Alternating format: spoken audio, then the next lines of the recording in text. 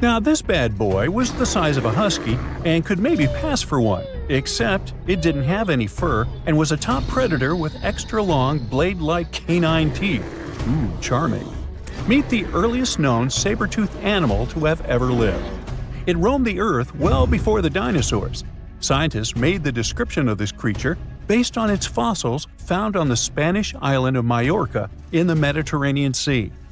About 200 million years ago, none of us were around then, the very first true mammals appeared, and they lived right alongside the dinosaurs. But if we trace the family tree of mammals even further back, we'll find an ancient group called Therapsids. They didn't look like mammals we have today, but they had some key features that would eventually help define mammals. For example, Therapsids had special openings on the sides of their skulls for jaw muscles, and parts of their jaw bones would later evolve into the tiny middle ear bones that all mammals, including you, have today.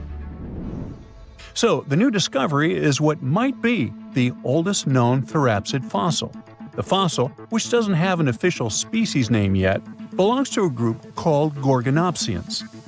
Those guys are more closely related to mammals than they are to any other living animals. Some of them were as small as cats, and others were as massive as polar bears. Gorgonopsians had some very mammal-like traits, like different types of teeth for different jobs.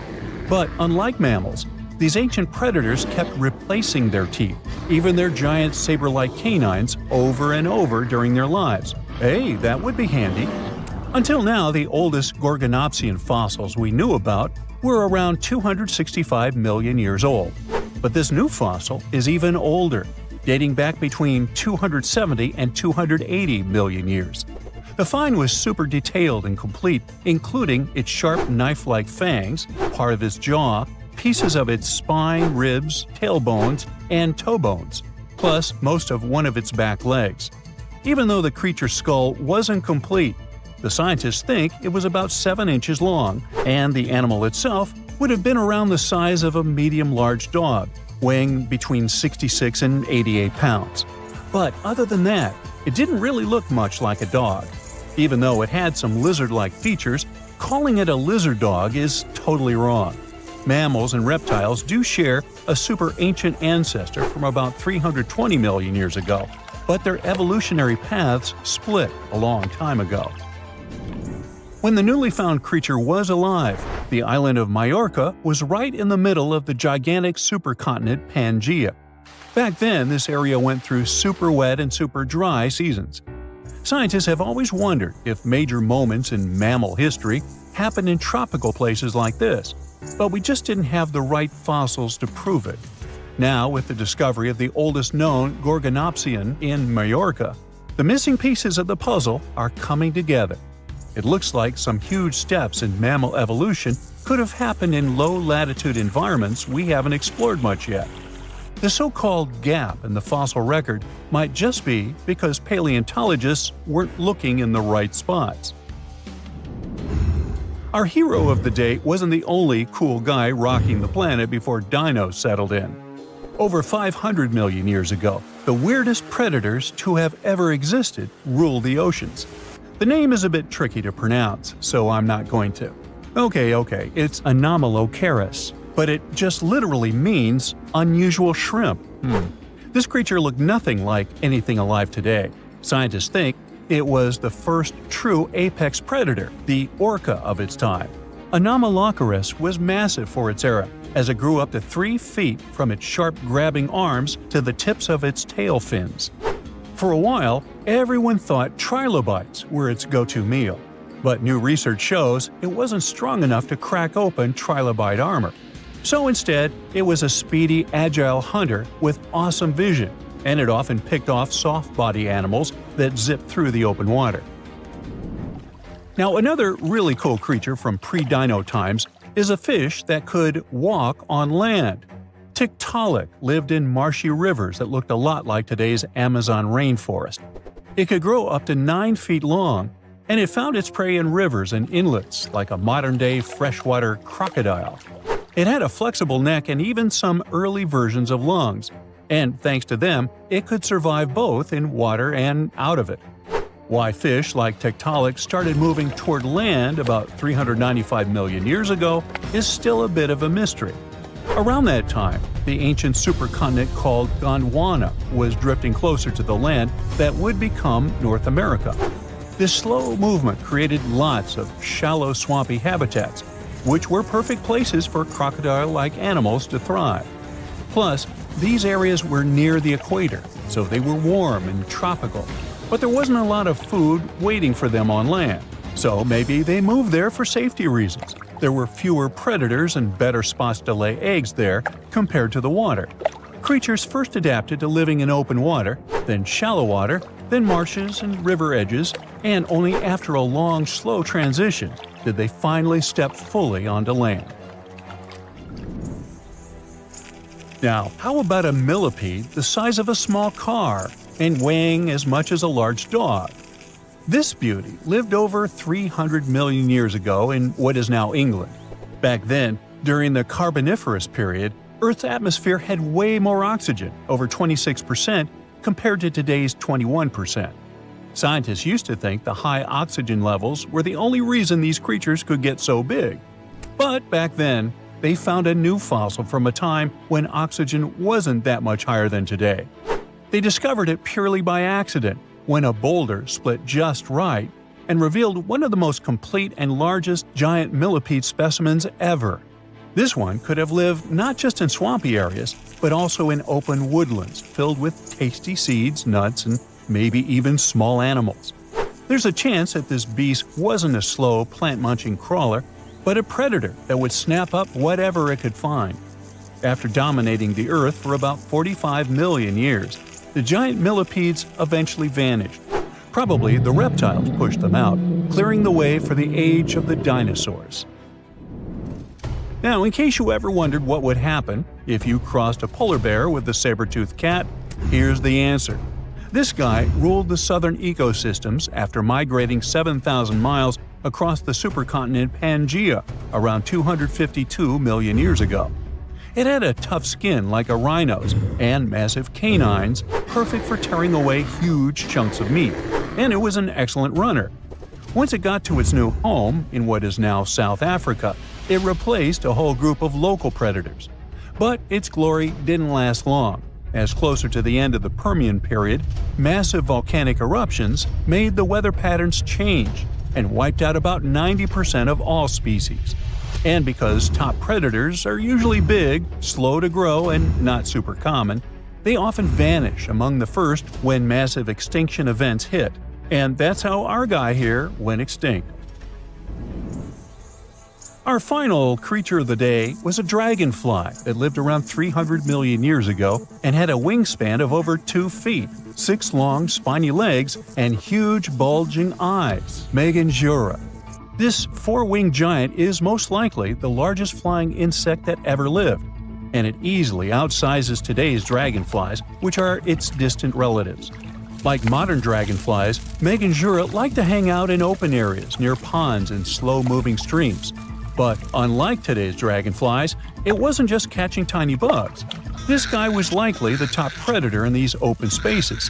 It used the spines on its legs like a flying trap to snatch prey out of the air, including other flying insects, small amphibians, and even lizard-like creatures. Scientists found the first fossils of Meganjura in 1880 in the coal-rich rocks in France. The fossils were incredibly well preserved and showed off the detailed vein patterns in their wings. Scientists think Meganjura grew so huge because it didn't have much competition from vertebrates, and the air back then, during the Carboniferous period, had a lot more oxygen than it does today. Secant, cosine, tangent, sine, 3.14159. Yeah, that was the cheer we heard coming from the trigonometry club back in the day. For the rest of us in math class, terms such as sine, tangent, and pi were just bewildering. Who invented these and why? Was their only purpose to make it harder for students? Well, not quite. Trigonometry was invented by the ancient Egyptians. They needed this knowledge to construct pyramids, and they did a pretty good job too.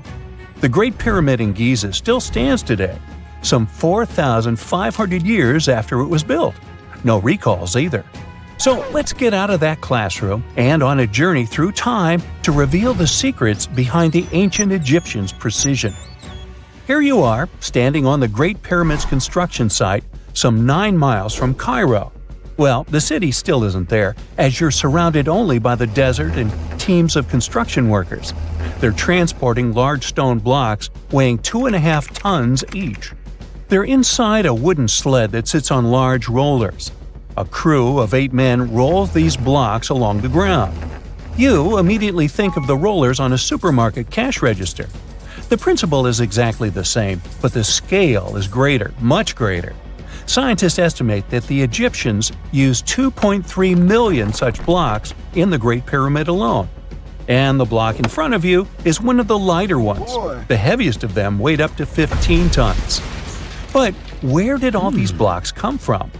Most of them originated from quarries around Giza. It's not that impressive, you think, but wait until you hear how ancient engineers transported the granite used in construction over 500 miles to the pyramid. There were no railways or highways back then, but the mighty Nile was always there. Researchers even believe that the Egyptians dug a canal to connect the Nile directly to the pyramid's construction site.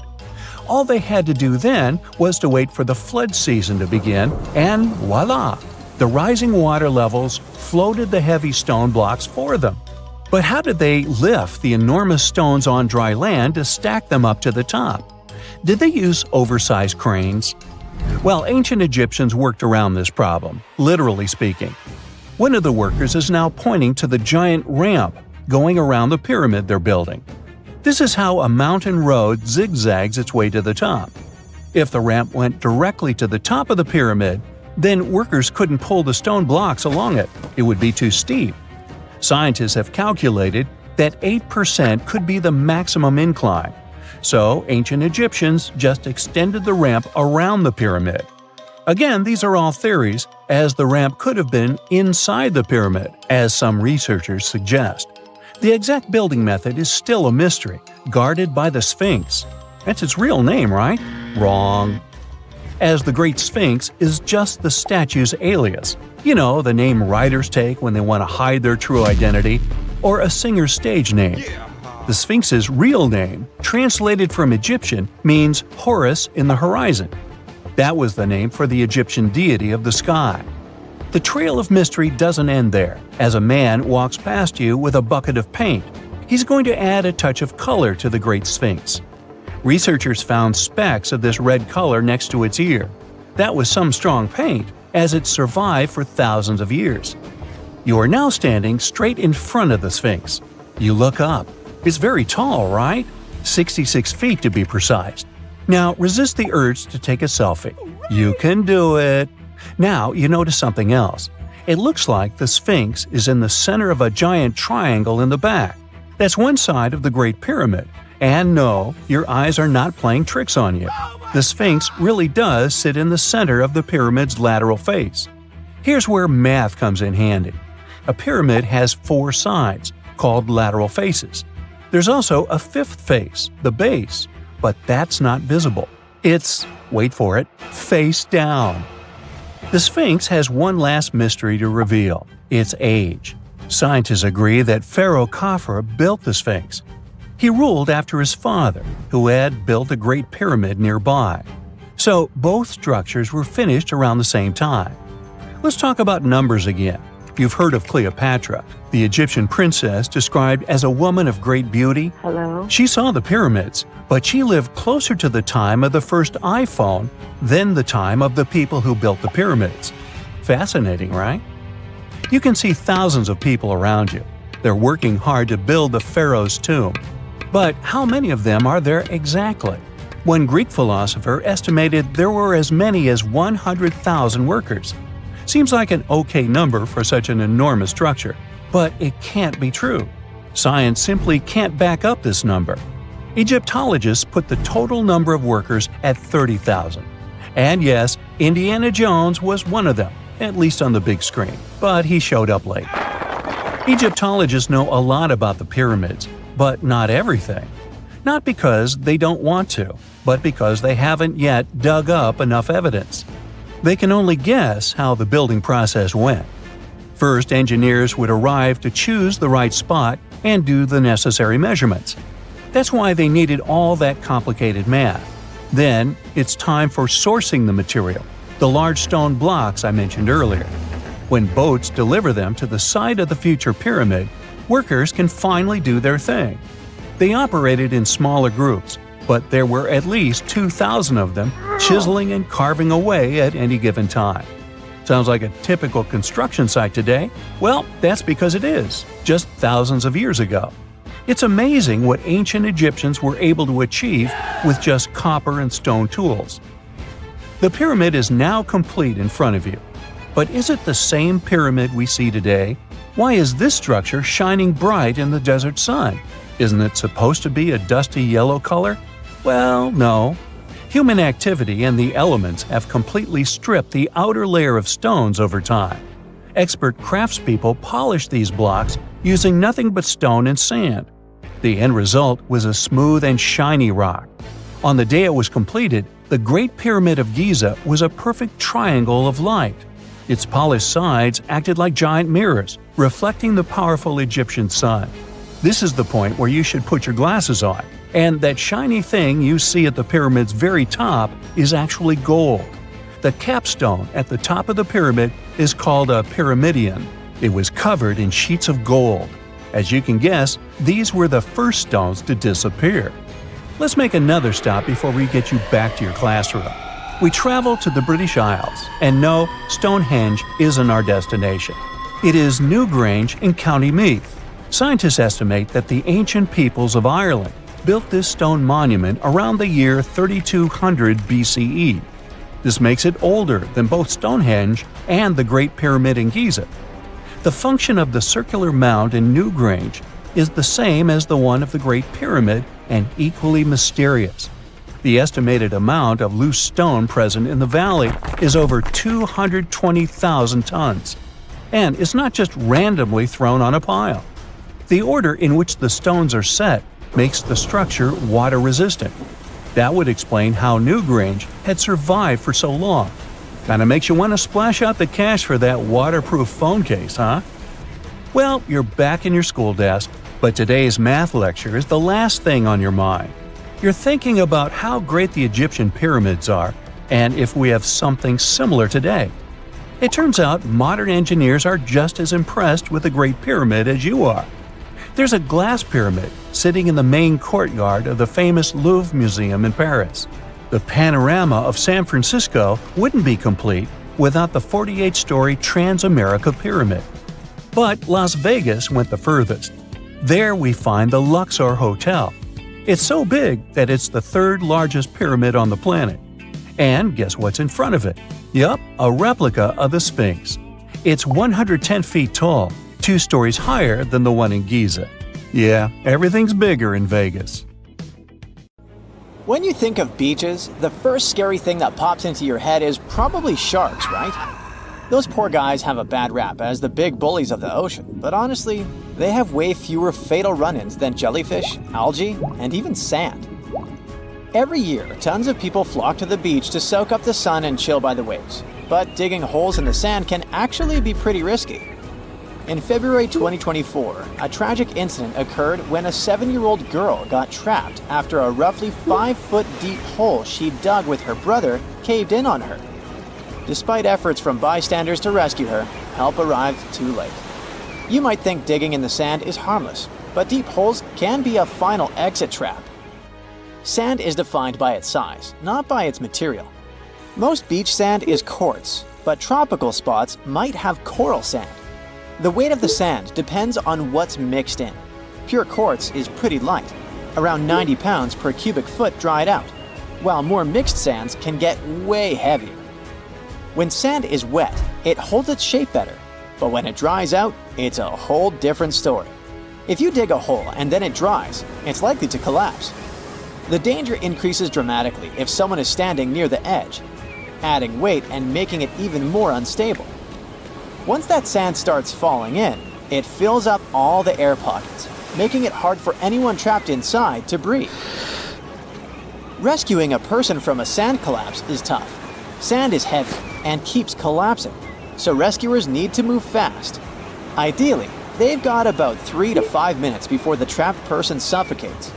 If you ever get in such a situation, the advice is to expose the person's mouth so they can breathe while someone else digs them out. If you're heading to the beach, be smart about holes. The best rule is to never dig a hole deeper than the knees of the shortest person in your group. Also, it's a good idea to fill any holes after you're done playing. It's all too easy for someone to stumble into a forgotten pit, and even a shallow hole can cause injuries. From 1997 to 2007, those sand holes took 31 lives in the US, and that's just within 10 years. Remember I told you sharks are responsible for fewer lives? From 1997 to this day, in 27 years, 29 people in the US have met their early demise because of sharks. Hitting the beach only to find a bunch of algae? Total buzzkill! But while some algae are totally fine, even to munch on, others can bring serious health risks, even if you're just hanging next to them. Algal blooms, or red tides, happen when algae go on a wild growth spree. These blooms can release nasty toxins that are bad news for humans, fish, shellfish, and even birds. One of the most well-known algal blooms rolls around almost every summer on Florida's Gulf Coast, leading to shellfish that are no longer safe to munch on. Even the ones that aren't toxic can throw a wrench in the ecosystem. When all that algae eventually withers and breaks down, it uses up the oxygen in the water, leaving marine life gasping for air. Folks definitely need to steer clear of eating shellfish from areas hit by these toxic algal blooms. Back in 1990, 6 fishermen almost met a tragic end after scarfing down some steamed mussels they'd gathered near Cape Cod, Massachusetts. Swimming in those waters doesn't always pose a serious health risk, but it's still not recommended. Some people might experience skin irritation or itchy eyes. Also, make sure to steer clear of swimming near dead fish, since that's where harmful bacteria can hang out. If you start to feel weird after getting in the water, it's best to get out and rinse off with fresh water right away. You know, it's not always some specific thing that makes certain beaches risky. Sometimes, beaches themselves are just full of surprises. Take Eddy Bay or Mission Beach in Australia, for example. The chances are you'll have to share the sand with cassowaries, some of the most intimidating birds on the planet. Picture getting all set to relax and sunbathe, only to find these giant flightless birds hanging out nearby. They're like emus, but scarier. They can weigh over 160 pounds and might be a bit aggressive, so watch out. If those birds don't freak you out, then the black sand beaches of Kilauea might just do the trick. They sure look inviting, but these beaches are right next to one of the most active volcanoes in the world, Mount Kilauea, which has been erupting since 1983, pouring hot lava into the ocean. These hot waters are not a big deal compared to some Hawaiian beaches. If you ever want to take a dip at Hanakapiai Beach on Kauai's coast, reconsider that plan. The beach is infamous for its strong rip currents that can pull you out to sea in an instant. If you find yourself caught in one, the nearest safe shore is a daunting 6 miles away. Official records show at least 30 fatalities here, but a nearby sign reportedly tallies up to over 80. Rips are those strong currents that pull water out to the ocean, and they can quickly drag people and stuff away from the shallow water near the beach. Typically, they move at about 1 to 2 miles per hour, but they can speed up to 4 or 5 miles per hour, which is faster than the speed of some professional swimmers. These currents are especially fierce when the surf is big, but you should never underestimate any body of water. You can also find rips around river mouths, estuaries, and even near structures like piers and groins. They can be tricky to spot, but you might notice a patch of churning, choppy water on the ocean's surface that signals a rip current. Riptides aren't exclusive to some specific location. They can be found across the world. Playa Zapolite in Mexico, Australia's Fraser Island, and many more. Another water danger is shore break waves. Those are fierce waves that crash straight onto the beach, often right on the sand. Imagine the force of a car slamming down on your body. That's kind of what getting caught in a shore break feels like. Such waves can cause some gnarly injuries, particularly to your neck and spine, even if they don't look super huge. Hawaii is notorious for its intense shore breaks, especially spots like Keiki Beach, where surfers throw caution to the wind for a thrill. So, if you're hitting a Hawaiian beach, keep an eye on those insider waves and always look out for lifeguards. Getting stung by jellyfish is something that happens a lot to folks who are swimming, wading, or diving in the ocean. Those long tentacles can deliver venom through thousands of tiny, sharp stingers. However, to us humans, this venom doesn't do much.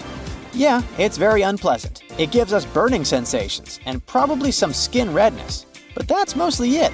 You won't even spot the stung area in a couple of days. Most jellyfish stings will heal up on their own in a few days or weeks with some at-home care, even though sometimes they can lead to something more dangerous with way more severe symptoms. However, if you're hanging out in the coastal waters of northern Australia and the Indo-Pacific region, and you get stung by a jellyfish, you're in for a lot of trouble, my friends. See, it's the area where box jellyfish live, and these jellies are no joke. Some people rightfully call them sea wasps or even marine stingers. They're probably the most hazardous and toxic jellyfish out there. Their sting is incredibly excruciating, so much so that some folks have experienced cardiac arrest before they even made it to the shore. Rumor has it, those jellies are responsible for taking nearly 80 lives in Australia since records started. So how do you tell who's who? Unlike regular jellies, box jellyfish got this pale blue see-through vibe. Also, they got their name because their bell-shaped body looks like a cube. When you think of an epic desert scene with blazing sun, endless dunes, and those magical little oases, you probably picture the legendary Sahara, right? But what if I tell you that 11,000 years ago, this vast expanse of hot sand looked totally different than it does today?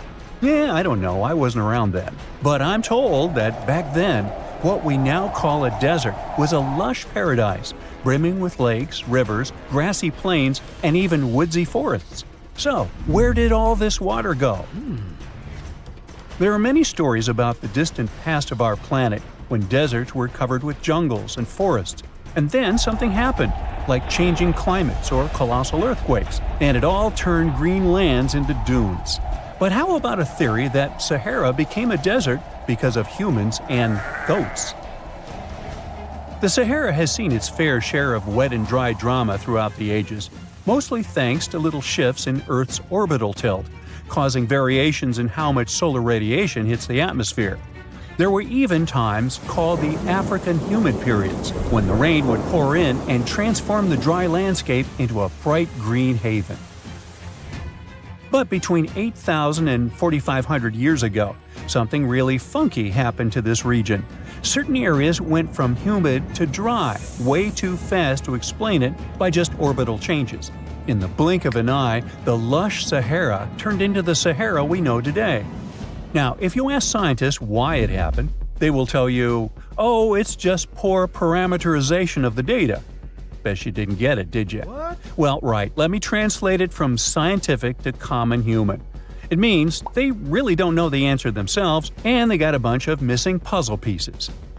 But as scientists sifted through ancient dirt and pollen samples, they spotted a quirky trend. Wherever there were pastoralists, also known as humans with their domesticated animals, the plant life seemed to shift. It was as if every time humans and their furry friends meandered through the greenery, they turned it into scrub and desert right behind them. Oops.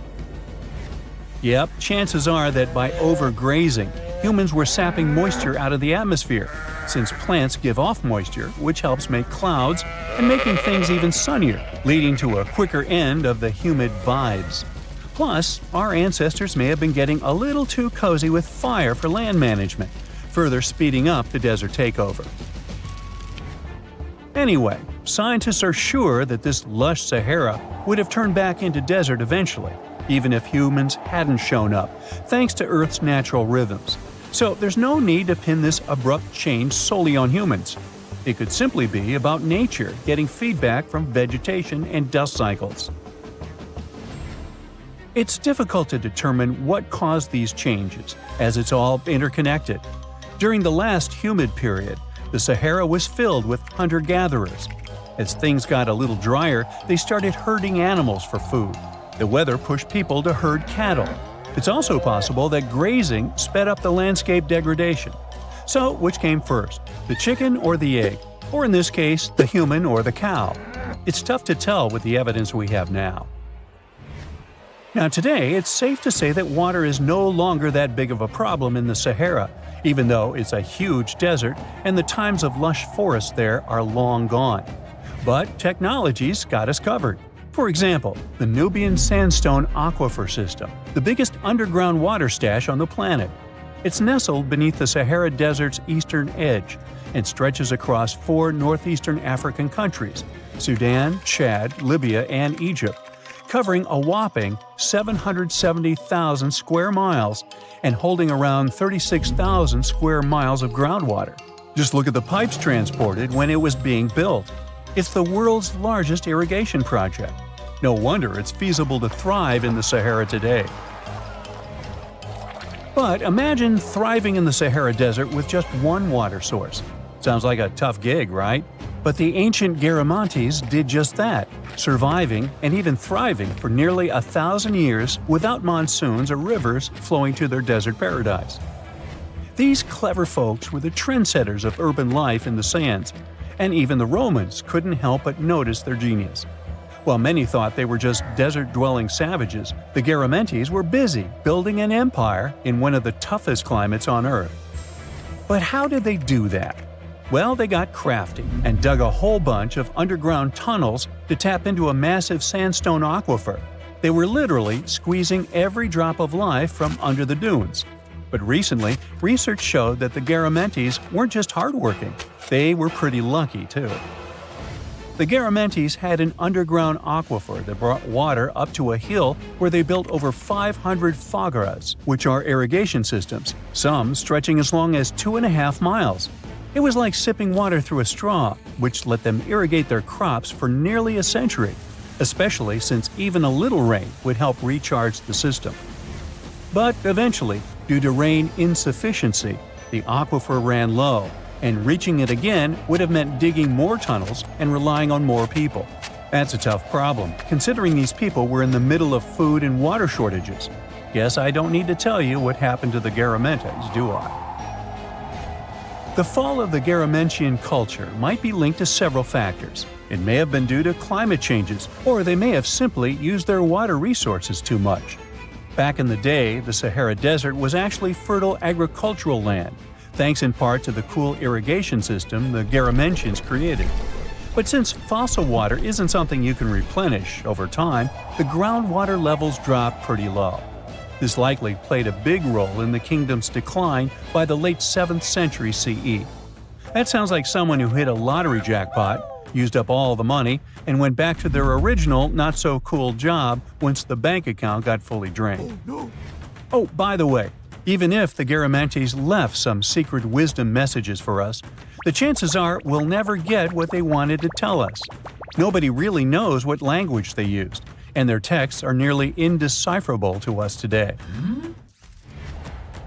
But let's go back to the Green Sahara. So it transformed into a desert about 4,500 years ago. But today, we can understand how people lived in those times in the Sahara thanks to natural parks in Africa that have the ultimate outdoor art gallery. There are well over 15,000 ancient paintings and carvings depicting everyday life from around 11,000 years ago. However, if the carvings aren't enough for you and you feel like visiting an actual green desert, all you have to do is book a flight to California.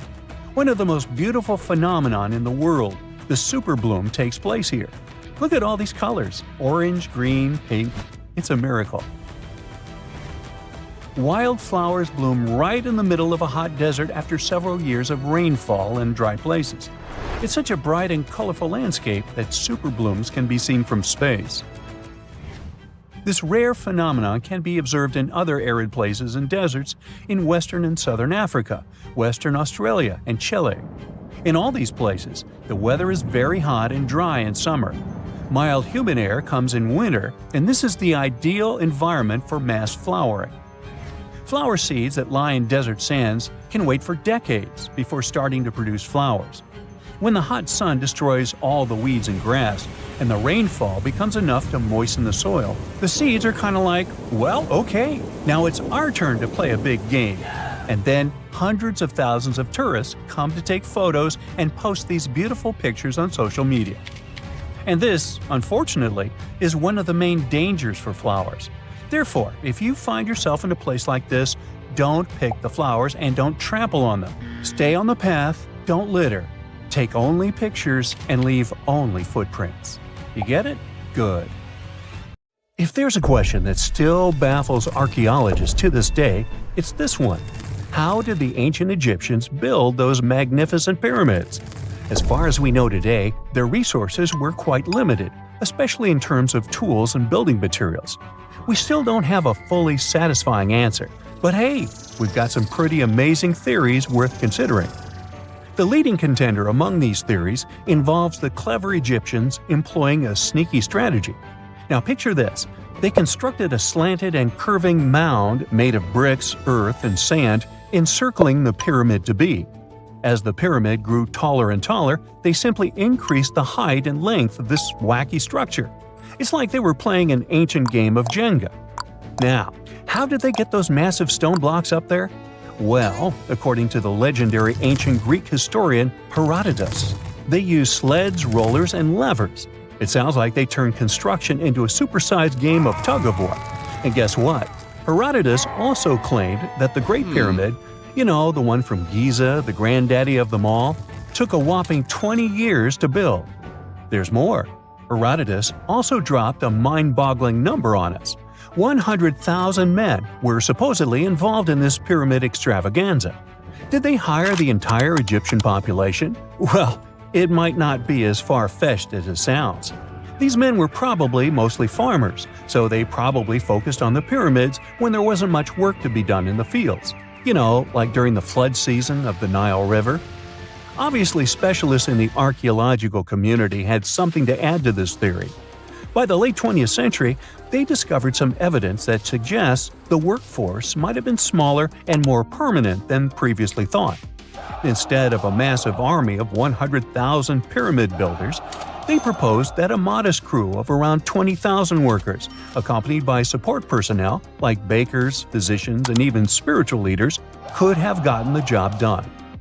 There was also this theory that claimed that the pyramids were actually built from the top downward. It suggested that these colossal structures were nothing more than isolated hills used as quarries. The stones were supposedly drawn from these hills, and over time, competing engineers took charge and transformed them into the iconic pyramids we know today. Now, before you dismiss this theory as a wild fantasy, some folks thought it wasn't completely crazy. After all, there are instances where isolated hills exist, so maybe this theory had a tiny glimmer of truth. Whether it involved ramp building or ingenious work schedules, one thing is clear.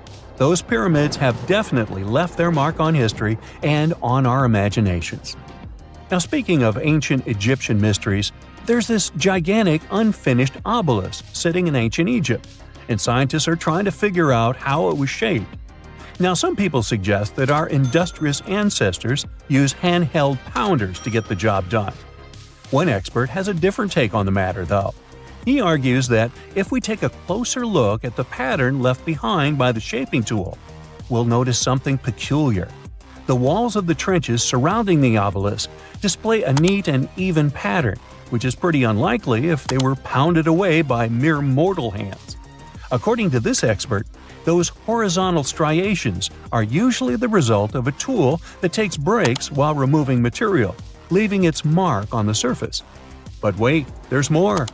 Imagine the tool being rocked back and forth against the trench walls, clearing away the waste to keep the trench from narrowing. Well, in that case, the tool might have left some funky horizontal striations where it was pressed against the sidewall. This sounds like some fancy technology at play, don't you think? And guess what? The dynastic Egyptians probably didn't have access to that kind of know-how. Another famous Egyptologist from way back also uncovered a bunch of core drills during his adventures. Although the actual drill bits are missing, his collection houses these particular core remnants made of limestone, alabaster, and even granite. These constructions aren't the only amazing thing the ancient Egyptians left behind, though. As it turns out, the Egyptians were the genius minds behind the creation of the handheld mirror. Yeah, that little mirror you use every day to check yourself out. But here's the twist. These mirrors are like pieces of art. They were decorated with inscriptions and figures. But that's not all. The Egyptians had a serious concern with their appearance. They knew the importance of personal hygiene and looking fabulous. So, in their quest for pearly whites, they invented toothbrushes and toothpaste. Dental problems were pretty common back then, and their smiles weren't exactly all white. Dentistry wasn't their strongest suit, you see. Maybe their minds were distracted by all that pyramid building. So that doesn't mean those ancient toothpaste recipes weren't amazing. One delightful concoction included rock salt, mint, dried iris petals, and pepper. Some brave dentists in the 21st century tried it out, and it worked pretty well.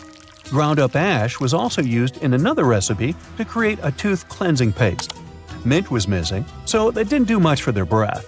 That's when the genius Egyptians came up with the world's first breath mints.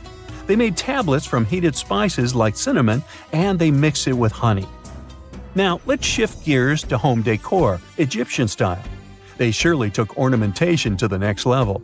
While the concept of decorating furniture started in Mesopotamia, the Egyptians cranked it up a notch.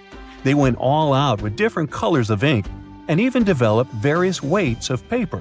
Oh, and let's not forget about those cute little area rugs we all have in our homes today. Guess who came up with the idea? Yep, the Egyptians. They used the versatile papyrus plant to make those cozy rugs. And speaking of trends, the Egyptians loved their knickknacks. They had an assortment of small figurines in the shapes of cats, dogs, and people. These statues were made from various materials, like simple sun-dried mud to the ultimate bling of gold. It all depended on how loaded you were. The Egyptians were also all about farming, and they knew that clean water was crucial for their crops and animals. That's why they came up with some nifty inventions and techniques to make sure their land was fertile and their plants were happy. First off, they had the genius idea of using ox-drawn plows.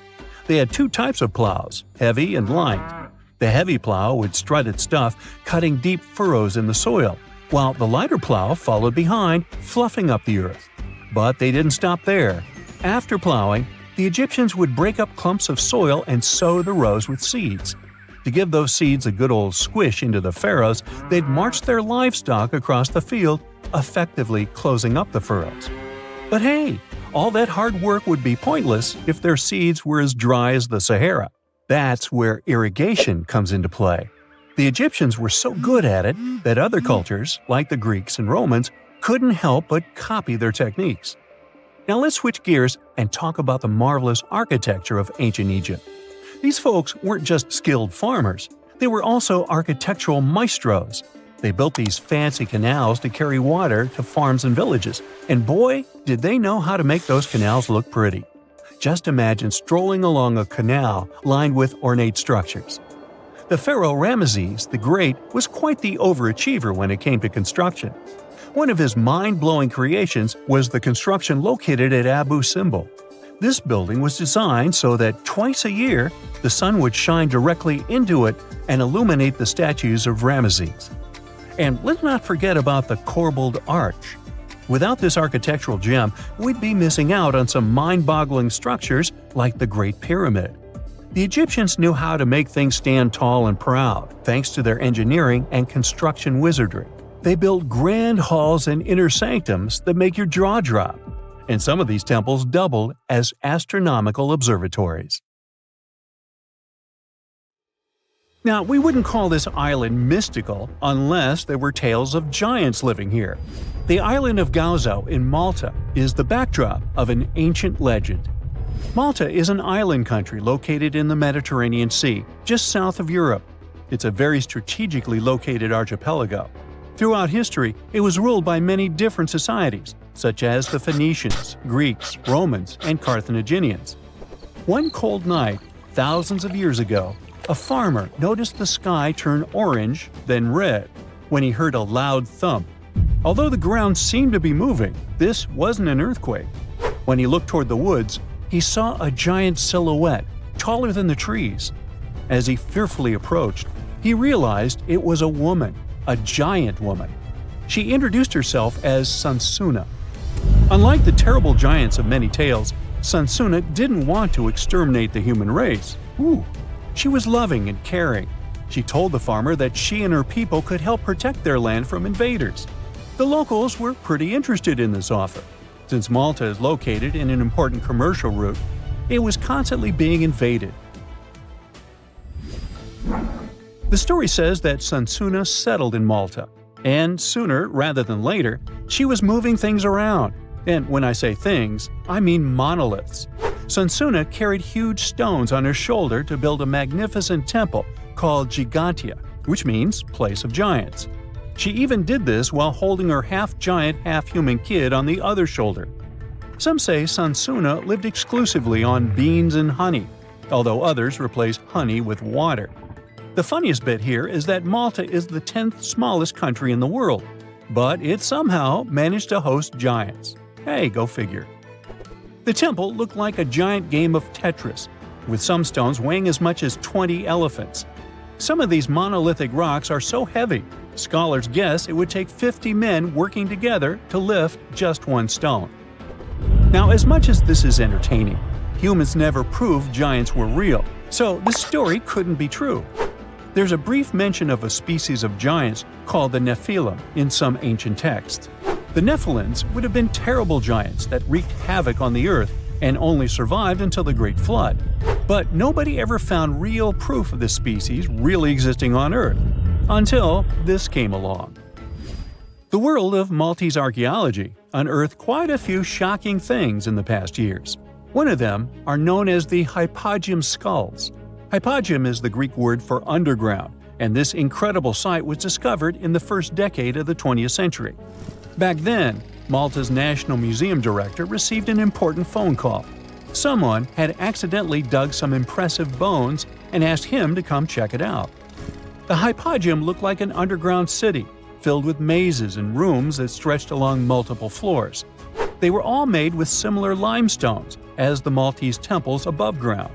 The hypogeum was filled with important relics and artifacts. Scientists quickly understood that the hypogeum was built as a type of final resting place for locals. So, along with skulls, they found a lot of bones and skeletons. One of these artifacts were skulls, but these weren't regular human skulls. Rather, they were of the elongated type. To make matters worse, these skulls were hidden from the public for years. People started to talk and created a bunch of theories behind it. The truth is that this discovery was a turning point for Maltese archaeology, although scientists didn't know what to do with it. Some wondered if these skulls were natural or manipulated, since they knew some cultures in the world used head binds to alter their skulls. Other scientists threw in the hypothesis of little gray people or even the legendary giants. Some say that the elongated skulls could have been sculptures that worshipped otherworldly deities. There was no way to confirm any of these theories, so the question remained: who were the builders of Malta's megalithic temples? Now let's take a look at what scientists know. The Maltese megalithic temples have been standing strong since 3500 BCE, which is even older than the pyramids of Egypt. The main dilemma here is that these temples were built even before we invented writing, yet they required advanced technological skills to exist. The Gigantia Temple seems too absurd to have been built by humans. The South Temple has a corridor with 4 oval rooms on the sides, looking like a big shamrock leaf. In one of these rooms, scientists found altars decorated with spiral patterns. It looked like an altar of some sort, indicating early Maltese people used them for ritualistic purposes. The North Temple is similar but smaller, with a very low entrance that makes people crouch down to get inside. You get it? You need to bow down to their deities in order to get into this sacred place. I mean, one can't help but wonder about the secret reasons these ancient builders had to build such a huge temple. I'm thinking they probably cast one of Daenerys' dragons to move the monoliths around. Yeah, I'm joking here. But hey, remember the entrance to King's Landing? Yup, the series used the Medina Gates in Malta as the exterior of King's Landing during Episode 3 of Season 1. Anyways, back to the giants. The ritualistic theory of the whole thing won a few points when archaeologists uncovered these mysterious figures. They're popularly known as fat ladies. These tiny statues have round bodies and faces that show how much they enjoyed life. They kind of look like a miniature Sunsana, the giantess we talked about. Scientists believe these were statues that celebrated well-being and prosperity. It does prove that the people of the time had advanced craftsmanship skills, and they were pretty intentional with their constructions and art manifestations. One of these statues is known as the Sleeping Lady. This Neolithic piece of art depicts the figure of a large woman lying on her side sleeping. After studying it deeper, scientists guessed this statue was meant to represent the Great Reaper. It was found in the hypogeum, which we now know was a huge resting place. This specific statue is different from all the other fat ladies, starting with the hair and the embroidered skirt. Then there's this statue. This is supposed to represent an 8-foot-tall woman and the rim of her skirt. She was discovered in the most unusual of ways.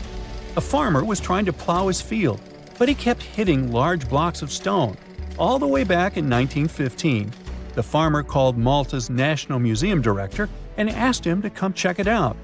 Some think this is all the proof you need to confirm that Sunsana was real. Others aren't all that sure. But that's not all. The place where this giant statue was buried revealed one of Malta's most impressive archaeological sites, the Tarsian Temples. The temples were made from limestone blocks. Some are 20 feet tall and weigh around 20 tons. Zamet, the museum director, kept digging and discovered multiple sites made of megalithic stones. All of them supposedly built by Stone Age farmers, all stranded on a remote island in the Mediterranean Sea thousands of years ago. It just doesn't make sense. I mean, look at these temples in Manidra. This is probably the world's earliest calendar. On the equinoxes, the sun passes directly through the main doorway, straight down the central axis. On the solstices, there are two superb variations. During the summer solstice, the rays fall on the edge of the megalith to the left of the doorway, and during the winter, the rays fall to the right side of the doorway.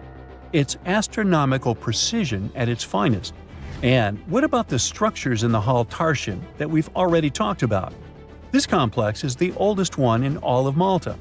It was built with the purpose of doing animal offerings to deities. Scientists confirmed this by unearthing numerous animal bones buried in the soil. They also found a great collection of spirals, indicating that the locals also used this temple for ritualistic purposes. Overall, there are 7 megalithic temples in Malta, each more impressive than the other. Scholars keep on digging to see if they can uncover the truth, much like researchers do with the pyramids of Egypt, the lost Mayan cities in the Americas, and other sites. There's a mysterious island that appears and disappears like magic. Just like Schrödinger's cat, this Schrödinger's island exists and doesn't exist at the same time. Officially, it's called Sandy Island, and it once appeared in maps, but it was never there in real life. Australian scientists decided to solve the mystery once and for all by embarking on an adventure to find this elusive archipelago. But when they reached the coordinates, all they found was endless blue waves. It's like the island was playing a game of hide-and-seek with them. This story goes back to 1876. A whaling ship was crossing the area and reported an island. Whoever saw it said it was over 15 miles long north to south and around 3 miles wide, about the size of Manhattan, so not so tiny at all. But every time researchers went to visit the area, they found nothing. So in 1974, an official mission from New Caledonia declared that Sandy Island was simply not a thing and excluded it from all maps. People went on with their lives until they noticed that the island was appearing on Google Earth as a black blob. In 2012, another Australian expedition went out to check out the area to get some explanations. They had to write a eulogy for the long-lost island and explain what could have created this mess. For starters, mapping technology wasn't at its peak back in the 1900s. It was easy to get the coordinates wrong. Then there was the fact that the area is big on volcanic activities. It's likely that volcanic lava cooled down and created a raft of some kind. Let's say that the whaling ship went by, saw the volcanic raft, and thought it was land from a distance. But hey, it's just a guess. Humans have ventured far and wide across the globe, and it may have seemed at some point that we discovered each and every nook of our planet. But when Mount Lico popped up on Google Earth, scientists were overcome with excitement. This hidden gem in northern Mozambique is no ordinary rainforest. It's nestled inside a volcano. Determined to confirm the existence of this mysterious forest, experts assembled a team of top-notch scientists and specialists from around the world. The journey to Mount Lico was no walk in the park, with a daunting vertical rock climb standing between them and the forest. But after 6 years of planning and preparation, they were ready for the challenge. Once they got there, they saw it was even better than they imagined. The place was like a perfectly tended garden. The forest sounded unique and different from other rainforests. There were some insanely huge caterpillars that looked dangerous. And they even found ancient pots and evidence of an untouched human ecosystem. Ooh. Terra incognita means unknown land. And one of the largest unknown territories being uncovered today is the land beneath Antarctica's ice sheets. Below the snowy surface, there is an entirely new world of canyons, waterways, and lakes, which are now being mapped. One can't help but wonder, is there really liquid water below Antarctica's frozen surface? Yep. Water can exist without freezing due to pressure. The liquid water is the result of Earth's warm interior, and that's how we get things such as Lake Vostok. Now, you can't see it, but Lake Vostok is right here. Located in East Antarctica, it lies beneath 2.5 miles of thick ice. This huge lake is about 4,800 square miles. Humans could only discover it with the help of some top-notch technologies like seismic soundings and ice-penetrating radars. According to these scientists, it's likely that the lake has been there for up to 15 million years. Bhutan is on the map for, among other things, being the happiest country in all of Asia. But it kept a hidden gem for all these years, one of the world's tallest unclimbed mountains, Kunkar Pansum. Bhutan is enmeshed in the glorious Himalayan mountains. That's why the climbing community was beyond excited when they discovered an untouched mountain. Imagine being the first person to climb an unexplored peak. That would probably guarantee you a spot in the Guinness World Records for sure. The mountain has been untouched because of a Bhutanese law. For locals, the mountain peak is a sacred site, shrouded in mystery and legends. One of their beliefs is that the sacredness of climbing a mountain lies not in reaching its peak, but in truly communing with the mountain and enjoying the process. We got to admit, that is a bit of a newsflash for Westerners. If you're ever in the state of New York, make sure you check out the Aglo General Store. You'll have to drive somewhere around the Catskills to find a beautiful, grand, big nothing. Aglo is one of America's most famous paper towns, aka a fake town. But this case is different from Sandy Island. Aglo Town never existed, and it wasn't a mistake. You see, there's an old copyright practice amongst map makers. They add in paper towns so they can know when someone is simply copy-pasting their work. What they didn't expect is that this would get completely out of hand. Some say that one day a guy picked up a map at a gas station that had Aglo Town marked in it. The person decided to open a store over there and named it Aglo General Store. Some say the guy who opened the store faced a lawsuit from the map makers. Anyways, it only lasted enough years to become a national joke. Americans drove from all over the U.S. to get a picture of the town's fake welcome sign. And then we've got Bermeja Island, located in the Gulf of Mexico. This funky island appeared on many maps of the 16th and 17th centuries. It was probably drawn by Spanish explorers. Sure, the exact location varied from map to map, and its name sometimes appeared as Bermeja, but its existence was certain enough. The Bermeja Island was last seen in a 1921 Mexican map and then poof, it dropped out of the horizon altogether. People started talking and wondering, did the island sink? Was it destroyed? In 2009, 3 official investigations happened to search for the island. They used high-tech technologies to scour the Mexican seabed, but Bermeja was nowhere. Researchers had multiple guesses on what it could be. Let's delve on one of these ideas. The idea was probably made up by old-day explorers to mislead their enemies in search of land and gold. Well, that seems plausible. Now, let's take a look at Rio de Janeiro. Once, the city was filled with informal territories. These places are known as slums or favelas. They're like mini-cities inside the big city. Some favelas are known to be underprivileged territories, where dwellers don't get the same urban perks as other citizens, such as the sewage system and garbage pickups. These slums grew so quickly that the government didn't have time to keep track of their developments. So today, it's usually the dwellers themselves that name the streets and make do with whatever they have at their disposal. One of the biggest slums in Brazil is located in Rio de Janeiro, the so-called Hacienda, and it was only recognized as a neighborhood by the local government in the 1990s. Our own ocean floor is less mapped than Venus, Mars, and the Moon. In fact, 95% of our oceans are unexplored. Strange, right? We do have the available technology, which is mainly sonar soundings, sending wave sounds to the ocean bed and registering what they hear back. One of the main advantages of mapping the seabed more thoroughly would be to get more insight to marine hazards such as earthquakes, tsunamis, and volcanic eruptions. Plus, there are so many unidentified marine life. This could give us a great insight into preservation and discovering the true dynamics of our marine ecosystems. You're flying over the Sahara Desert in a small, light aircraft when you spot something truly weird. It seems to belong to a very different part of the world, the ocean. But what ocean can be huge enough for this monstrous sea star to dwell there? You descend and realize that it's not a sea star. It's a towering dune with a pretty unique shape, and it's not alone. From afar, these magnificent sand structures look a bit like pyramids.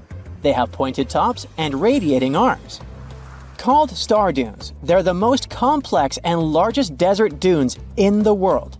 They're the tallest of their kind, but that's not the coolest thing about them. Researchers have found similar formations on Mars and even on one of Saturn's moons, Titan. Star dunes aren't super rare, but they're especially widespread in southeastern Morocco near the border with Algeria. That's where you're flying at the moment, and the breathtaking dune you're marveling at is Lella Lalia, probably the most famous of them all, a giant 330 feet tall. Scientists believe that it formed in less than 1,000 years. How about doing some research to find out more about these unusual formations? There, I see a great spot for landing. Star dunes got their name because of their multi-armed shapes.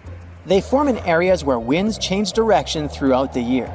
But even though you can find them in different places on our planet, there is just one confirmed star dune in the rock record, the collective record of Earth's development reflected in preserved rocks. The star dune in question is in Scotland, and it's ancient, from about 250 million years ago. That's all we know about super old star dunes. Probably because we don't know what to look for to identify one. Another problem: star dunes often form in remote locations, which makes them extremely difficult to study. Imagine reaching the nearest settlement, then somehow traveling who knows how many miles to the dune itself, and then slogging up several hundred feet of shifting sand. I'll pass. But you can go since you've already landed, and the dune is right here in front of you. Currently, you're in a dune field called Erg Shabi. Lucky for you, this area has long become a popular tourist stop. Look, in the distance, there are hotels and even a good road. Scientists who examined Lella Lalia before you used ground-penetrating radar to find out more about the sand formation. This equipment can detect the tiniest differences in sand grain sizes and water content under the surface of the dune. That's how you can create a picture of its interior layers.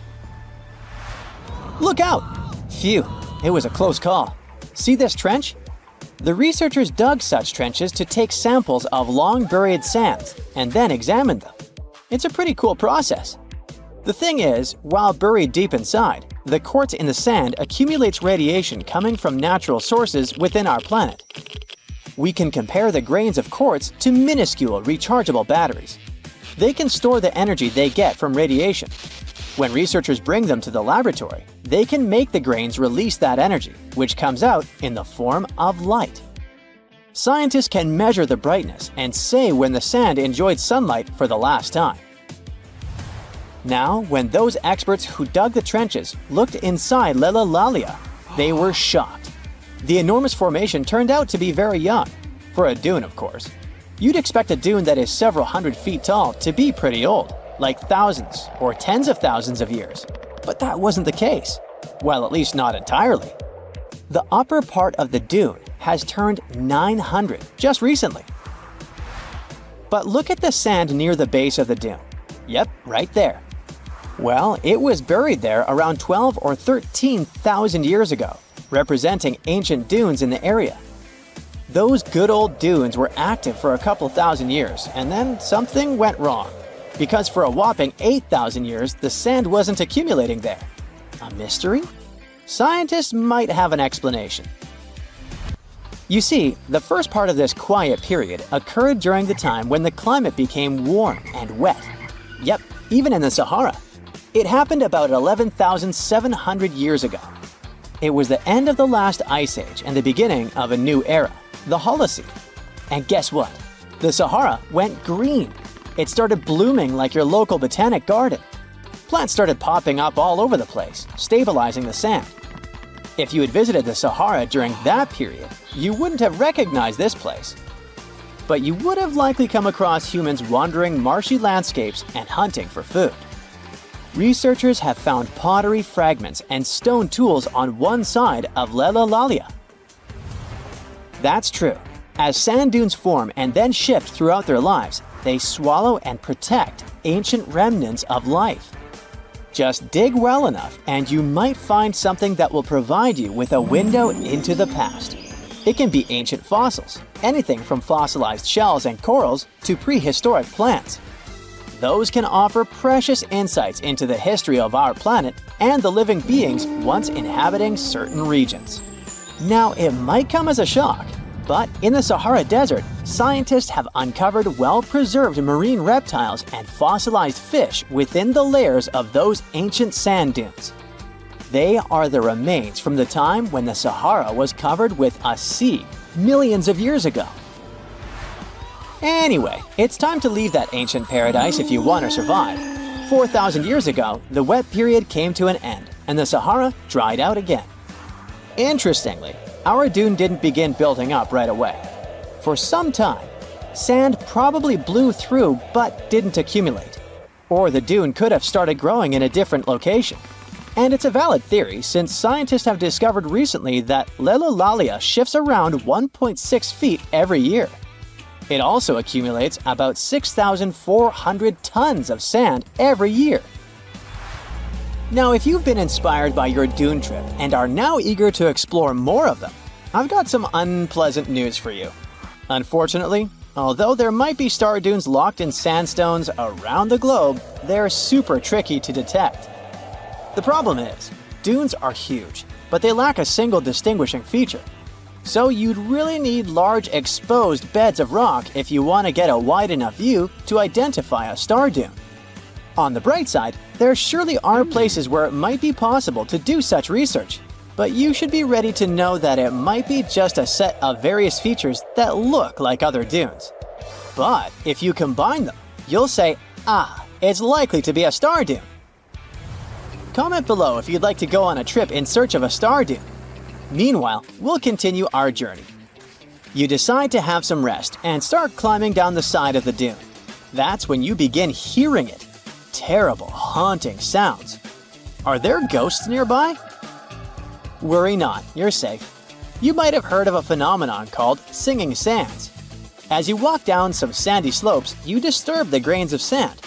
They rub against each other, producing friction that creates those eerie melodies. With each step, the sand beneath your feet comes alive in a ghostly choir of whistles and whispers.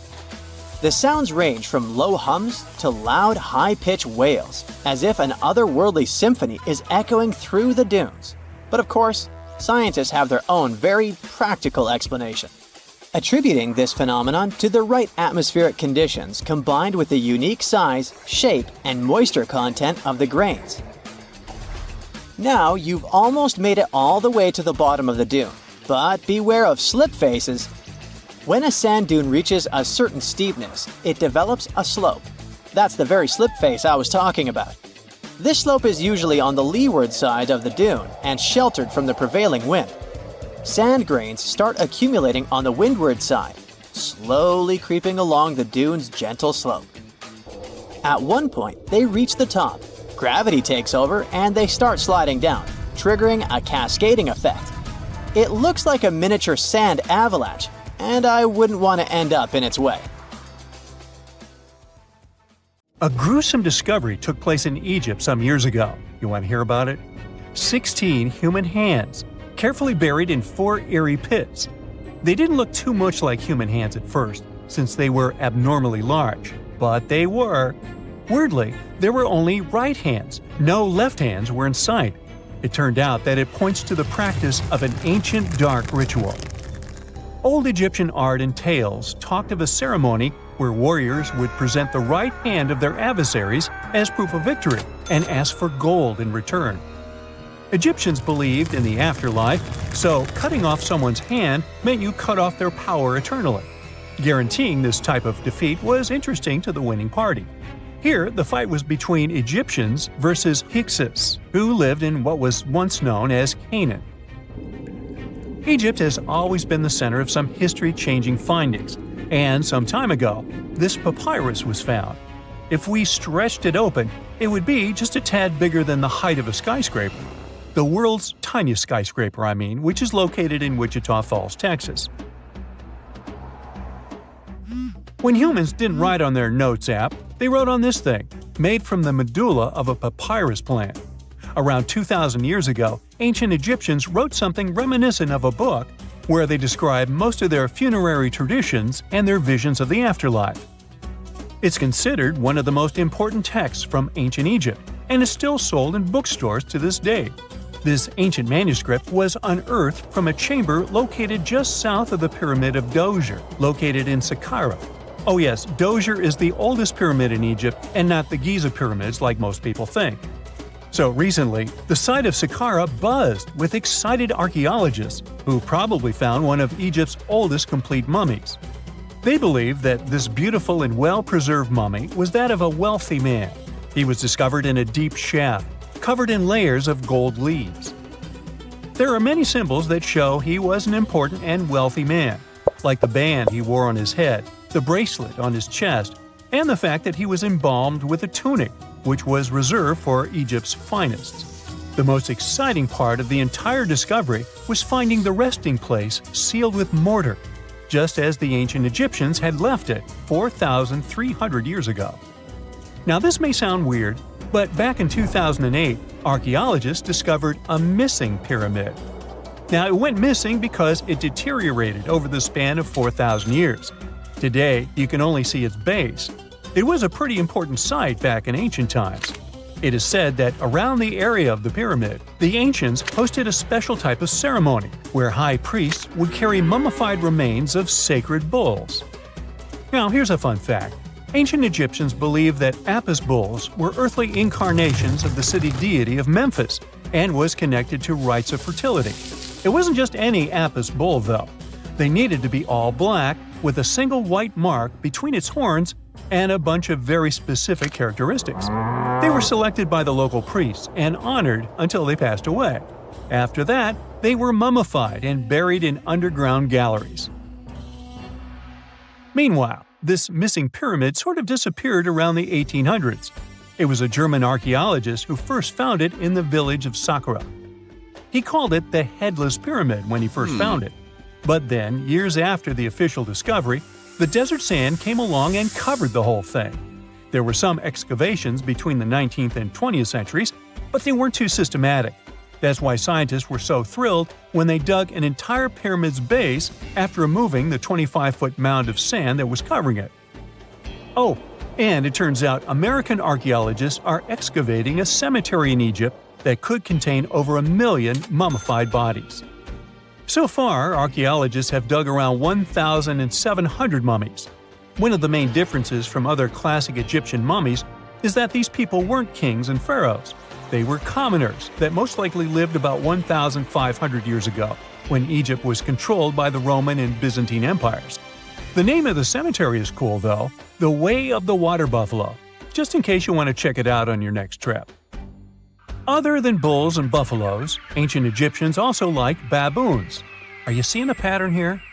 In the beginning of the 20th century, archaeologists discovered a site filled with mummified baboons in a place called, guess what? The Valley of Monkeys.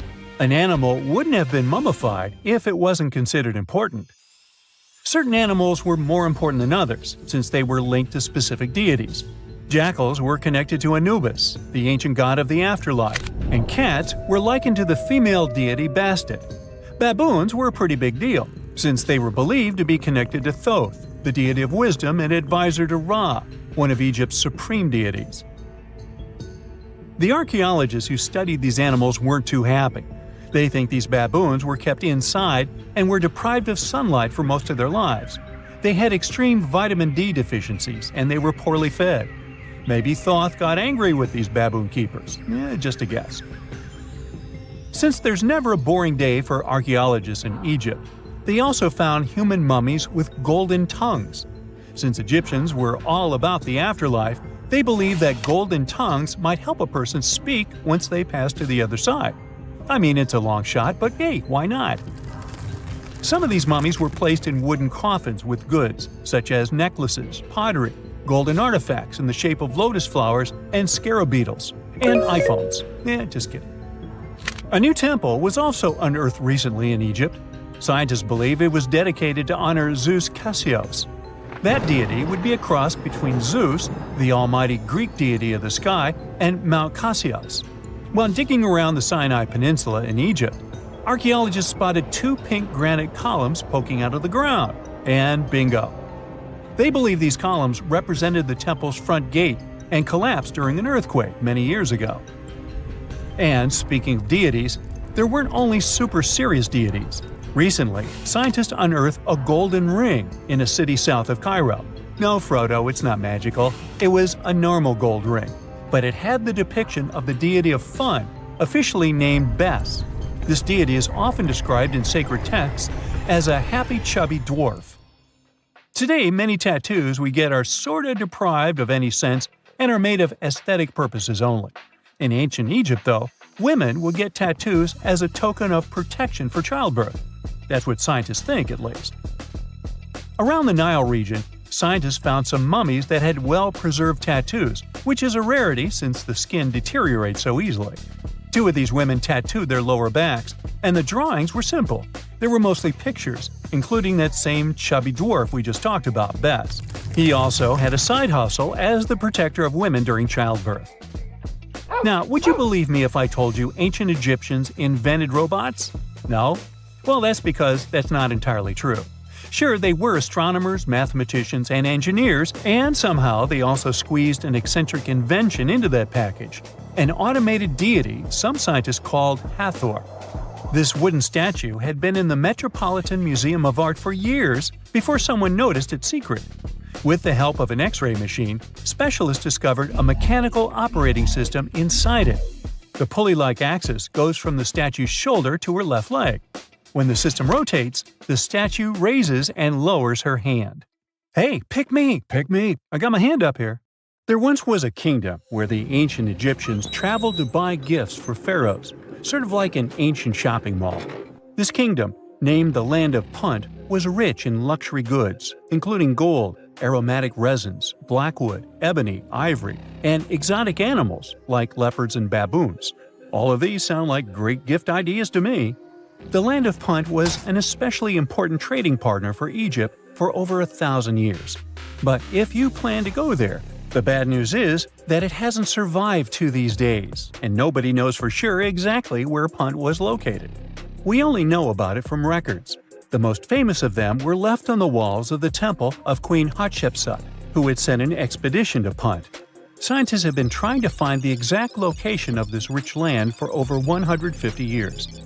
It could have been southeast of Egypt, in a coastal region south of it along the Red Sea, Gulf of Aden, and the Indian Ocean, or it could have covered the Horn of Africa and the area across the sea in southern Arabia. Now researchers were finally able to narrow down the possible locations thanks to a study of baboon mummies. Ancient Egyptians admired baboons and even thought they were related to the deity of the moon and wisdom.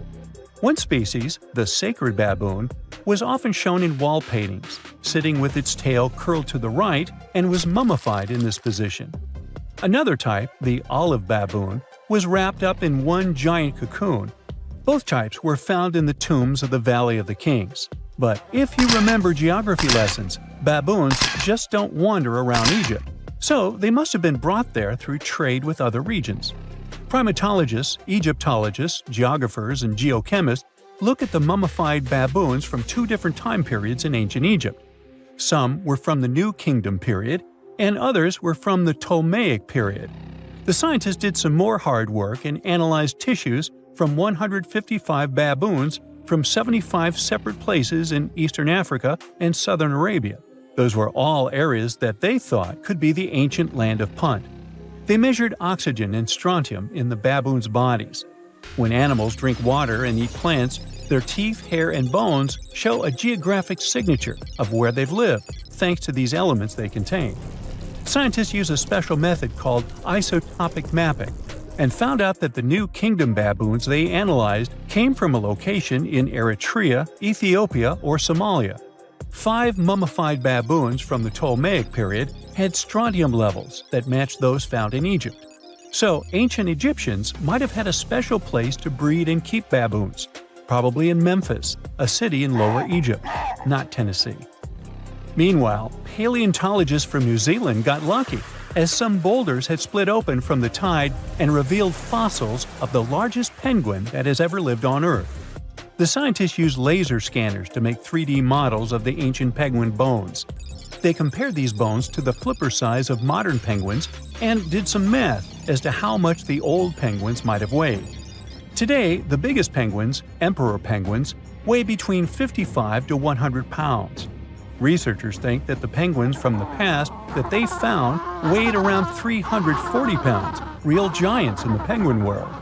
These huge flightless birds lived in the oceans around New Zealand more than 50 million years ago, after the dinosaurs went extinct. They totally took advantage of their big bodies to stay warm in the cold water. They might have even traveled the world thanks to it. And they'd scare off any predators, but they didn't have any. The asteroid that took down the dinosaurs also got rid of most big marine reptiles, and the ancestors of seals and whales were still living on land. Back in 1992, 4 farmers in China were draining water from their ponds and accidentally bumped into a ship full of gold and ancient statues worth millions. Just kidding, they actually found the Longyu Caves. Those are 24 big caves created by people a long time ago.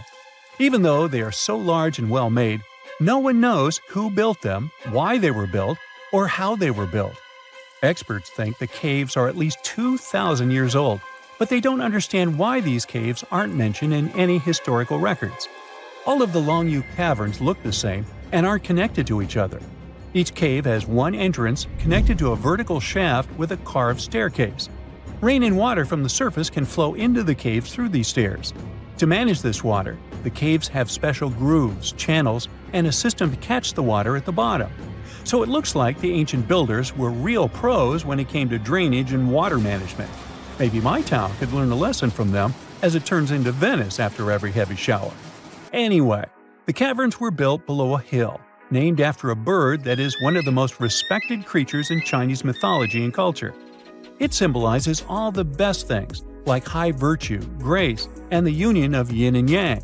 Scientists think there could be a connection between the caverns and the bird, but it's just a theory so far. Experts from the National Institute of Ocean Technology in India were doing their routine pollution surveys when they found some structures that looked like a city underwater. Using special sonar technology, the team found big geometric shapes on the ocean floor. They brought up different items from the site, like pottery, beads, sculptures, parts of walls, and even human bones and teeth. They thought the ruins belonged to a civilization older than the Bronze Age Indus Valley Civilization, which is the earliest urban culture of the Indian subcontinent that we know of so far. But not everyone joined in on celebrating this awesome discovery. Some archaeologists refused to believe it and thought it could be some computer tricks. And even when they saw hundreds of artifacts from the ocean floor, they said an ancient river could have brought them there from someplace else. The team that discovered the underwater site decided to prove they were right. They chose a piece of wood as their main evidence. They tested it and found it was 9,500 years old. That could be the age of the entire site.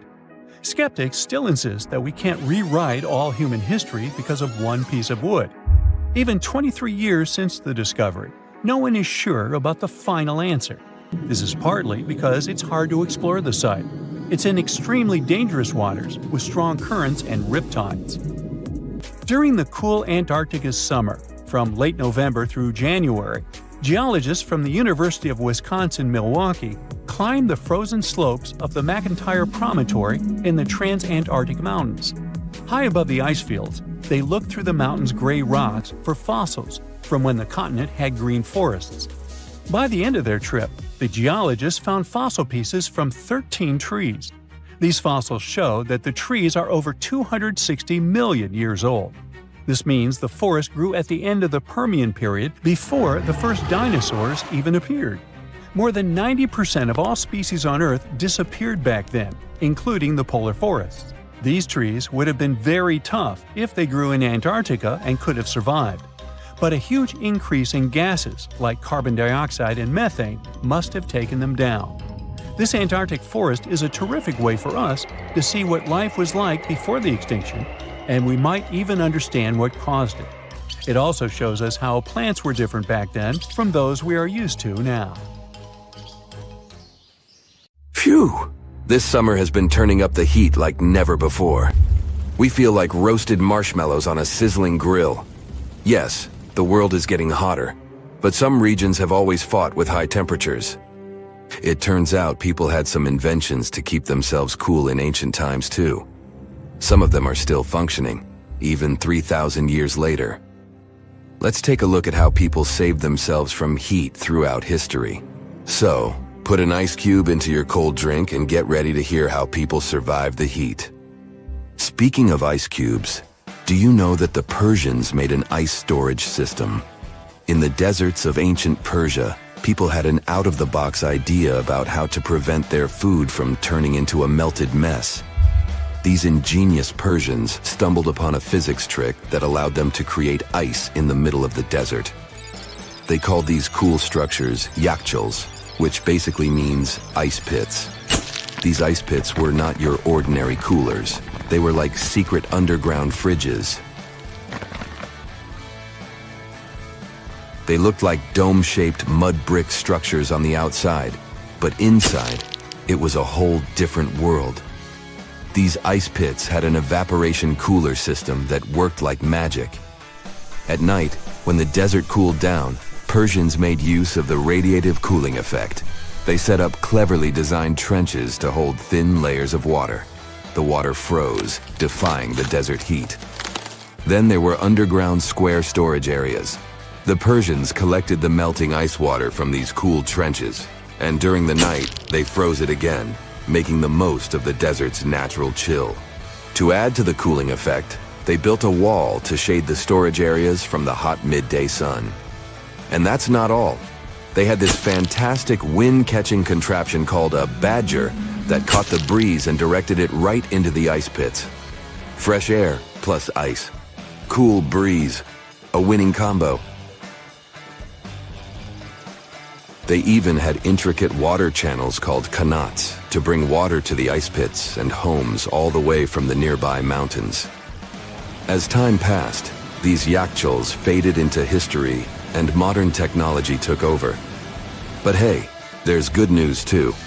Some awesome folks in Iran are restoring these ancient coolers.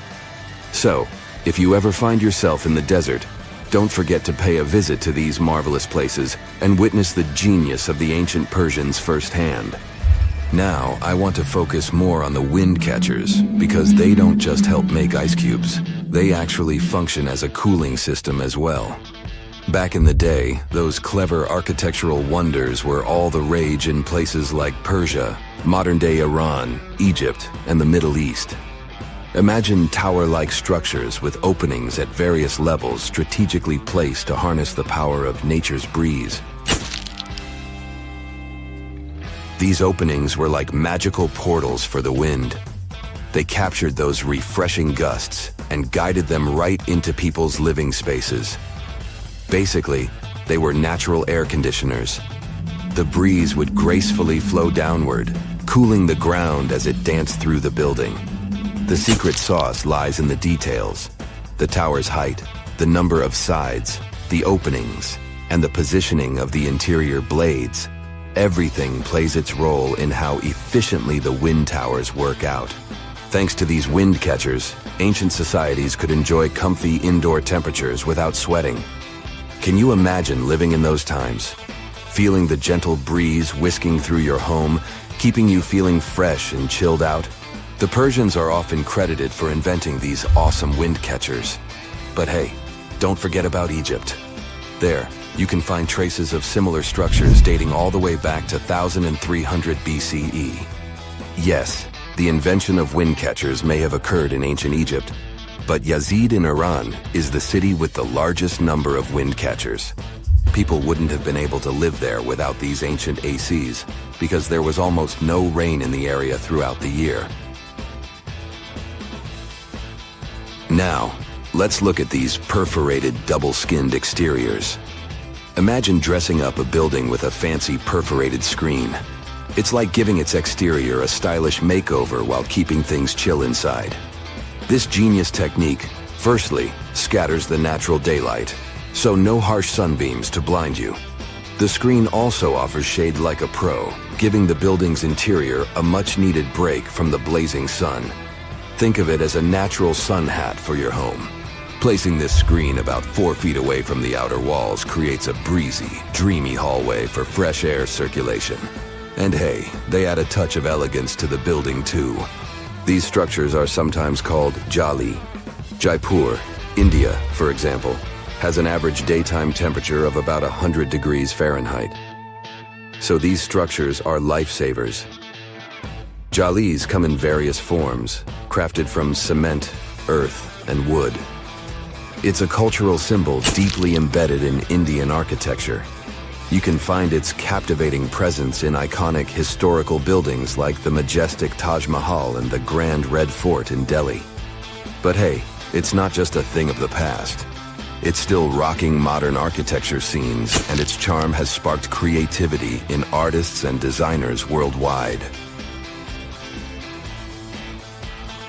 It adorns the building's exterior, its cross-section showing a larger opening on the outside and a smaller one on the inside. This is where the Venturi effect steps in to show off its physics prowess. As the air flows through the narrowing passage, it picks up speed, creating a difference in pressure between the inside and outside of the building. Air blowing at a higher speed gets compressed, and when released, it cools down. Mashrabia is a wooden lattice or screen used in the Middle East and North Africa. These decorative wonders are like window blinds, but they do more than just look pretty. They're smart too. They give privacy, shading you from the sun, and let fresh air and light in. Some people also add clay pots filled with water, sand, or damp straw to their designs. As hot air breezes through the holes, it also passes through the pot's porous surface. The moisture inside evaporates, cooling the air. This is a perfect low-cost technique for hot and dry climates. It's eco-friendly, and there's no need for electricity. Now, let's fast forward to today. Designers are getting creative, mixing traditional wisdom with modern tech. At the Al Bahar Towers in Abu Dhabi, they've got it too. Picture over 2,000 hexagonal panels that dance with the sun's movement, providing shade to the building's interior. Water evaporation was another secret weapon for ancient people. Simple, yet super effective.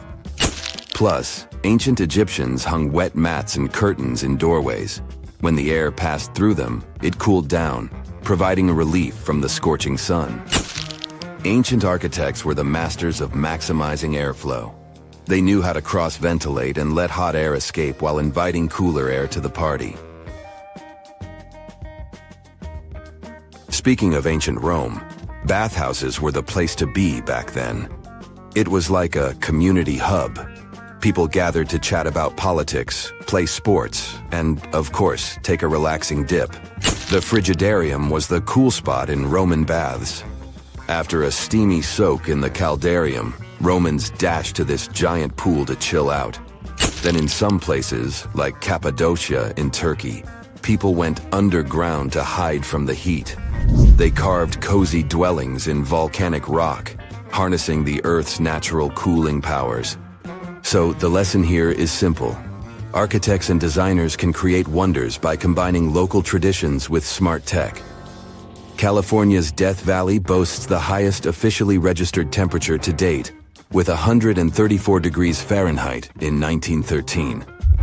Meanwhile, Africa's sweltering record stands at 131 degrees Fahrenheit in Kebili, Tunisia, as noted in 1931. In Europe, the highest temperature ever documented reached almost 120 degrees Fahrenheit in Sicily in August 2021. Then, in 2022, the UK had the hottest summer of all time. Can you imagine that all modern humans came from about 1,000 people? Around 800,000 to 900,000 years ago, almost all of our ancestors disappeared, leaving about 1% of the population behind. So, what the heck happened?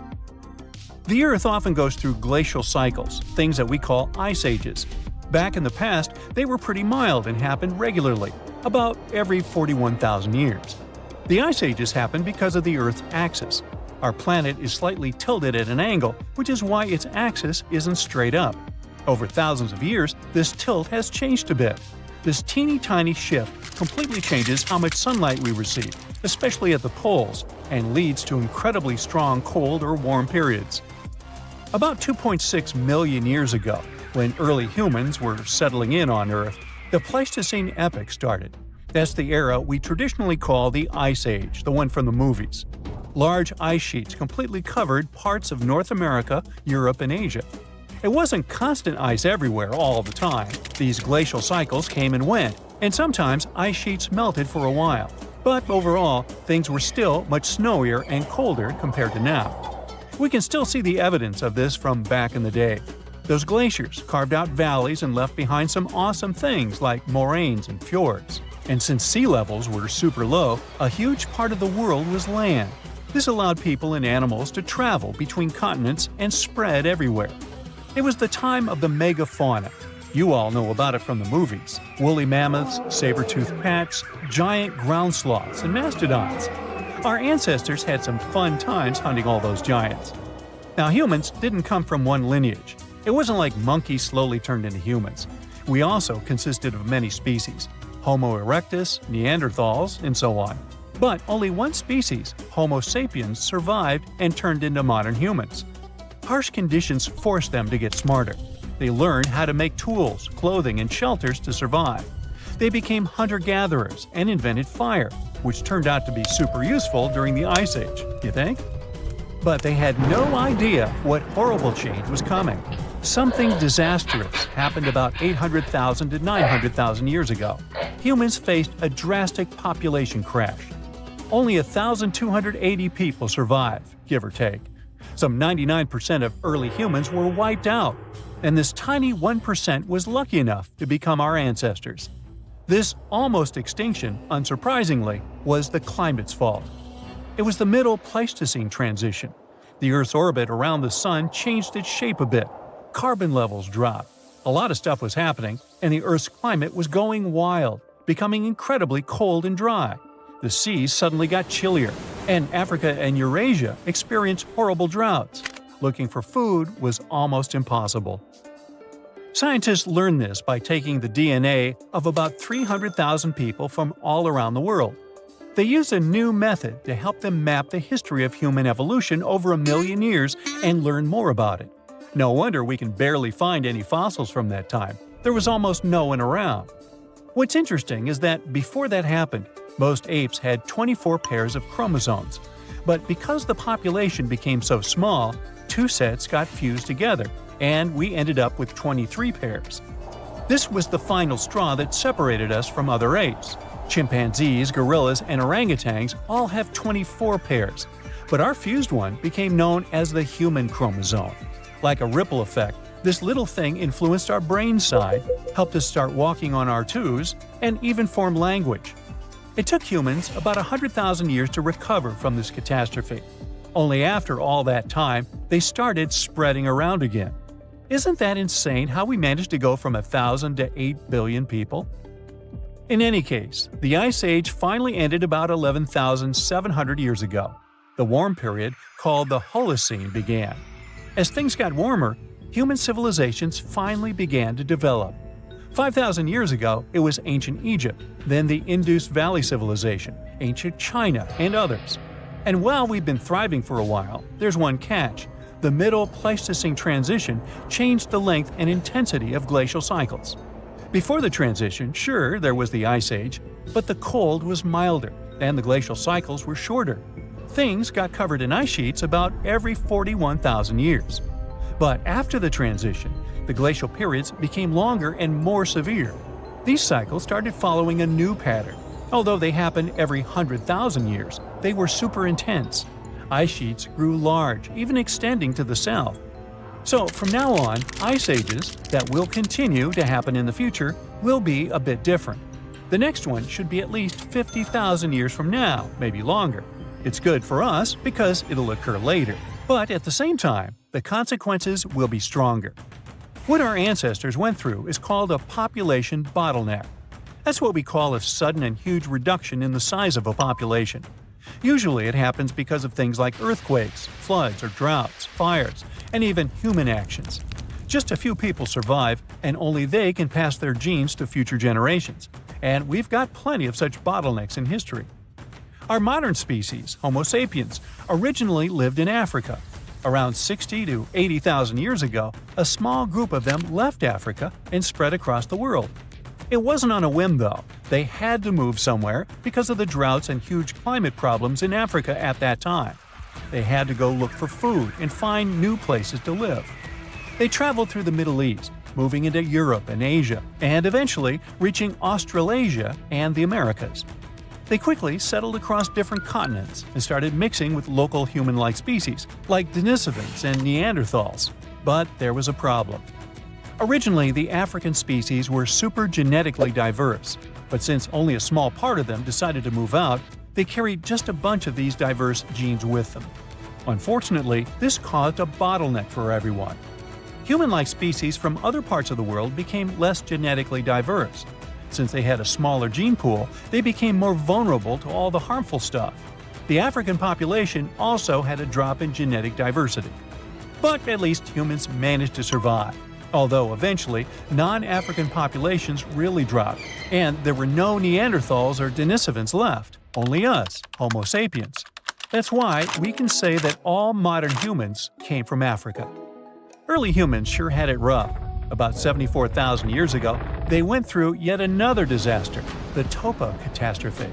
But keep in mind that all these things are just a hypothesis. It's not certain whether it actually happened. Now basically, scientists think that there might have been a supervolcanic eruption at Lake Toba in Sumatra, Indonesia. This volcano going crazy was an absolute catastrophe for Earth's climate and humans. The eruption was one of the most powerful volcanic events in the last 2 million years. It spewed out from 670 to 1,500 cubic miles of lava and volcanic stuff. Just so you know, there are about 3,100 cubic miles of water in our planet's entire atmosphere, and this eruption had almost half as much lava. This horrendous disaster led to the formation of Lake Toba, a massive caldera lake in Sumatra. It also spewed out tons of ash and sulfur dioxide into the atmosphere, This caused the so-called volcanic winter, which means that while it's not actually winter, the temperatures drop and the planet is freezing because all these ash clouds are blocking the sunlight from reaching the Earth. This event affected climate patterns for years to decades. This also most likely sped up the arrival of the next glacial cycle. Luckily, humans are crazy good at surviving. The global human population was reduced to a few thousand people yet again, and they still managed to overcome this. Now, you can't find living dinosaurs nowadays, which is a good thing, mostly, but you can still meet some creatures that might have gone to lunch with them. The frilled shark, for example, is a living fossil that comes from a family of sharks that have been around for about 80 million years. One of the coolest things about it is its long, eel-like body that can grow as long as 6 feet. It has 6 pairs of gills on its throat, which help the frilled shark breathe in the deep, cold ocean where there isn't much oxygen. The shark can move very quickly, like a snake, to catch its prey when it least expects it. Little frilled sharks take an exceptionally long time to grow, up to 3.5 years, which is one of the longest times for any animal with a backbone. The Chinese giant salamander is another living fossil that can tell you what was going on Earth around 170 million years ago. Now, when I say tell, I really mean it, as it can make sounds like hisses, whistles, and barks, and even a noise that sounds like a crying kid. The biggest Chinese salamander found so far weighed 130 pounds, as heavy as 2 Dalmatians, and was almost 6 feet long. Giant salamanders like to be alone. Hey, I want to be alone. And will chase away other salamanders from their space, except when it's time to start a family. During the day, they hide and sleep under rocks. They can make a special substance from their skin that keeps predators away. Now, gharials are reptiles that have been around for about 38 million years. They live in India and Nepal in slow-moving, muddy rivers. Sadly, there are very few gharials left in the wild, less than 100. These creatures can't control their body temperature, so they need to sunbathe to get warm or cool down in the water if they get too hot. Their eyes are close together and face forward, which helps them see in 3 dimensions and judge distances more accurately. Gharials also have a transparent third eyelid that protects their eyes when they're underwater. They have over 100 sharp teeth, but they can't chew their food. Instead, they use their strong jaws to grab prey and then, swallow it whole. The alligator gar is a fish that has a family history of more than 100 million years. It still has some cool features from ancient times, like being able to breathe both air and water. It also has a special spiral-shaped intestine, like a shark. The alligator gar is one of the biggest and heaviest fish in North America. Just like an alligator, it has a long body and snout, plus a row of sharp teeth. But instead of legs, the gar has fins to help it swim underwater. The tuatara isn't a lizard as you might think, and isn't a dinosaur either. This New Zealand resident is one of the most unique animals in the world. Scientists love studying tuataras because they can help us understand how today's lizards and snakes evolved. One of the coolest things about the tuatara is its third eye, called a parietal eye, on its head. It has its own lens, retina, and a nerve that connects it to the brain. Scientists think it might help the tuatara know when it's light or dark outside and absorb sunlight to make vitamin D or help them keep their body temperature exactly right. Tuataras can live an extraordinarily long time, up to 100 years. Cassowaries are the youngsters on our list, as they've been around for only 60 million years. They have some things in common with dinosaurs, like their 3-toed feet and how they breathe. Cassowaries love to eat fruit, lots and lots of fruit. This love of fruit helps the rainforest, because when cassowaries eat the fruit, their bodies don't harm the seeds inside. As they move around the forest, they spread these seeds, you can guess how, with their own natural fertilizer, helping new plants grow. Cassowaries are big birds, about 6 feet tall and weigh over 100 pounds. They have a special claw on each foot that is 5 inches long, and they can use it to kick real fast. If they feel threatened, they can charge, kick, and even jump on someone. They can also leap up to 5 feet in the air. So, the best thing to do is stay far, far away from where they live. The order Notostraca is a group of crustaceans that you may know as tadpole shrimp or shield shrimps. These animals have been around for about 360 million years. They have a wide, flat shell that covers their head, and they have a pair of eyes on top. These creatures can be found all over the world in different kinds of water, like freshwater, brackish water, and even salty pools. They can also look different depending on where they live. Notostracans aren't picky eaters and can snack on pretty much anything, from plants to small animals and other shrimps. Some of them are considered pests in places like California rice paddies because they stir up the mud, which blocks sunlight from reaching the young rice plants. Sturgeons are some of the largest fish species on the planet.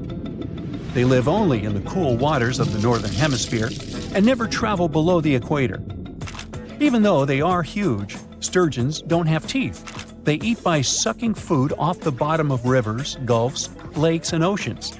Scientists believe that sturgeons came from a group of fish that first appeared around 419 million years ago, long before dinosaurs even existed. Their ancestors survived a big extinction event that wiped out 90% of all species and went on to become the largest fish in many rivers in North America and Eurasia. Sturgeons can live up to 100 years old or even older. Female sturgeons can lay up to 3 million eggs at a time, but not all of the eggs eventually turn into real fish. Our next hero, the Pacific lamprey, has successfully lived through at least 4 mass extinctions. Its ancient ancestors evolved over 450 million years ago.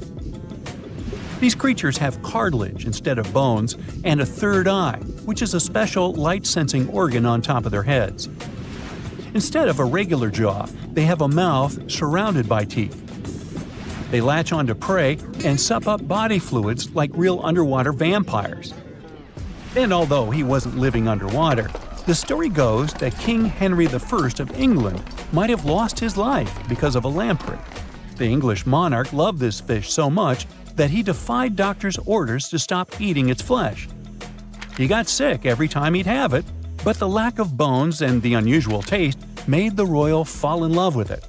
As a result, he got some scary symptoms from eating lamprey and eventually passed away. Can you say clueless? The elephant fish, also called the Australian ghost shark, has been on Earth for around 400 million years.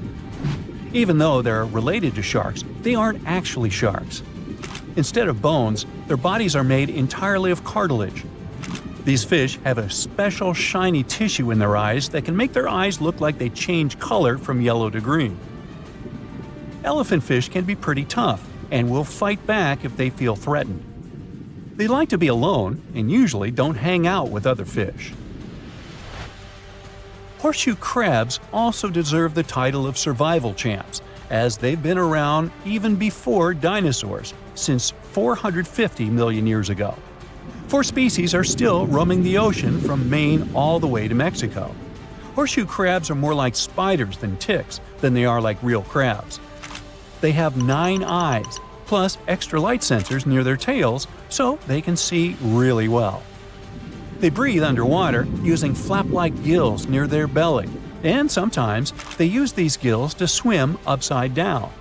Every spring, when the tide is high, these creatures come up to the beach at night to mate and lay their eggs, and you can see hundreds of thousands of them. Salt makes our chips and popcorn taste yummy, but it turns out that's not all. It's used in household and industrial products, from cosmetics to fertilizers, from water treatment to road gridding. All over the globe, around 300 tons of salt are produced every year. But there's a problem. That's too much salt for our planet. You see, salt rises to Earth's surface from deep oceanic rocks gradually, and this process is quite balanced, or it used to be. Humans are pushing this balance out of whack. our demand keeps increasing and we're releasing too much salt into the soil, air, and sea. And if this process continues unchecked, we might face an existential threat. Yep, it's as serious as that, and a recent study conducted by the University of Maryland confirms this. There is this thing called the natural salt cycle. It's existed for thousands of years. Salt naturally rises to our planet's surface via geologic uplift and rock weathering. Sometime later, rocks break down and release salt ions into the soil. Some of these ions are absorbed by plants and organisms. Others are washed away into rivers, which transport them into oceans. Salt also gets into the atmosphere.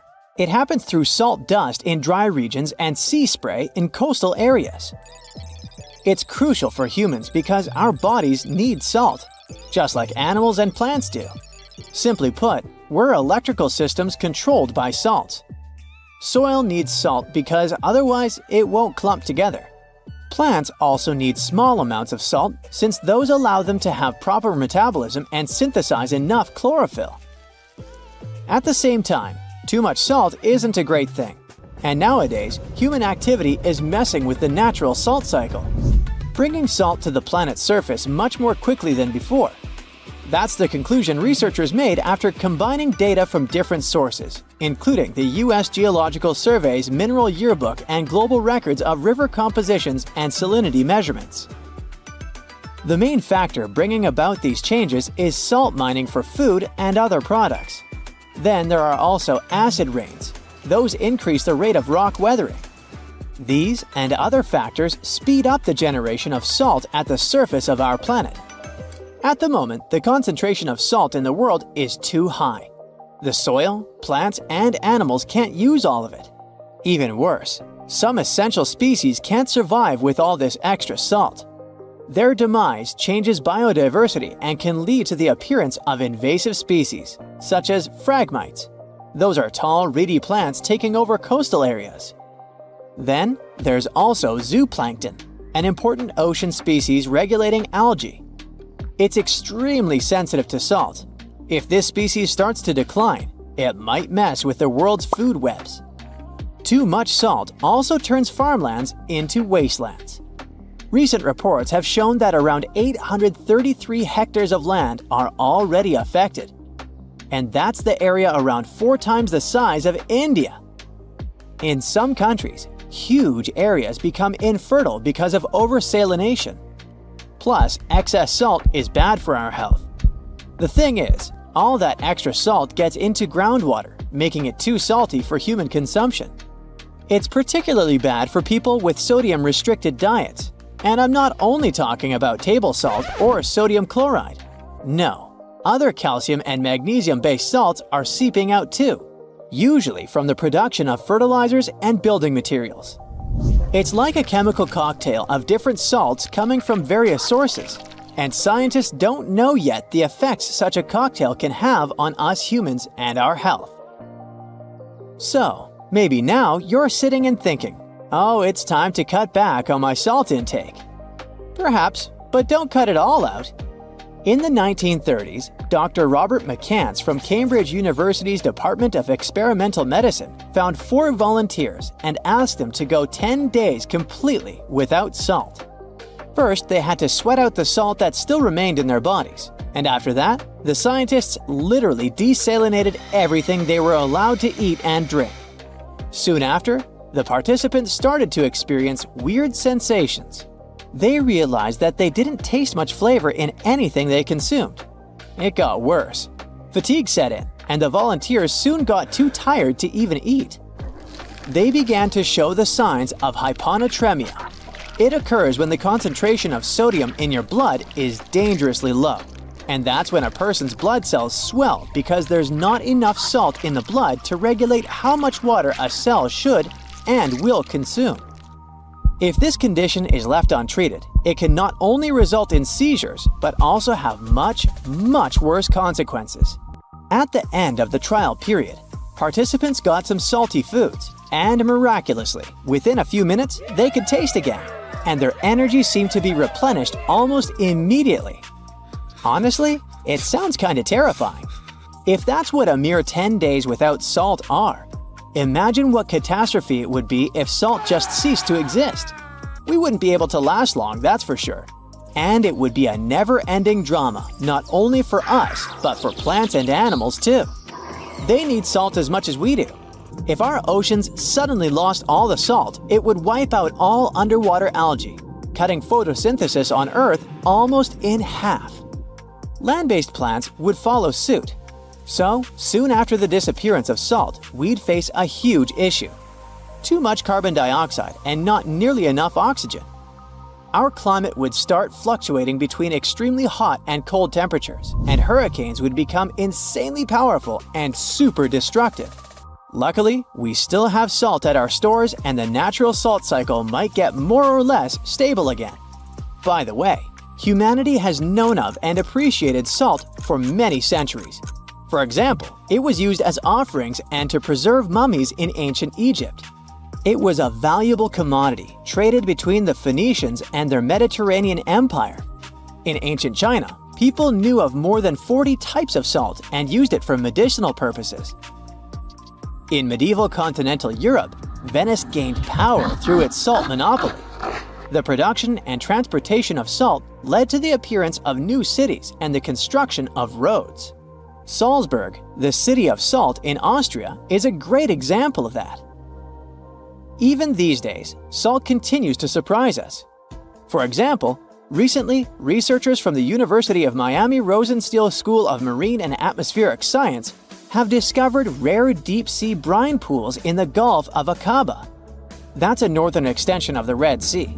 Those salty underwater lakes are likely to hold secrets about the way oceans on Earth formed all those millions of years ago. They might also give us some clues to life on other planets. Brine pools are some of the most extreme environments on Earth. And still, despite their ultra-high salinity, somewhat exotic chemistry, and total lack of oxygen, they're teeming with life. Researchers have even found bioactive molecules with potential anti-cancer properties in brine pool microbes in the Red Sea. These super salty zero-oxygen brine pools are located close to the coast and might preserve information on tsunamis, earthquakes, and flash floods that took place in the Gulf of Aqaba thousands of years ago. Salt has even made its way into space. Well, kind of. You see, the moon is like a comet soaring through the cosmos. Our natural satellite is followed by a slender tail consisting of irradiated matter, and our planet passes directly through this tail once a month. Well, according to a study published in the journal JGR Planets, this lunar tail is made of millions of sodium atoms. And as you already know, the chemical formula of salt is sodium chloride. Those atoms get blasted out of the lunar soil by meteor strikes and then pushed thousands of miles downstream by solar radiation. For several days a month, when the new moon is located between Earth and the Sun, the gravity of our planet drags that sodium tail into a long beam, which wraps around our planet's atmosphere. The tail itself is harmless and invisible to the unaided eye. But during those new moon days, high-powered telescopes can detect the faint orange glow of sodium in the sky. Hey, if you think Stonehenge is one of the oldest stone monuments ever, well, let me introduce you to Göbekli Tepe. Buckle up, we gotta travel to Turkey to meet this really old guy. Yeah, he's too old to travel. Jokes aside, Göbekli Tepe, an archaeological site located in southeastern Turkey that dates back to the Neolithic period around 10,000 BCE.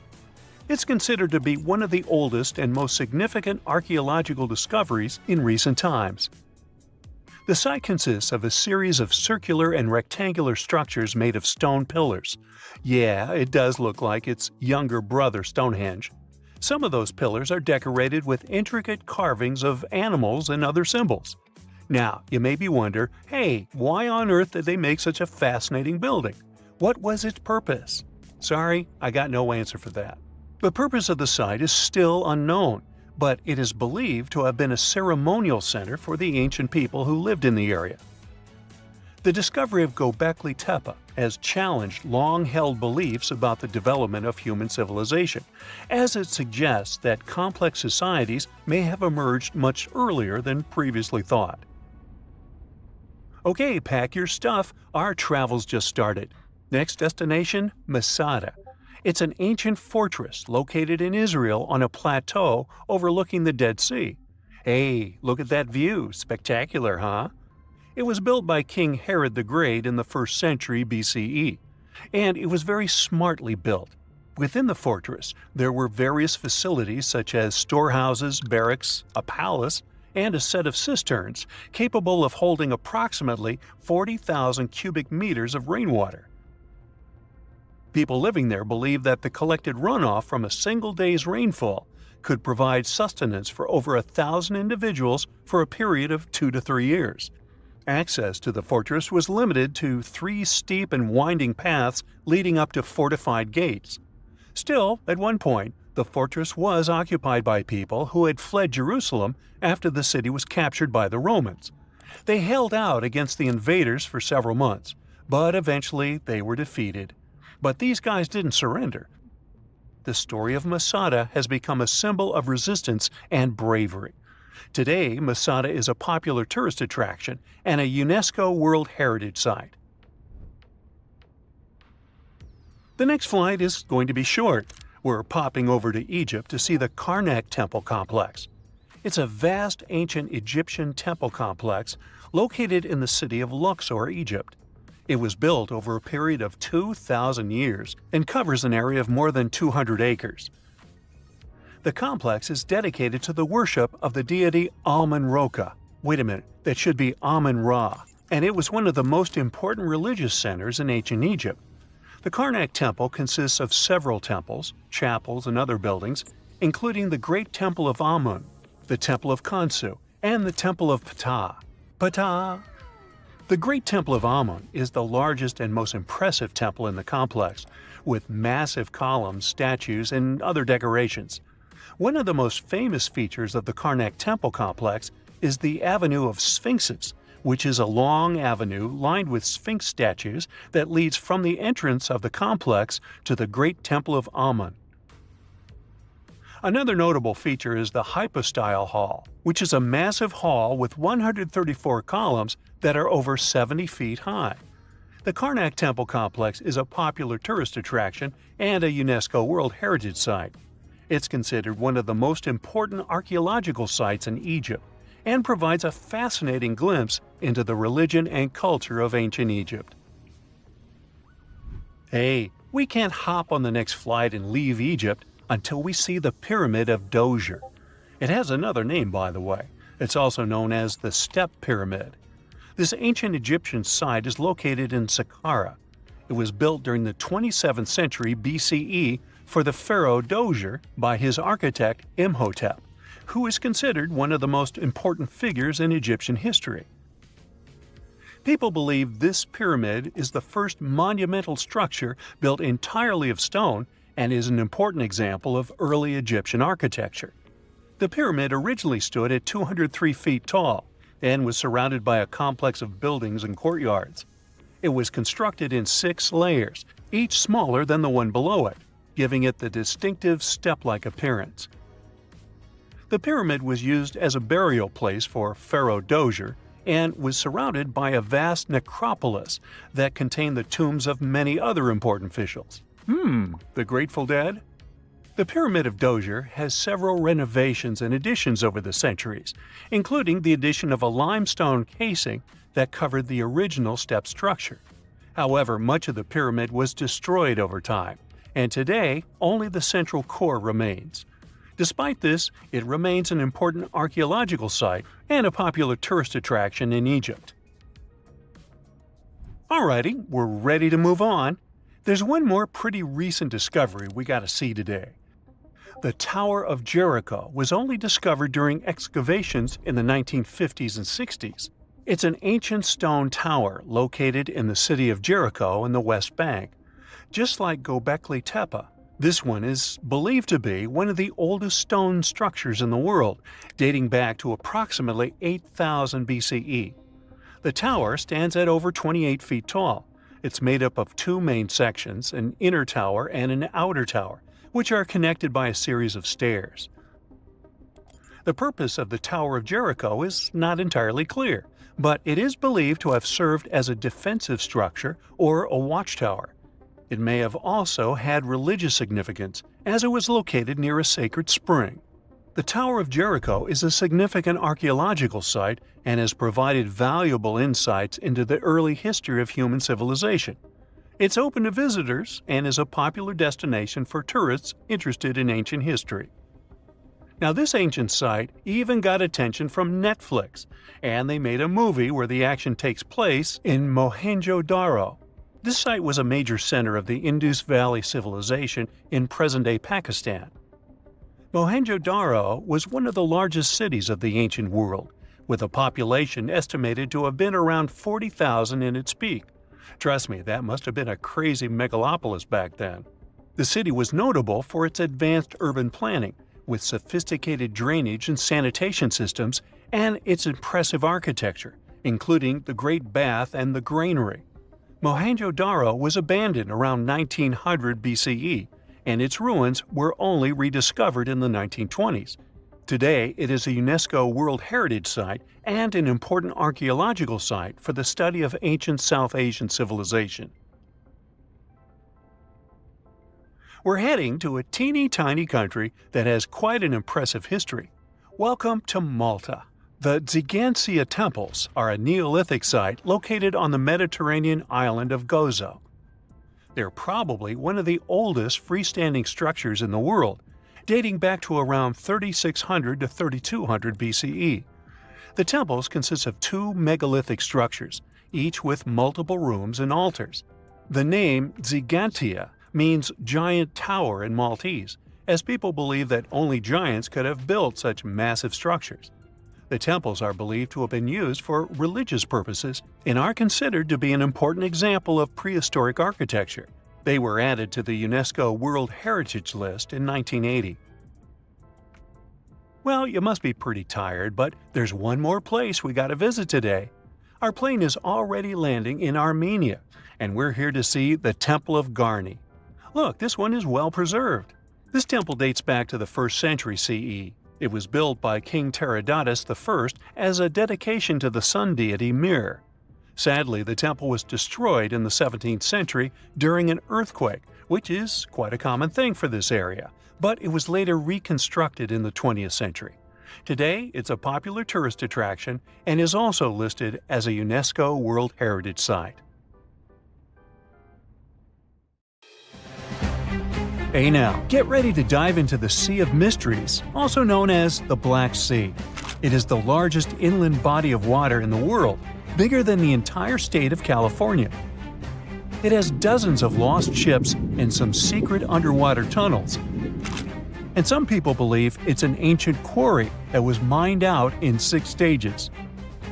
The Black Sea has distinct vertical layers that don't mix, with higher and lower salinity.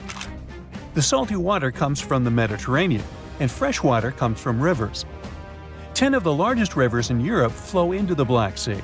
It receives more fresh water from the rivers and rainfall than it loses from evaporation. The extra water flows through the Bosphorus into the Marmara Sea. There are 2 flows going through the straits. The upper flow leaves the Black Sea and takes surface water out of it. The bottom flow carries salt water from the Mediterranean to the Black Sea. That's why the upper layers of the Black Sea are less dense than its saltier lower layers. The oxygen that comes from the atmosphere and photosynthesis stays in the surface layers. Everything deeper than about 300 feet in the middle and up to 500 feet near the edge is not fit for life. Only certain bacteria can survive in these conditions. Although there's no air deep down in the Black Sea, the upper layer is home to around 750 species of phytoplankton. Eggs and larvae of fish and invertebrates chill in coastal regions. There are also 180 fish species in the Black Sea, and some of them are valuable, such as horse mackerel, spiny dogfish, and sprat. The water level in the Black Sea is always the same because there are no high or low tides, So the sea is always calm, quiet, and serene on the surface. But it has one surprise feature: an underwater river. It's a current of salty water flowing through the Bosphorus Strait and along the seabed. This amazing discovery was made by scientists from the University of Leeds and was announced in 2010. It's the first undersea river of its kind ever found. The river forms because salty water from the Mediterranean Sea spills through the Bosphorus Strait into the Black Sea, where the water is much less salty. The no-air zone of the sea is an ideal conservation chamber for what's hiding on its bottom. The Black Sea is like a treasure trove for shipwrecks, and we discovered it by accident. Some maritime archaeologists were studying sea levels to see how quickly the water levels rose after the last ice age, and they ran across over 40 previously unknown shipwrecks as a complete bonus. Researchers used 2 remotely operated vehicles to explore the seafloor and the wrecks. Thanks to it, we have a video and detailed 3D images of the ships that were stitched together from thousands of high-resolution photos. According to the New York Times, some of the standout discoveries among the 44 ships found include a medieval training vessel from the 13th or 14th century. Expedition members nicknamed another ship from the Ottoman Empire the Flower of the Black Sea for its beautiful petal carvings. The team also noticed unusual details on other ships, like coiled ropes, chisel marks, rudders, and other carvings. So far, they haven't announced any plans to excavate the shipwrecks, but the ships might be filled with historical treasures like books, parchments, and documents. It's worth a try to rescue them. The most extraordinary discovery in the Black Sea is what archaeologists believe to be the world's oldest intact shipwreck. It has been lying undisturbed for over 2,400 years. This ancient Greek vessel, 75 feet long, was found with its mast, rudders, and rowing benches all still in place, over a mile beneath the surface. Researchers believe the ship was a trading vessel, like those depicted on ancient Greek pottery, such as the Siren vase in the British Museum. This vase, or vase, dating from the same period, shows a vessel carrying Odysseus past the Sirens. The team took a small piece for carbon dating, and the results confirmed it as the oldest intact shipwreck known to humankind. The fact that it's so elaborate and well preserved deserves a standing ovation for shipbuilders of the ancient world. Without microbes, worms, or other creatures to eat away the wrecks, it's no wonder the ships are in almost perfect condition. If the Titanic had sunk in these waters, we would have found it in a much better state now, not being eaten by nasty underwater microorganisms. Now, there's an interesting theory called the Black Sea Deluge hypothesis, which suggests a huge flood happened around 7,500 years ago. 2 geologists in the 1990s suggested that at the end of the last ice age, when the Earth's climate was heating up, ice sheets were melting and sea levels were rising. The Black Sea was a much smaller freshwater lake. It was separated from the Mediterranean Sea by a natural dam at the Bosphorus Strait. As global sea levels rose, the Mediterranean overflowed into the Black Sea basin. They suggest the sea level rose by 6 inches every day, flooded coastal settlements, and changed the environment for good. Samples from the Black Sea floor show a sudden shift from freshwater to marine species around that time, which means there was a rapid influx of salt water. Underwater surveys have also found what look like the old shorelines and human-made structures. So, people were living in areas now submerged by the Black Sea. Plus, the timing of this flood matches up with known patterns of human migration into Europe, Asia, and Africa. They also say this flood could be the terrible flood from the story of Noah's Ark. Critics of the deluge theory say the evidence isn't as straightforward as it seems. Some think the transition from freshwater to saltwater in the Black Sea was more gradual than one sudden flood. They're also debating if people left the settlements before they went underwater or as a result.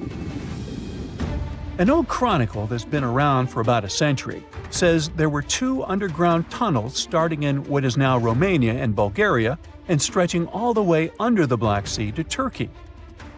Back in the day, peasants used these tunnels to move their flocks of sheep to the Ottoman Empire and countries on the Asia Minor Peninsula. Who built these tunnels and why they run under the sea is a complete mystery. At some point, the entrances to these tunnels were sealed off for national security and were under tight guard. The security forces knew all about these massive tunnels and kept them off limits. In the 1980s, a group of people working on the Danube-Black Sea Canal accidentally found another entrance to these mysterious tunnels. This one was in a cemetery in a town of Romania. Canal workers used it to regularly cross over into Bulgaria. One more cool thing about these two tunnels is that some people think they were built thousands of years ago. If you ever try to dig a tunnel under the sea, you'll know how tricky it is even now with all the tech we have. So if the tunnels are really that old, whoever built them was super advanced for their time. Now, there's an urban legend that says that the Black Sea has its own version of the Bermuda Triangle. Fishers describe some wild whirlpool that appears out of nowhere and drags entire flocks of birds, ships, and even small islands under the sea. And once, things got even wilder with a ship that vanished under weird conditions in 1944. It was during daylight, and some black fog with green flashing sparkles suddenly surrounded the vessel. No one has ever seen it since, and no one knows for sure if the story is true. But it sure adds a spooky touch to the mysteries of the Black Sea. It's nighttime, and you're about to walk inside Pharaoh Tutankhamun's final resting place. You know, King Tut. You don't have a torch, but at least you came with a flashlight. You walk down several flights of stairs and observe how the walls are carved in hieroglyphics and what looks like a spell.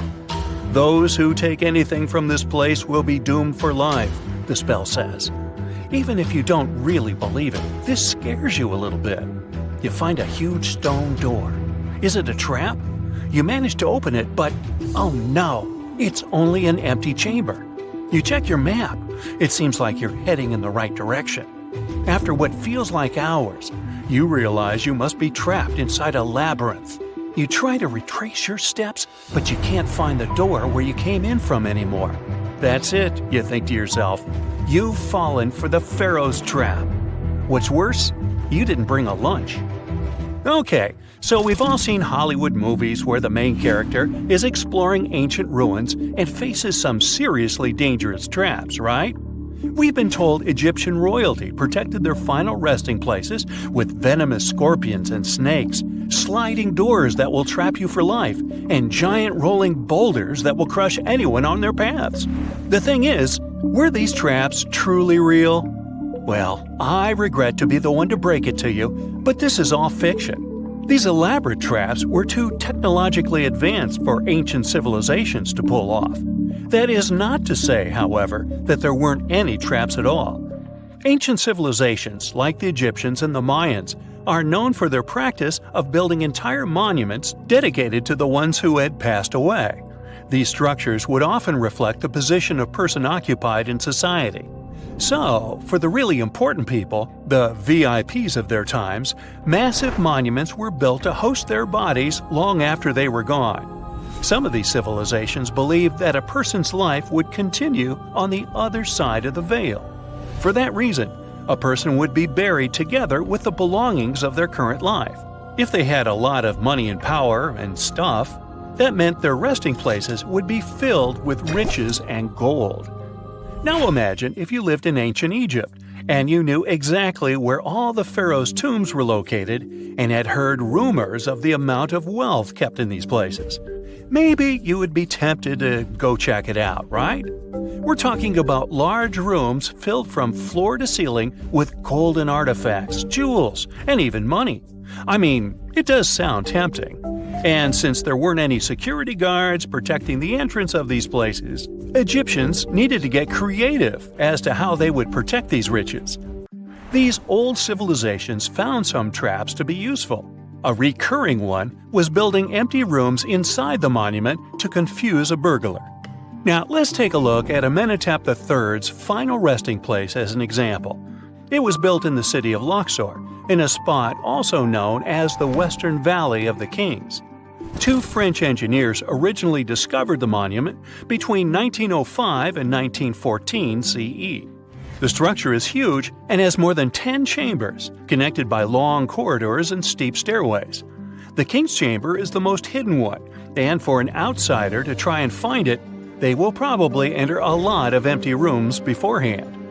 Other pharaohs tried to protect their riches by commissioning monuments with false doors concealing pits that were up to 20 feet deep. This way, an unwarned and unwanted visitor would be surprised by the deep hole on their way to the king's resting chamber. Alongside false doors, pharaohs made sure to build labyrinth-style corridors and false walls. This way, robbers could take hours or days before they found the king's real chamber. As to pits with poisonous snakes on them, if there were any reptiles inside these monuments, they probably got inside on their own, and would most likely not stay there for long. There is no way snakes would survive years and years without food inside these pits. So yes, another Hollywood-induced belief right there. If these traps seem boring to you, archaeologists did find an interesting deterrent in the final resting place of the Red Queen of Palenque in Mexico. Palenque was one of the most powerful Mayan cities in pre-Columbian Mexico, and the Red Queen was believed to be the grandmother of the last Mayan king, undoubtedly a person of immense importance to the empire. In her honor, a huge monument was built to keep her body after her passing. The discovery of the tomb itself was already thrilling. Archaeologists found an ancient monument when digging at the site back in 1994. The first thing they found was a room with a hidden door. Once they opened the door, they discovered a long corridor. Finally, at the end of this corridor was the Queen's chamber. The team of archaeologists was beyond excited to unearth this chamber with the mummy of the Queen herself still inside it. They found her to be accompanied by her pearls, jade shells, and expensive rocks. But as the team explored the remains, they saw something rather strange. The room was filled with a red-colored powder. Researchers knew that the color red was important to the Mayan people, and that much of their clothing and buildings were decorated with this color. But they didn't understand why the queen was buried with this unknown red substance. After they took a sample back with them for further analysis, they discovered that the red powder was cinnabar, a very dangerous mineral. This powder, when inhaled, can cause, shall we say, severe health damage to a person. The team concluded that this could only be a trap for anyone trying to steal her riches. Okay, so dangerous powders might have worked as the most intense traps we've seen until now. But perhaps the cheapest way to keep out unwanted visitors was to advertise spells written out all over the monument. We'd probably laugh at these today, but back in the day, they were more or less effective. Spells usually said that the person who took anything from that place would meet a tragic fate. Some spells said that robbers would lose their houses in big fires or terrible floods. Other spells said burglars would have incurable and undiagnosed health issues, but they weren't really enough to stop people from taking any gold. There are some stories surrounding how these spells might have been real. One of them is from the famous British Egyptologist Howard Carter, the one responsible for unearthing Pharaoh Tutankhamun's resting place in the 1920s. After months of unsuccessful digging, Carter discovered the tomb's existence by chance.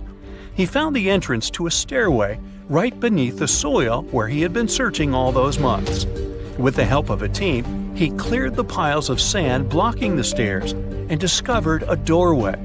The door had several royal symbols carved into it, and Carter knew this could only mean a very important person had been buried there. And he was right.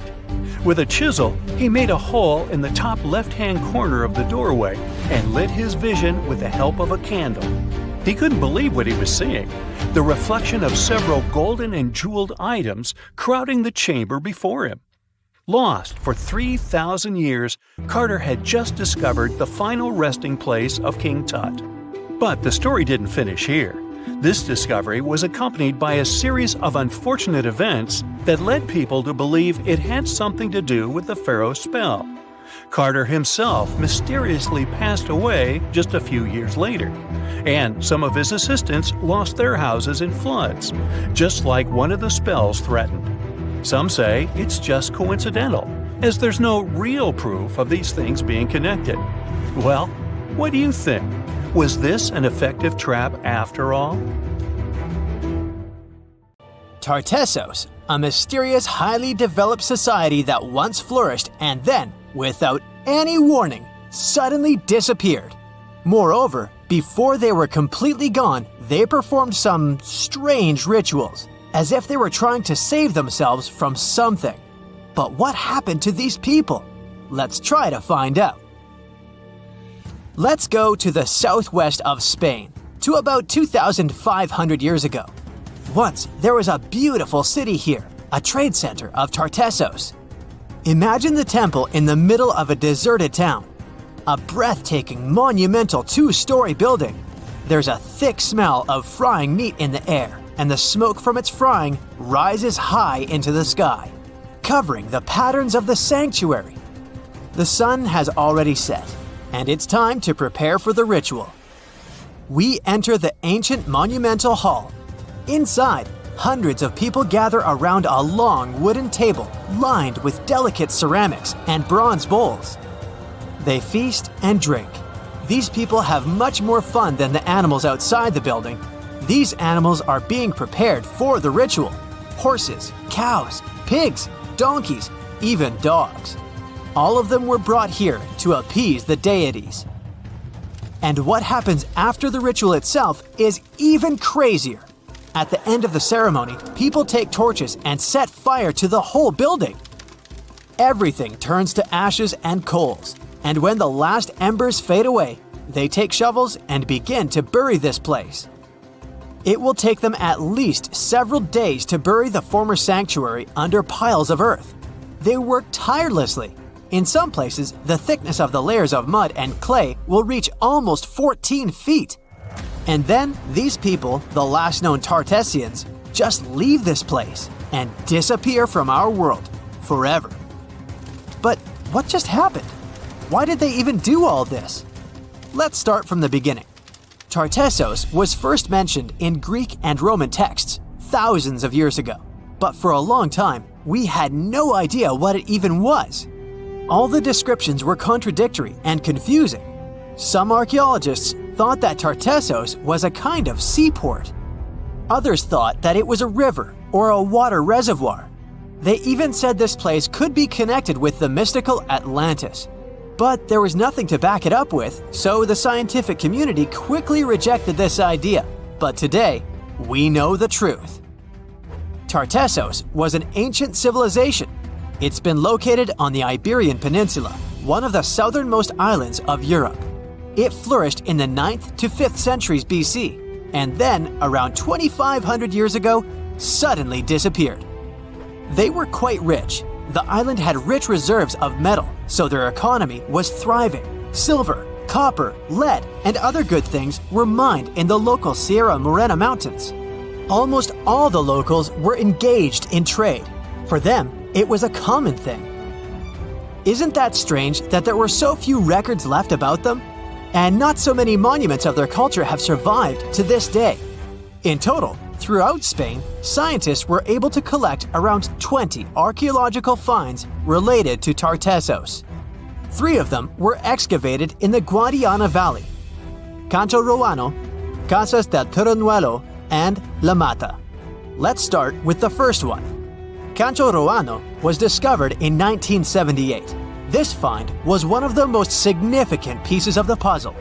This is one of the most beautifully preserved structures of the Tartessian civilization. Not only the walls have survived to this day, but so did the altar, the moat, and even several artifacts. For example, some jewelry and wine glasses. It was a square building surrounded by a deep moat filled with water. And, to be honest, we still don't know its exact purpose. We only assume that it could be an ancient temple. Some rituals were carried out there.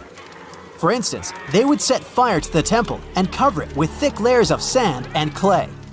They even left some expensive artifacts inside, tools, gold jewelry, and so on. Moving on to the next find. Casas del Turruñuelo is one of the best preserved buildings in the entire Western Mediterranean. We only discovered it a couple of years ago, back in 2015. And it hasn't been studied that well yet. But we already know that this place is also pretty weird. Casas del Turruñuelo was a very rich building. It wasn't just some kind of temporary camp. It was a place of monumental, impressive architecture. Massive staircases, vaulted ceilings, luxurious materials brought from all over the Mediterranean, and the latest construction technologies. It was supposed to be a place of power, maybe even something like a palace. And yep, it also became the venue for the rituals. It's unclear whether the locals intended to destroy this beautiful place from the very beginning, but this is where they performed the greatest ritual in the area. This ritual involved more than 50 animals, including the most valuable ones, horses. It was their only means of transportation. The fact that these people gave away their horses may indicate that they plan to stay here for some time. Perhaps they hope to appease the deities and settle on local lands. The ritual was carried out exactly as they intended. And just like Cancho Ruano, this place was also set on fire. When the ritual ended, the locals buried this place and left, disappearing into the countryside of the Iberian Peninsula. Now it's an abandoned and quiet place. Just like Cancho Ruano, it's been standing here untouched for more than 2,000 years. The last find is La Mata, which was discovered much earlier than the other two, back in 1930. The resemblance between all of them was striking. La Mata had the same fate. It was burned and forgotten for centuries. All of this is very strange and mysterious. It seems like the locals were fleeing from something. Perhaps something happened that made them start building these banquet halls and arranging large-scale rituals. They thought that their deities turned away from them and tried to appease them. But unfortunately, it didn't work. As a result, they were forced to leave their temples and soon disappeared altogether forever. And by the way, why did they disappear at all? Well, this is another mystery of this civilization. One of the most important questions is, did they know that they were going to disappear? Or was it something unexpected? Did they suffer some kind of sudden catastrophe from which they were trying to escape? Or something else? Scientists have several theories on this. The first theory says that there may have been several major earthquakes and subsequent tsunamis in this region. These natural disasters destroyed local settlements and severely demoralized the survivors. Perhaps they were looking for salvation from this. Another theory is that there were some problems with trading. Since they were rich in metal and lived off their economy, any problems in it could lead to big troubles. If they had some kind of mining crisis, then relations between different nations could worsen greatly, and things could get pretty nasty. The truth probably lies somewhere in the middle. The most current theory says that around the 6th century BC, a large-scale tsunami hit the port. This greatly damaged the economy, which worsened the relationship between Tartessos and its neighbors. In any case, this seems to be speculation. This place is like a dream come true for archaeologists. It stores a huge amount of information and secrets that we have yet to unravel. The Tartessians had no idea that by burying their artifacts, they were making a real gift to the scientists of the future. And while scientists continue to study them, we can check out the stuff they have already discovered. History lovers can see Tartessian tools, horse figurines, and decorated ivory in the Archaeological Museum of Badajoz. Let's hope that in the future, scientists will learn more interesting things about this civilization, and we'll finally find out what happened to them. Before we get into the reason why and how there are pyramids all around the world, let's talk about some of the examples. I'll start with the Pyramid of the Sun in Mexico. These folks really knew how to build a city. Their well-planned urban center spanned over 7 square miles and boasted several pyramids. but the Pyramid of the Sun is the most impressive. This giant pyramid was built way back in 100 CE and is one of the biggest structures of its kind in the whole Western Hemisphere. It's so big that it's 216 feet high above the ground. If you ever find yourself in this ancient city, you won't be able to miss the Pyramid of the Sun. It's right there on the east side of the Avenue of the Dead, the city's main north-south street. To build this incredible pyramid, around 1 million cubic yards of material were used, including a special kind of red volcanic rock called hued tizontal. Impressive, huh? We don't know too much about the people who built the Pyramid of the Sun or its purpose. But archaeologists believe there was once a temple on top of it. When explorers went below the pyramid in the 1970s, they found a bunch of cool tunnels and chambers. In 2011, they even found a secret stash of clay pots, obsidian pieces, animal bones, human figurines, and a mask. Who knows what other secrets the pyramid is hiding? If you decide to see this one, you must climb the pyramid using the 248 uneven steps on the west side. Watch your step. Sudan got some pyramids too.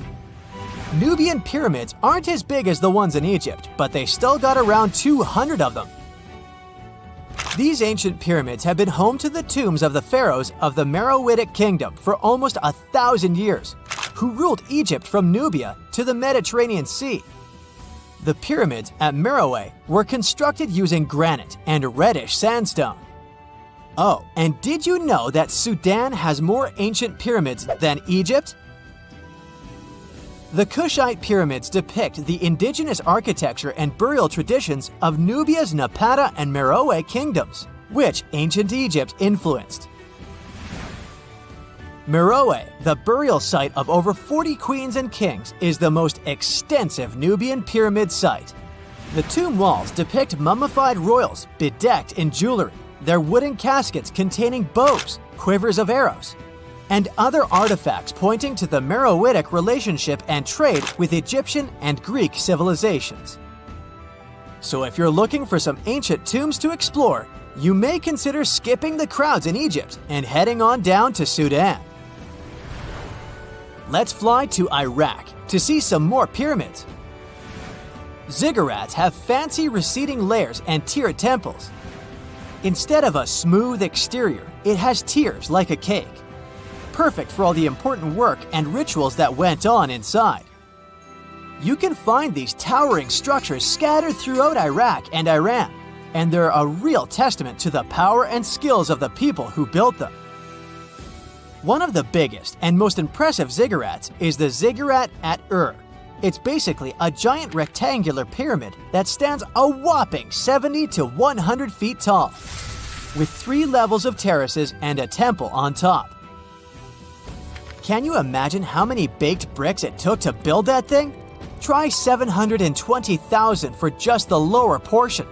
This particular ziggurat was built for Sumerian king Ur-Nammu. Similar to other ones, this pyramid has been around for thousands of years, so it got a little rough around the edges. Thankfully, the Babylonian king Nebuchadnezzar II and some archaeologists came to the rescue in the 6th and 20th centuries respectively, and now you can find this near Talil Air Base. The ziggurat at Ur was built in 2100 BCE by King Ur-Nammu for the moon deity Nana. It was the tallest building in the city, and you could see it from miles around. It was like the medieval cathedral spire of its day. People would come here to bring their agricultural surplus and get their food allotments and seek spiritual nourishment. Sadly, the Nana temple at the top of the ziggurat didn't survive, but we do have some blue glazed bricks that may have been part of its decoration. The lower parts of the ziggurat are pretty amazing though. The architects even included holes in the temple's baked exterior to let the water evaporate from its core. Since we explored some of the pyramids on our planet, let's take a broader perspective.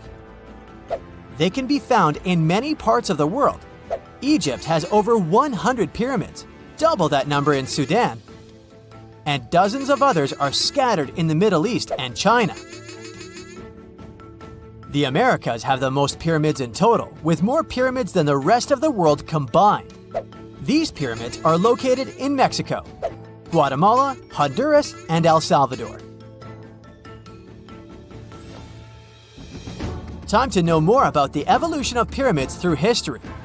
The oldest pyramid is in Egypt. This pyramid was a step pyramid, which was created by placing one layer of stone on top of another. The pharaoh Sneferu is credited with creating the pyramid shape we recognize today. During his 45-year reign, he built 3 pyramids. His first 2 attempts failed, but he finally got it right with the Red Pyramid, which is considered the first true pyramid. It was Sneferu's son, Khufu, who built the Great Pyramid of Giza, which was the tallest human-made structure on Earth for almost 4,000 years. Latin American pyramids are similar to early Egyptian step pyramids, but they were built independently, with no knowledge of each other. The pyramids in Sudan were built around 700 BCE and are tall but much narrower than those in Egypt. How in the world did all these civilizations build these things without even texting each other? After all, the Aztecs, Mayans, and ancient Egyptians were about as different as possible.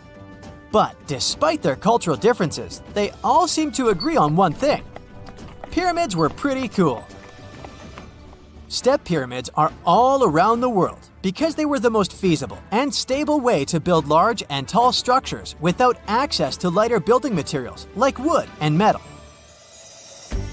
The triangular form with a square base is the best way to build a sturdy structure, and having a cube structure would require more material for less height.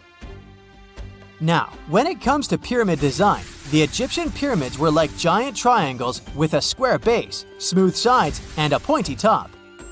On the other hand, the Aztecs and Mayans went for a tiered cake look, with steps leading up to a flat platform on top. So, while all these pyramids share the same basic shape, they have their own unique flair. Each group built its pyramids using different materials, techniques, and slope angles. So while they may have been inspired by each other's work occasionally, they were just doing their own thing. Egyptian pyramids had smooth, angled sides that were designed to help the pharaoh's soul ascend to heaven. The Pyramid of the Sun was built over a series of caves that served as a passageway for the deities. The Maya built the temple of Kukulkan in Chichen Itza to honor the deity Kukulkan, usually represented by a serpent. Nicknamed El Castillo, it has 91 steps on each side, plus a platform. That's 365 steps, one for each day of the Mayan calendar. Tell me, Brightsiders, how were pyramids built? To begin with, humans made them, not a foreign race from space that landed on Earth. You see, one thing that all pyramids have in common is that they were built without advanced tools or even the wheel. It took a lot of people to build them, including skilled laborers and architects. For example, it's estimated that 20,000 people built the Great Pyramid of Giza, and it's believed that most of them were skilled laborers. Building pyramids was a massive undertaking that required years of planning and effort. The Great Pyramid at Cholula, Mexico, took 600 years to complete. On October 30th, 1759, the inhabitants of the Middle East were jolted awake by an earthquake. Cracks appeared in the walls of their homes, roofs began to crumble. People ran out of their homes and gathered in open areas. But because of strong shocks, they kept losing their footing and falling. A month later, there was another earthquake, but it turned out to be even stronger. Trees broke, houses collapsed, deep cracks appeared in the ground. The disaster lasted for 2 minutes. Oases, roads, and cities were destroyed. Incredibly, Baalbek's ancient buildings withstood earthquakes. Some historians state that this majestic and mysterious place was built during the Roman Empire, but many researchers disagree. Whatever the truth is, the city is one of the main archaeological phenomena of humankind. The most amazing building of Baalbek is the Temple of Jupiter. The inhabitants of the Roman Empire believed that Jupiter held power over lightning and thunder. The building looked like a platform with 54 columns. A massive roof rested on these columns. Today, you can only see 6 70-foot-high columns. Each of them consists of 3 sections and resembles a pencil. The cores of these pencils were made of lead. This made the columns exceptionally strong. Each of these pieces of stone weighed an incredible 80 tons. That's the weight of 35 Ford Explorer SUVs. Look, this is the largest block in the Great Pyramid of Giza. But compared to the blocks from Baalbek, it doesn't even look that impressive. The foundation under the Temple of Jupiter was preserved. That's how specialists figured out it consisted of about 25 monolithic stones, weighing 450 tons each. It means that the blocks from Baalbek weigh almost 4 times more than the blocks from Egypt. There are 3 more enormous limestone blocks in the foundation. They weigh 800 tons each. This is more than twice the weight of a Boeing 747 plane. Ancient builders must have had a hard time carving such giants from a piece of stone. And after that, they also had to pull them to the construction site and lift them to a significant height. Repeating these logistics would probably turn out to be a nightmare for present-day builders. To do this amount of work, they would need modern equipment. But Baalbek's constructors didn't have trucks, cranes with circular saws, or electricity. How did the builders of the past manage to do this? Scientists have a theory that includes ropes, winches, and lever systems. Naturally, the engineers of the past made all the gadgets from wood. Around 3,000 feet away from the ruins of the temple complex, there's a quarry. Archaeologists suppose that's where the stones for the construction were cut. They found a block of limestone there. It seemed to be too large, even for this incredible place. The monolith got called the Stone of the South. It was 65 feet long and 13 feet wide. The ancient builders didn't have time to completely separate it from its mother rock.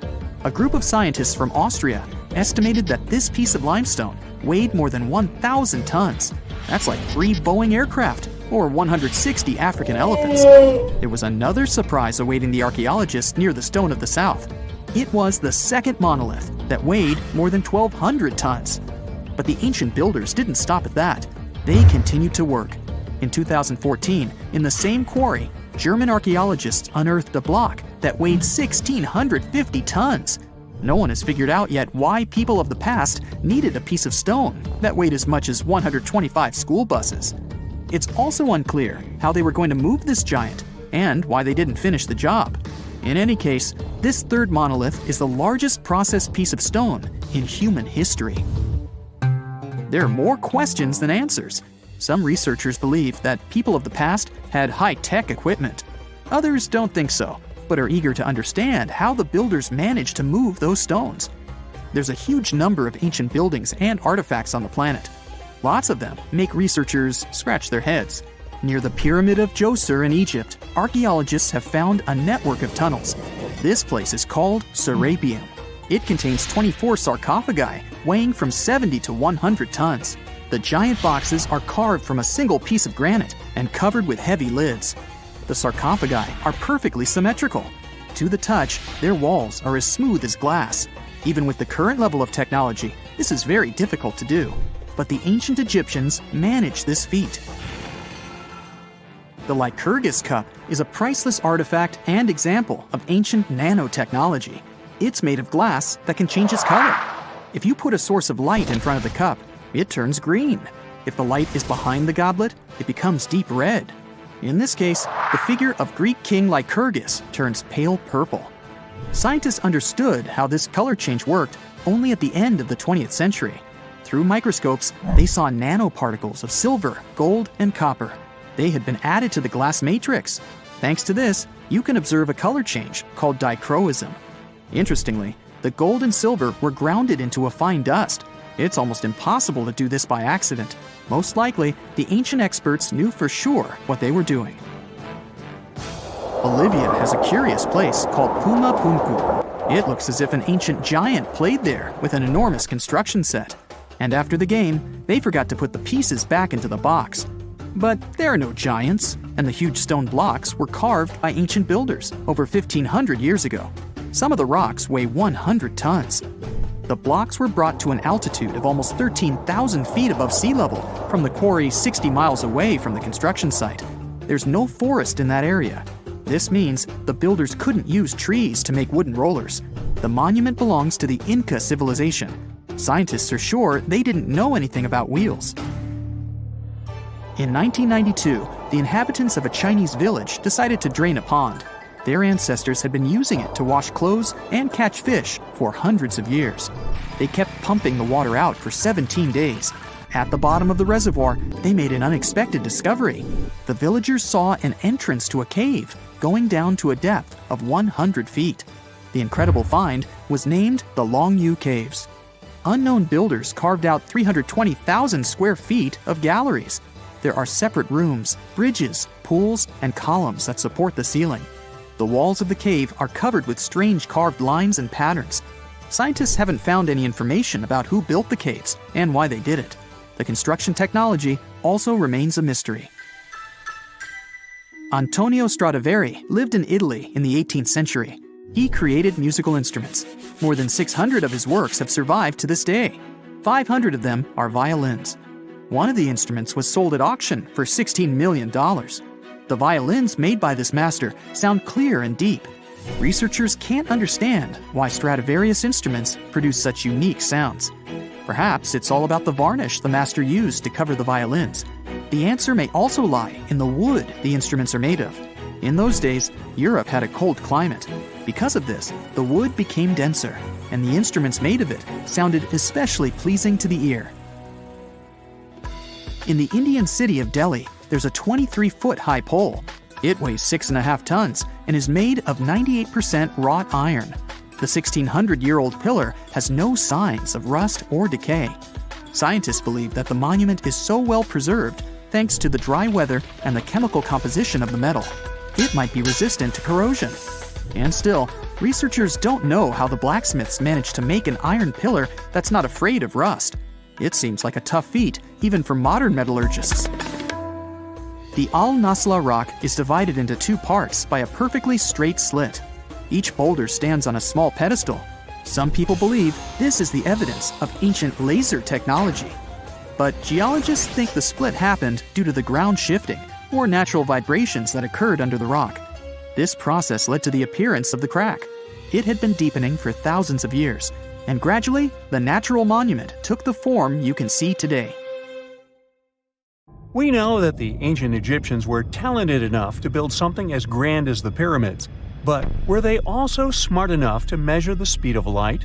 There's a theory circulating online that says exactly that. If you look at these two numbers, you'll see that they match completely. The first one is the speed of light in a vacuum measured in meters, and the second one is the latitude of the Great Pyramid of Giza. So, was it done on purpose, or is it just a coincidence? Well, happily, we can tell you that it's actually just a coincidence, not another conspiracy thingy. The Great Pyramid is just one of the many places in the world that share the same latitude. And more importantly, even if the ancient Egyptians had somehow measured the speed of light and chosen to keep it a secret from the rest of the world, they wouldn't have used meters to put it down. Meters were only defined at the end of the 18th century. The builders of the pyramids used a different unit of measure called cubits. 1 cubit is equal to 1.5 feet. Cubit was based on the length of the arm from the elbow to the tip of the middle finger, and it became popular in the ancient world. So if they wanted to impress the rest of the world and set the pyramids at a point that matched the speed of light in cubits, they would have to build their iconic constructions somewhere in Europe. And then the Danish astronomer who first measured the speed of light in 1676 would have been really upset to know that someone had done it centuries before him. So, although they were ahead of their time in many aspects, the ancient Egyptians never measured the speed of light or used longitude and latitude to map their locations. The base of the Great Pyramid of Giza might seem like a perfect square, but it's actually an 8-sided structure, not 4-sided. Each of its 4 sides has a subtle concave indentation that splits it evenly from base to tip. The official version is that a British pilot was the first to notice it in 1940 while flying over the pyramid. He took a photograph that showed shadows highlighting these indentations. Some people think these lines are only visible from above, and can best be seen at dawn and dusk during the spring and autumn equinoxes. This has led to a freaky theory that the ancient Egyptians might have designed the pyramids to communicate with something looking at them from above. Now, the Great Pyramid is one of only 3 pyramids that used to have a swivel door. It weighed around 20 tons, but they could still easily open it from the inside. Its precise fit made it nearly invisible from the outside, with no visible latch or handle. There were only slight variations in the exterior stone that gave out an opening. The other 2 pyramids with similar doors belonged to Khufu's father and grandfather. The Great Pyramid also has a hidden void at least 100 feet long that was only found in 2017. We still don't know what lies within the space, what purpose it served, or if it is the only space of its kind. Researchers used the same tech to see through cathedral walls, Mayan pyramids, and even volcanoes. It depends on a natural shower of subatomic particles called muons. They pass more easily through empty space than through solid materials. So if they arrange multiple muon detectors around a structure, scientists can map out its solid and empty areas. A team of scientists placed muon detectors inside the Great Pyramid and allowed them to gather data for months. Scientists have analyzed samples of the mortar used to build the pyramids many times. Although we know its composition, modern technology still can't replicate it. The mortar is mostly made from processed gypsum, but it wasn't used like the cement we use for bricks today. Instead, they used it to support the joints between the massive stones as they were set in place. The estimated amount they needed to construct the Great Pyramid was around 500,000 tons of mortar. The gypsum mortar is stronger than the stones themselves and has held up for thousands of years. Now, all 4 sides of the Great Pyramid are aligned with the cardinal points – north, south, east, and west. According to geologist and engineer Glenn Dash, the alignment is accurate to within 4 minutes of arc, or 1/15th of a degree. The architects managed to achieve this without modern tools like drones, blueprints, or computers. Many researchers try to explain this construction miracle. Maybe they used the pole star or the sun's shadow. Dash recently proposed a new, simpler idea. The Egyptians might have used the autumnal equinox to align the pyramids. It happens twice a year when the Earth's equator passes through the center of the sun's disk, making day and night nearly equal in length. To test his theory, Dash conducted an experiment on the 22nd of September 2016, the first day of the fall equinox. He used a special rod the Egyptians had to cast a shadow and tracked its tip at regular intervals, forming a smooth curve. By connecting 2 points of the curve with a taut string, he created an almost perfect east-west line. Dash noted that on the equinox, the shadow's tip runs in a straight line, nearly perfectly east-west, and with a slight counterclockwise error. There's a similar error in the pyramids. Although his experiment was conducted in Connecticut, Dash believes that the same method would work in Egypt. All the ancient Egyptians needed was a clear, sunny day. They could determine the fall equinox by counting 91 days from the summer solstice. But they left us few clues, and no engineering documents or architectural plans have been found that explain their methods. So they might have mapped shadows, but it's not definite. Now, scientists have long wondered how heavy stone blocks were carried to the pyramid sites, and they might finally have an answer. A research team from the University of North Carolina, Wilmington, has discovered that 31 pyramids are likely to have been built along a long-lost ancient branch of the River Nile. It's now hidden under desert and farmland. For many years, archaeologists have thought that ancient Egyptians must have used a nearby waterway to transport materials, equipment, people, and whatever else they needed to build the pyramids on the river. But up until now, they weren't certain of the location, shape, size, or proximity of this waterway to the site of the pyramids. The group of researchers used radar satellite imagery, historical maps, geophysical surveys, and sediment coring to map the river branch. They believe it was buried by a major drought and sandstorms thousands of years ago. The team managed to go below the sand surface and get images of some hidden features thanks to radar technology. They found hidden rivers and ancient structures running at the foothills of where most of the ancient Egyptian pyramids lie. The discovery of this extinct river branch helps explain the high pyramid density between Giza and Licht. in what is now an inhospitable area of the Sahara Desert. Now, Egypt isn't the only country with the most pyramids in the world. The champion's title here goes to its southern neighbor, Sudan. It has between 200 and 255 pyramids, compared to Egypt's measly 138. They were built by members of the Kingdom of Kush, an ancient civilization that ruled the lands along the Nile River many years ago. They started erecting pyramids around 500 years after the Egyptians had stopped doing it. Their pyramids are much smaller than the Egyptian ones, but were built for the same purposes. Archaeologists are still working to find out how the pyramids in the Sudan were built, how long it took to complete them, and what happened to their society. Imagine you could spend an entire week scanning ancient ruins and taking photographs of the world's most surreal archaeological sites. Would you be up for it? So, let's do some digging. The first stop on your busy itinerary is Southeast Asia. It's home to some pretty cool ruins. You start in Bagan, located in the hinterlands of Myanmar. There are many ways to visit the site, and you're glad you've booked 2 different experiences. The first one is a hot air balloon trip at sunrise. Right before dawn, you board the balloon, and as soon as the sun starts to appear on the horizon, you begin your flight over the marvelous area. As the sun rises, it glistens on more than 2,000 conic-shaped golden structures. The hot air balloon ride is quick, but it gives you unparalleled views of all the 40 miles over which the site sprawls. Back on land, you rent a bicycle and roam the village of ruins. Some of them are open and allow you to peep inside. These magnificent ruins were built between the 11th and 13th century CE and were mainly places of worship. There were originally over 10,000 buildings, but they were gradually deteriorating over time due to earthquakes. Thankfully, the site became a UNESCO World Heritage Site back in 2015 and has since been preserved. Up next, you catch a flight to Cambodia. You take some time to visit Angkor, the world-famous archaeological site nestled deep within the jungle. Good thing you've brought bug spray with you. The city of Angkor was once the capital of the Khmer Empire from the 9th to 15th century.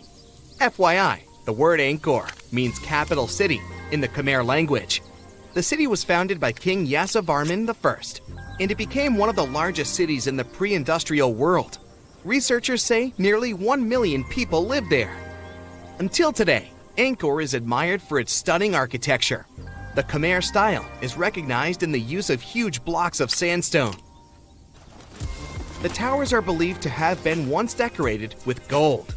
But today, the site is a maze of vine-covered temples. The city was abandoned in 1431 and wasn't rediscovered until the 1840s. Oh, and just so you know, this is also a UNESCO Heritage Site. It became one in 1992. In case you want to brag to your friends about your culturally rich adventures in the future. Now, your trip continues in Egypt. You're here to visit the Karnak Temple in the city of Luxor. You opt for the most unusual way to get to Luxor. That is, a boat ride down the Nile River. Leaving Cairo, you head south until you reach the famous ancient city. Luxor was once the capital of Egypt and a true hub of power and wealth. That is why the Karnak complex is such a great archaeological site.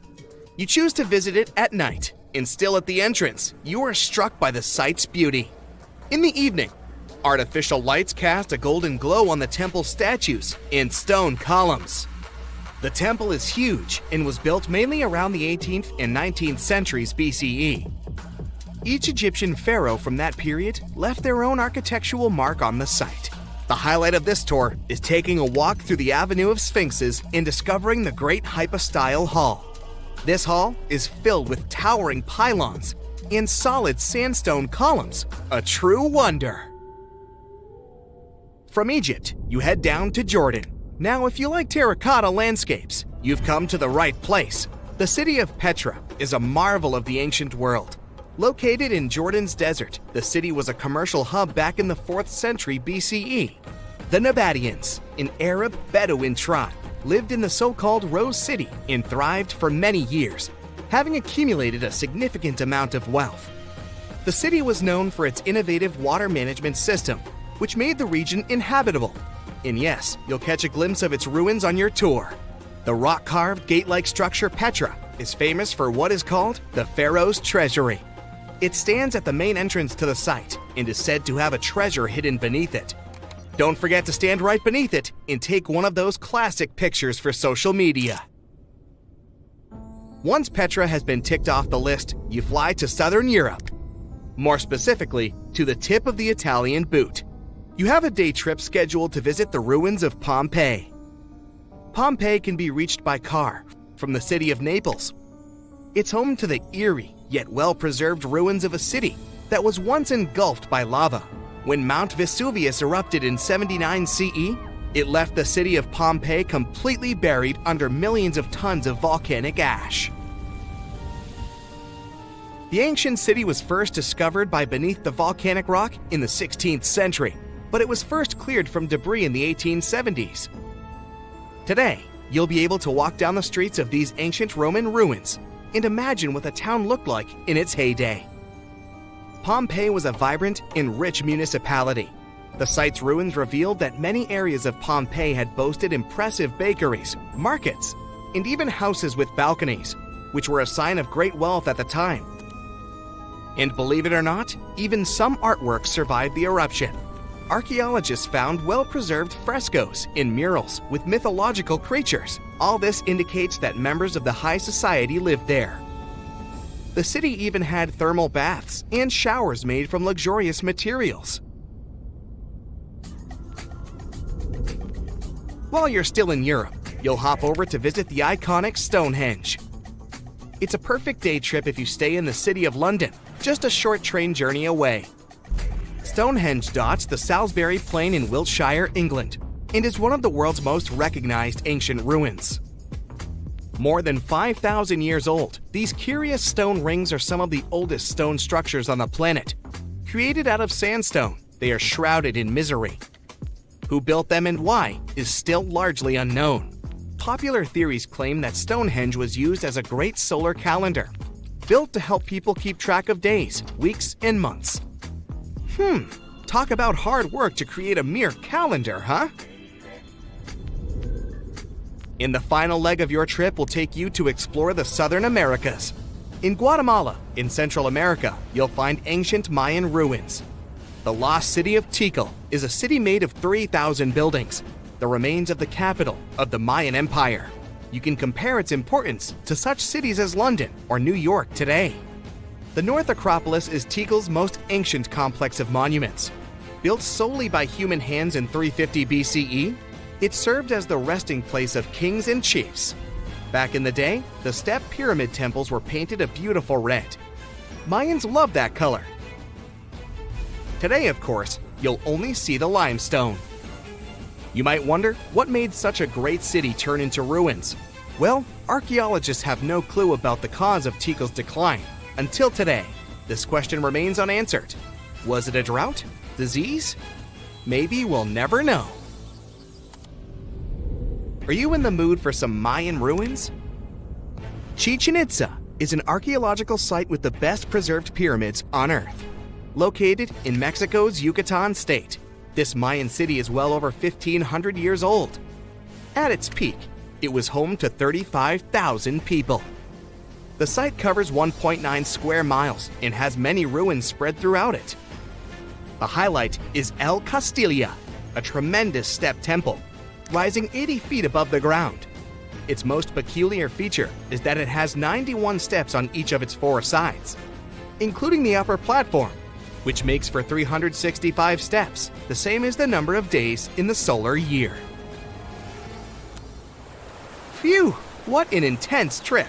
Time to head home now and soak it all in. See you next time. We're in Siberia. It's so cold here that freezing gusts of wind are burning your face. All that white snow seems to be blinding you. This place resembles Antarctica because of the permafrost. Recently, a group of scientists researched one of the local rivers. With the help of a drilling rig, they extracted several samples of frozen soil. The scientists were shocked to find living creatures inside the ice. Later in the laboratory, they realized that the creatures were microscopic multi-celled organisms known as Deloid rotifers. These creatures looked like little worms. Scientists knew that these worms could live in frozen conditions for up to 10 years. But the age of the rotifers found in the ice was about 24,000 years. And after defrosting, they began to reproduce, as if they had been sleeping for several hours, not thousands of years. Further analysis showed that these organisms could stay frozen for hundreds of thousands of years. The rotifers might have lived during the time when people didn't invent the wheel yet. And this isn't their only superpower. Deloid rotifers are among the most radioactively resistant animals on Earth. They can survive in places where there's no oxygen and water. They can also stay alive in areas with high acidity and can live without food and water for a long time. By the way, these are not the only creatures that are known for living for thousands of years. Particular types of moss and some microorganisms are also almost immortal. Nematodes, also called roundworms, are some of the most adaptive varieties of worms in the world. Imagine the Eiffel Tower standing tall and proud. And now, let's make it 10 times higher and place it underground. Exactly at this depth, many thousands of feet under the surface, scientists discovered these creatures. There's no sunlight and almost no air in this place. And since it's much closer to Earth's core than the surface of our planet, the temperature here is higher than in the middle of the hottest desert. Millions of tons of soil above create insane pressure.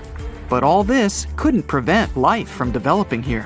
When roundworms run out of air, food, or when the temperature becomes too high, they get into a unique state of stasis, or deep hibernation.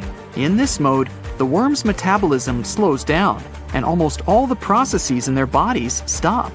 The creatures can sleep for a very long time, and only wake up when the environment becomes more livable. By the way, you don't have to go so deep underground to find these creatures.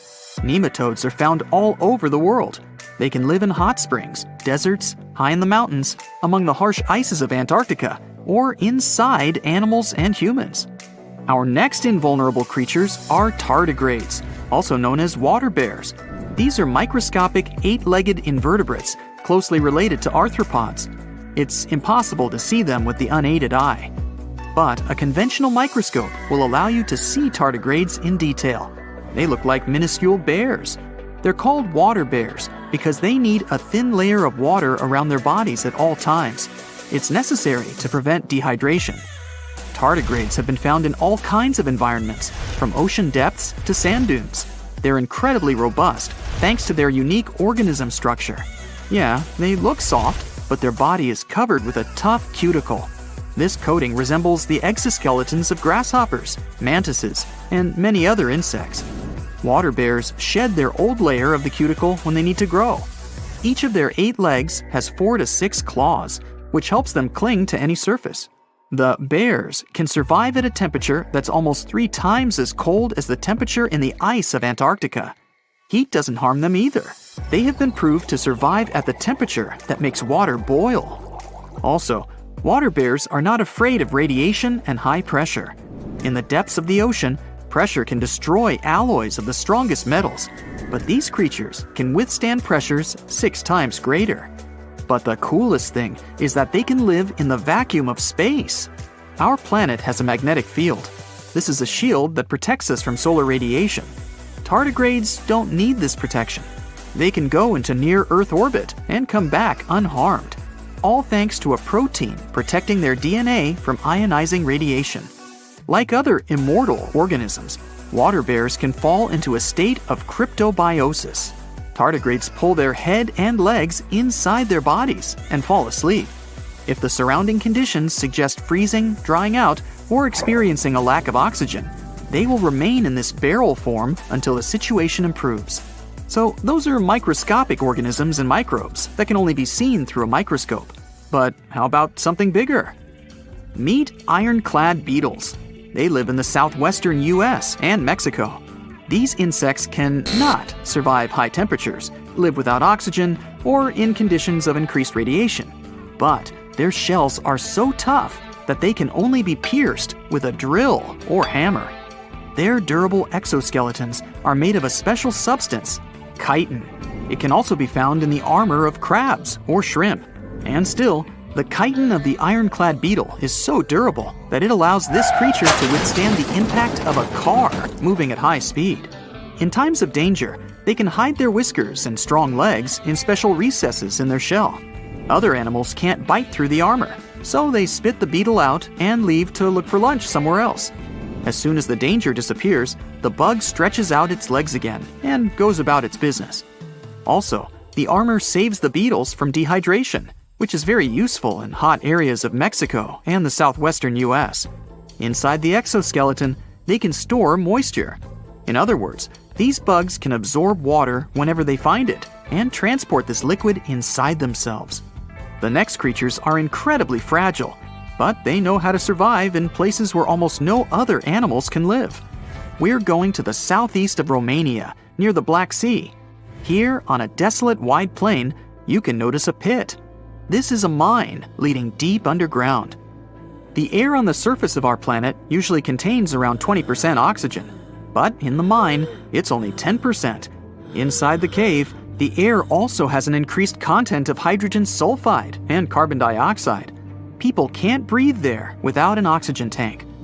We can probably say that the water and air there are poisoned. Almost no animals would be able to survive here. Still, 48 species of living organisms have been found in this cave. 33 of them are newly discovered species. And they aren't the only microbes or bacteria that can't be seen without a microscope. Something bigger lives here. Strange white snails crawl over the walls of the mines. Transparent shrimp and a bunch of unknown kind of leeches swim in the water. White centipedes with huge whiskers and creepy white spiders run on the ground. And they all have been growing here for almost 5 million years. You might notice a water scorpion and another unidentified species of this animal. It doesn't look like its relatives living in hot sands or tropical forests. No living creature here looks ordinary at all. All animals are either white or transparent. They have no eyes, but are equipped with long paws and antennae whiskers that help them navigate in this dark space. The deeper you go into the cave, the less oxygen the air contains. But the number of living organisms is increasing. The air is filled with methane and carbon dioxide. All the inhabitants of this cave have never seen the light of the sun and have never gone out of the darkness. It seems impossible to survive in such conditions where plants don't produce oxygen. The answer to the question of their survival is hidden in a small lake. The surface of the water is covered with strange foam. If you look closely, you can see that this white substance is alive. It resembles soft, wet paper that is easy to tear. The thing is billions of living organisms, bacteria called autotrophs. There's much more carbon dioxide in the cave than there is outside, and these bacteria, like plants, absorb it. But they don't do this with the help of photosynthesis, which means they don't need sunlight. They use water for chemosynthesis. What these bacteria secrete is food for other bacteria, and these other bacteria are food for bigger creatures. A unique food cycle that you can't find anywhere else on the planet only exists here. Unlike many other ancient Egyptian burial grounds, King Tutankhamun's tomb stayed hidden and free of unwanted thieves for 3,000 years. One reason was that the tomb was smaller than average and tucked away in a place called the Valley of the Kings. This area was already being extensively explored by the time they stumbled upon Tut's spot. The entrance was all covered in debris from building a nearby tomb, which must have also helped keep it a secret. There were also 0 writings or signs on the outside of the tomb. Time passing also played a part in keeping it in amazing shape until the 1920s, when a man named Howard Carter finally made it in. But was Carter that big of a hero? Some recent findings say he might have been sneakier than initially thought. People used to think Carter wasn't just a glorified treasure hunter, he was a true archaeologist. Before Tut, he had been on a relentless quest for Egyptian artifacts. He discovered his interest in these unusual objects when he was a child, and soon started drawing the sculptures and inscriptions that were found in ancient tombs. After stumbling upon the remains of King Tut, Carter spent a decade recording and processing all sorts of objects, like golden thrones, chariots, and statues from Tut's tomb, shipping them down the Nile to Egypt's museum in Cairo. Well, at least that was the official story. More recent discoveries claim that not all of the objects made it to Egyptian officials. A secret letter seems to uncover Carter's little 10 for them, 1 for me policy. The letter in question was sent to Sir Alan Gardner, a philologist and friend of Carter's, dated from 1922. In these writings, Carter mentioned having found the tomb and was asking his buddy for some advice. In another letter from 1934, Gardner seems to be thanking Carter for an amulet, which was sent to him as a thank you gift. Carter was adamant that it didn't come from Tut's tomb, but evidently it did. Even the British director of the Egyptian Museum was onto Carter's sneaky endeavors, but couldn't prove it. He compared Gardner's amulet to others from Tut's tomb, and lo and behold, they were a perfect match. Gardner was so disappointed to have been put in such a sticky situation that he vented to Carter in another letter. Deciding to be a good friend, Gardner didn't throw the famous archaeologist under the bus. Instead, he advised Carter to take those stolen goods back to Cairo, just like he'd advise you to like this video and subscribe to the Brightside channel for more amazing videos on the most unique topics in history. It's not the only shady piece of information on Carter's post-discovery behavior. In 1947, a man named Alfred Lucas, who used to work with a controversial archaeologist, gave some information in an obscure journal in Cairo. He claimed that Carter sneakily cracked open the burial chamber door himself. Then he sealed it back up like nothing had happened before the official uncovering. Now, why would he do that? Well, the same theory suggests that Carter and his crew might have entered the tomb early so they could get their hands on some ancient goodies. Obviously, these people couldn't risk having such objects sold while they were still alive, but made sure they were auctioned off after they passed. Carter, though, never confessed to anything. He made no official denial either, but the Egyptian government couldn't risk any more mysterious disappearances, so they prohibited him from entering the tomb for a while. Some have connected this apparent stealing to the curse of King Tut. If you've never heard of it, know that it became quite the scary tale soon after King Tutankhamun's resting place was uncovered. It claimed that anyone messing with the tomb of the boy pharaoh would face some serious bad luck.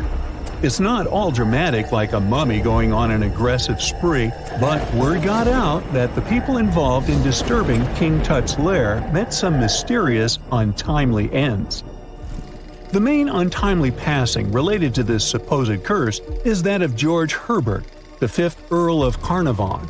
He was this British aristocrat who helped fund the search for the tomb. He passed away just a year after the tomb was opened. Now, people love to call it mysterious, but it turns out that Herbert was already in pretty bad shape health-wise when he got to Cairo, and he ended up getting taken down by a regular disease. Now, let's talk numbers.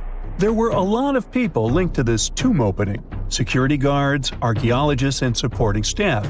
And sure, a few of them did pass not long after the tomb started receiving visitors. As much as we'd like this curse to be true for the sake of, good storytelling, statistically, if you have a bunch of people connected to opening a tomb, you'd expect some passings just by random chance. The average lifespan for those supposedly targeted by the ancient curse was more than 20 years after the spell was supposed to kick in. Herbert's daughter even lived until the 1980s, that's half a century later. And Howard Carter himself lived until 1935, a solid 16 years after the big reveal. Some have suggested that the whole curse was nothing more than a careful PR strategy. You see, when Tut's tomb was found, Howard Carter wanted to make a priority out of keeping nosy reporters away. So he might have come up with a curse hanging over anyone entering the boy king's resting place. But what was stolen from King Tut's tomb anyway? Well, some jewelry to begin with. It might have been snatched by Howard Carter himself, according to a French specialist. He did some intensive research by looking at old pictures taken from inside the tomb back in the 1920s. He compared those images to various objects from museums and auction houses. He soon started to piece together the whereabouts of some of Tut's jewelry. First up, there's this collar that used to be on Tut's chest. It was all broken into pieces, and some parts went via Carter to the Nelson Atkins Museum in Missouri. Meanwhile, other bits ended up on a necklace owned by some unnamed people who tried to sell it in 2015 but failed. Even the Nelson Atkins Museum agrees, as they've confirmed the information on their website. Then there's a headdress piece. Some beads from it that once belonged to Tut apparently got stolen by Carter too. They were also strung into a necklace and are now being held at the St. Louis Art Museum. Another fancy collar made out of glazed ceramic magic spent some time at the Met, far away in New York. Thankfully, it was sent back to Egypt a bit over a decade ago. This seems to have been, as you'd expect by now, also stolen by Carter. Missing artifacts aside, King Tut still gave a ton of amazing objects that helped us learn more about this incredible ancient culture. Starting with the famous burial mask. It's this massive 21-inch gold art piece with semi-precious stones and glass paste. It weighs 22 pounds and showcases the boy pharaoh with a long beard and a headdress with a cobra and vulture.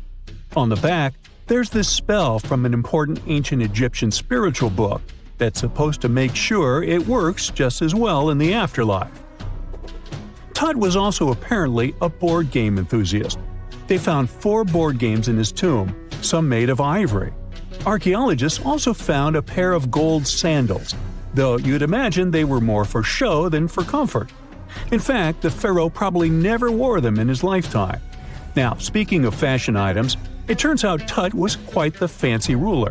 They even found a mannequin in his tomb that was used to pick out, adjust, and store his outfits and jewelry.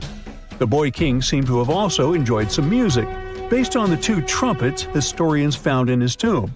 Though they were played back in 1935 in a BBC broadcast, the instruments are today considered too fragile to be maneuvered. Okay, what if I tell you that the extraterrestrials we all imagine as little green men may actually look like very normal Earthlings and chill in Europe? This is the Iberian Peninsula, and people living there are under suspicion. Ooh. Here's the reason. Somehow, parts of the most important artifacts that the Iberian civilization called Treasure of Valena are made of metal that simply can't be found on Earth, because it's metal from a meteorite. Now let's tackle this step by step. This is the artifact itself, and it's composed of 59 different objects. Bowls, bottles, and bracelets. Is there a pattern there with all those bees? In total, the find weighs around 20 pounds, of which 18 pounds are 23.5 karat gold. Now, if you're not a metal specialist, I'll clarify it for you right away. For comparison, 23 karat gold is 95.8% pure gold, so 23.5 karat is even purer. The remaining percentage goes to other metals to help add strength and durability to the precious alloy. There was also silver, iron, and amber in that set. The artifact could have been pretty straightforward, but for these 2, let's call them imposters. Look at this wrought iron bracelet and this hollow hemisphere. Can you see that? Those rusty lines on the hemisphere and the overall weird color of the bracelet do stand out, since everything else is made of purest gold. This all started back in 1963, when a researcher noticed a dark leaden metal among the shiny bowls and bottles. The metal was shiny in some areas and covered with a ferrous-looking oxide that was mostly cracked. Now, just so you understand, gold does not usually act this way. Gold is one of the least reactive of all metals, so it won't even tarnish, let alone rust. To figure out where this suspicious iron came from, researchers turned to mass spectrometry, which checks out the mass-to-charge ratio of molecules. Their findings showed that the nickel in the iron is similar to that found in meteoritic iron. Simply put, the bracelet and the hemisphere are of extraterrestrial origin. Ooh. Now, the exact age of the trove is hard to determine, yet it's crucial. We need to know the exact age to see if it coincides with the start of the Iron Age in the Iberian Peninsula. If it does, then no further questions here. But if it doesn't, well, it's, at the very least, weird, if not suspicious. So there's this three-age system. It comprises the Stone Age, then the Bronze Age, and then the Iron Age. The Stone Age is of no importance here, so let's compare the Bronze and the Iron Ages. The Bronze Age began when it was realized that combining copper and tin produced a material that was more durable than either metal alone. This era was all about major upgrades in tools and weapons, but two standout inventions were writing systems and the wheel. Then came the Iron Age. This time was all about slowly bringing iron into everyday life. Iron was way easier to shape into cool designs than bronze. Now this was a big deal, because iron, especially transformed into steel, provided significant improvements in all aspects of life. Tools became lighter, cheaper, and stronger compared to their bronze equivalents. You get it? Good. So researchers have long debated whether the treasure dates back to the post-Argaric era or the latter part of the Bronze Age. The most recent study claims that those artifacts were created in 1400 to 1200 BCE, and something really doesn't add up. First off, the Iron Age began around 500 years after these artifacts were crafted. Plus, ancient craftsmen couldn't know back then how to work with metals that landed on Earth approximately 1 million years ago. And while the dates are really hard to explain, there is a logical explanation for the craftsmanship. The theory here is that those metal workers simply had access to the fallen meteorite, and thus, they could study it well and discover its properties before using it for decorative purposes.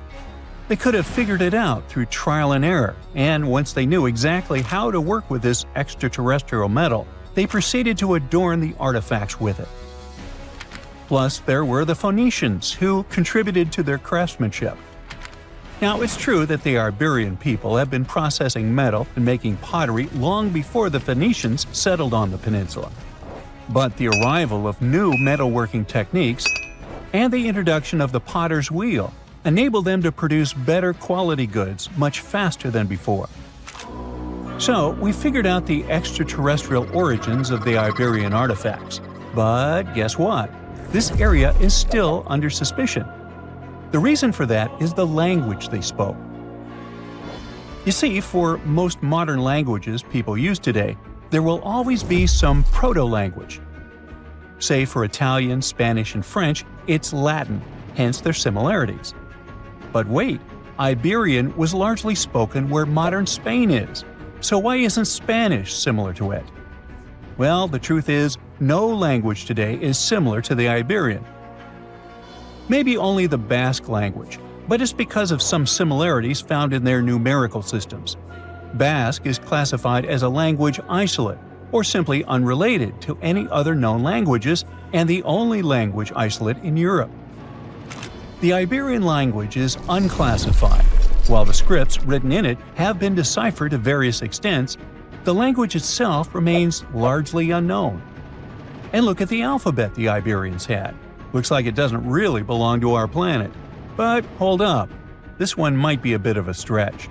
When the Phoenicians came to the peninsula, they brought along their alphabet to the Iberians. But honestly, the Iberians probably weren't keen on just copying someone else's writing system, so they tweaked it until it looked completely different. Let's just say they took some inspiration and ran with it. While linguists can guess to some extent how most characters sounded, actually translating the language is still completely impossible. The Iberian language was non-Indo-European and faded away over 2,000 years ago. And there aren't any similar languages left to help us out. Super frustrating, right? Yeah. We got over 2,000 Iberian inscriptions from tombs, coins, potteries, lead plates, and even cave wall carvings. But aside from a handful of words, we're totally in the dark about what they mean. Now, if we could understand their language, we might have learned that they were great thinkers and all, but we can only contemplate the works of art they left. Iberian culture has a lot of amazing stuff made by talented artisans. We're talking about not just metalwork and ceramics, but also detailed sculptures, textiles, jewelry, and other personal bling. But here's the catch. Making all those luxury items depended a lot on a big farming class. At the heart of Iberian society, most folks were involved in farming and taking care of livestock.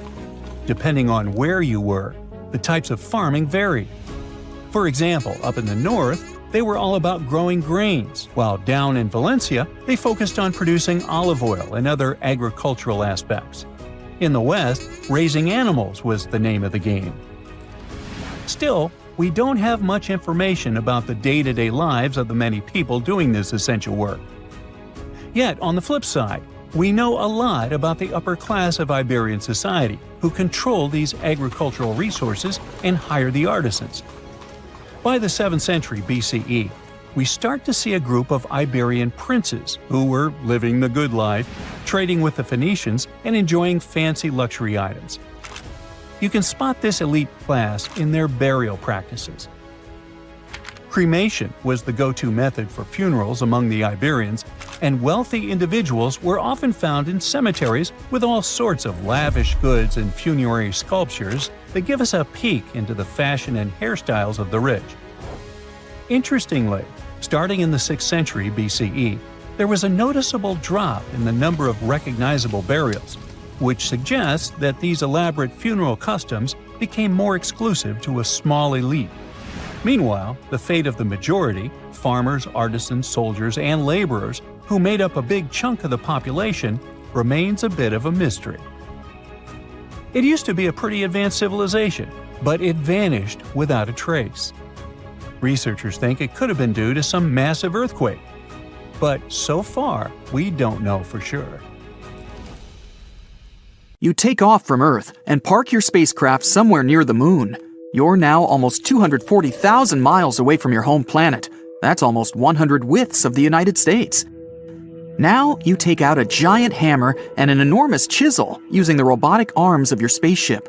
You place the chisel at the Earth's North Pole and strike its head with the hammer. Earth splits open like an eggshell, and you see it, another planet. It's Theia, and it's hiding inside our planet like a yolk in an egg.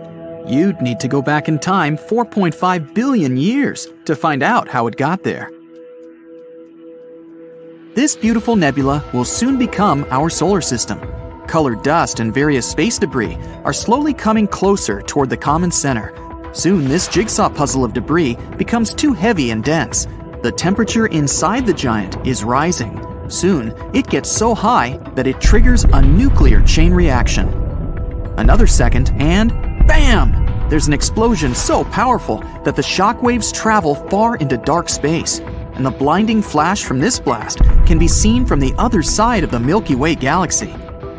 When the dust clears a little, you can see that a bright light is still shining at the very center of the explosion. This newborn star is the Sun. It weighs as much as 333,000 Earths. If the Sun was a bucket, you'd need 1.3 million Earth-sized planets to fill it. You're interested in a small object over there, 93 million miles away from the Sun. This pile of rocks and hot lava is Earth. Right now, the planet is busy forming its core, while the oceans of lava are gradually cooling down. But a few tens of million years after the Sun's birth, you notice a strange object hurtling toward Earth. It's Theia. This small planet was born at about the same time as Earth, and now it's following a crazy spiral trajectory at enormous speed. Scientists believe Theia was kind of a ball Jupiter and Venus played with. Venus was pulling Theia in one direction, then Big Brother Jupiter pulled it back. But the Sun makes up 99.8% of the mass of the entire solar system.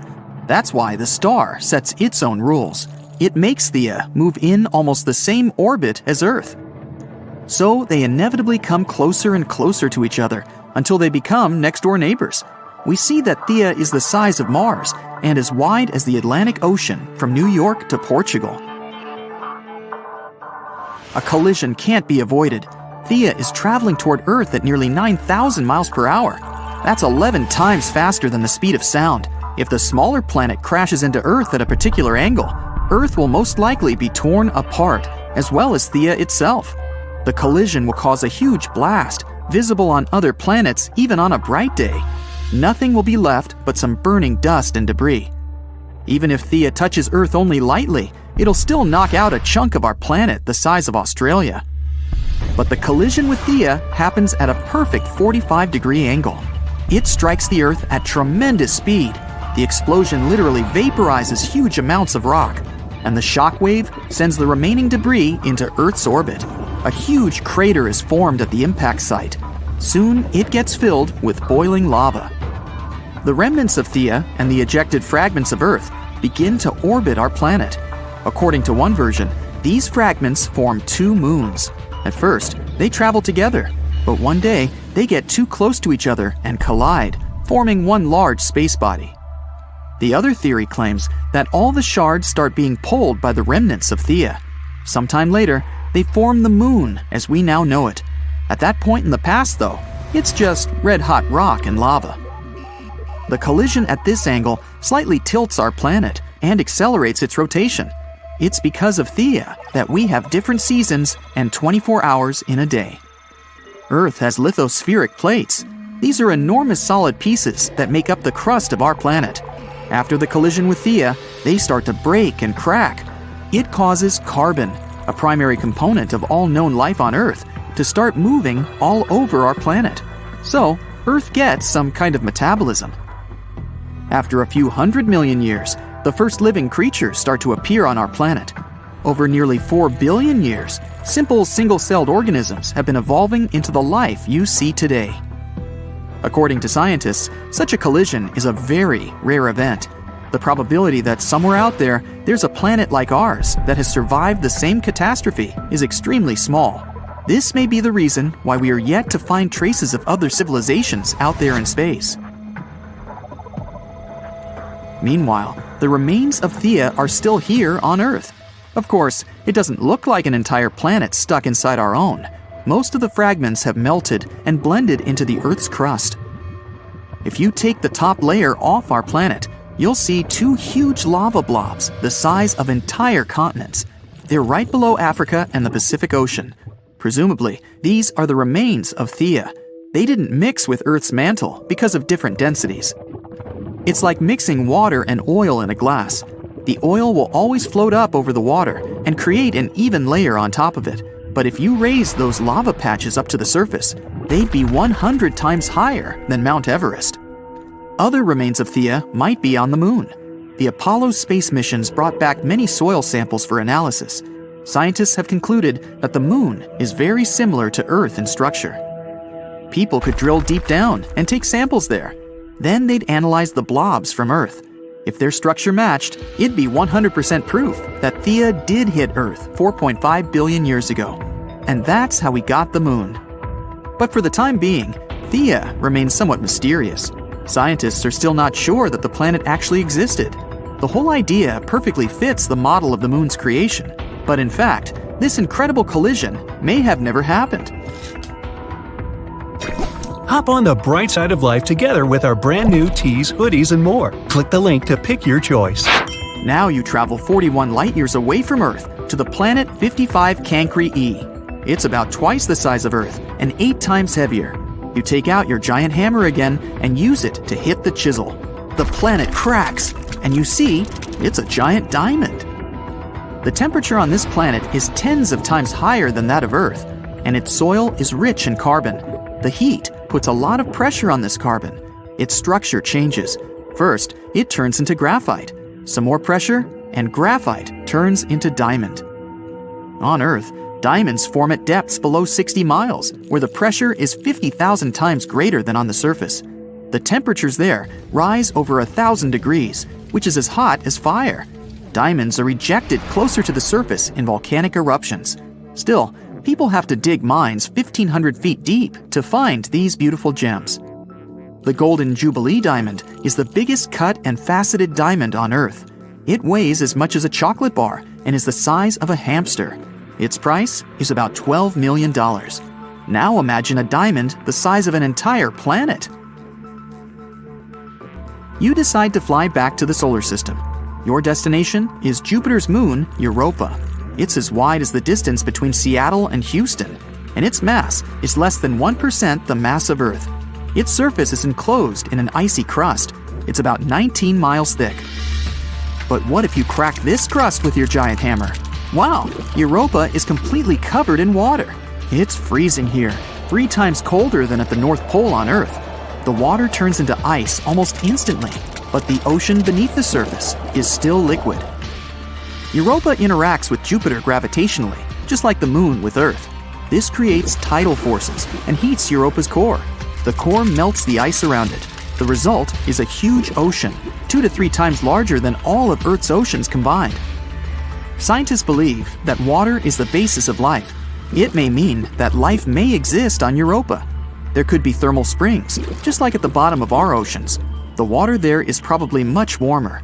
And even though the pressure and temperature in such places are likely to be extreme, simple bacteria may live there. Europa is almost the same age as Earth. This means there has been enough time for living organisms to appear and evolve. Who knows?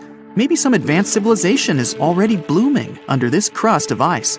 They may be building big cities and dreaming of conquering space right now. But the only thing people can do at the moment is send a probe to Europa and find out if life is possible there. Wow! Scientists have found a lost city beneath Egypt's pyramids. And it's incredibly large, bigger than the biggest target you can imagine. Underground chambers, passageways, and vertical structures. Scientists have no idea what purposes they serve. But let's start from the very beginning. Italian and Scottish scientists studying the Pyramid of Khafra discovered something that looked like secret tunnels under 3 pyramids. This find might change what we know about ancient Egypt.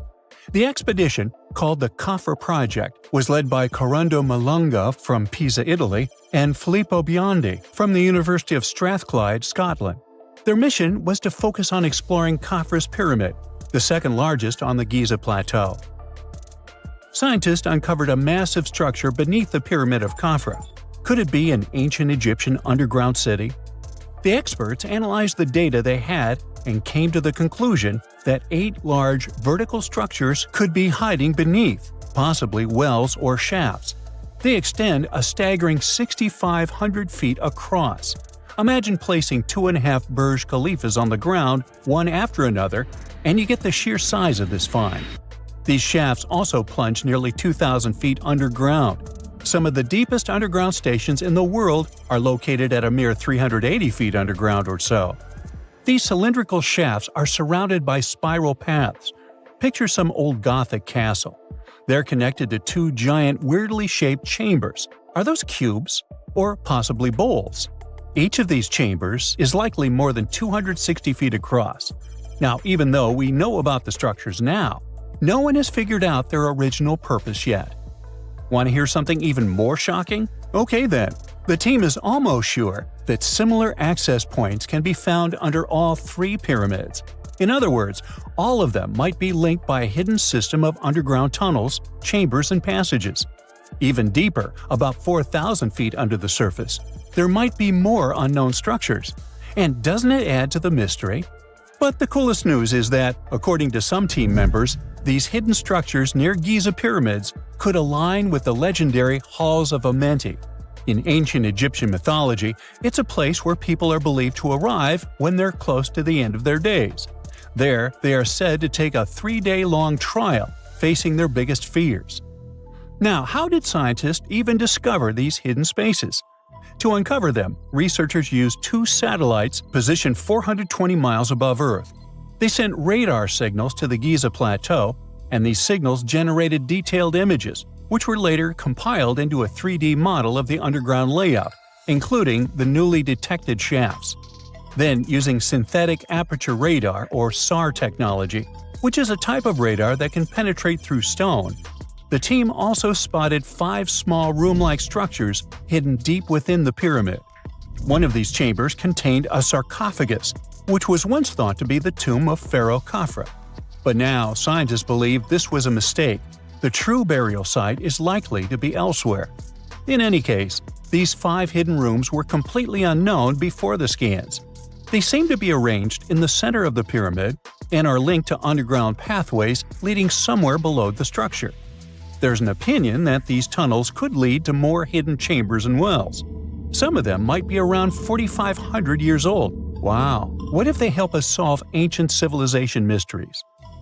Preliminary data suggests that all this underground space can be much more than a few empty chambers. There might be many more hidden structures near the Giza pyramids. How come? Well, the thing is, the structure appears to include hollowed-out sections with spiral pathways leading even deeper underground. Refining the images hinting at this could reveal an extensive subterranean network. It might be a whole city hidden under the surface. Now, despite the excitement surrounding these findings, there are also a lot of people who don't believe in the existence of the underground city. They're skeptical about the archaeological discovery in Egypt due to the lack of peer-reviewed verification. That's why several archaeologists and radar experts have challenged the validity of the claims.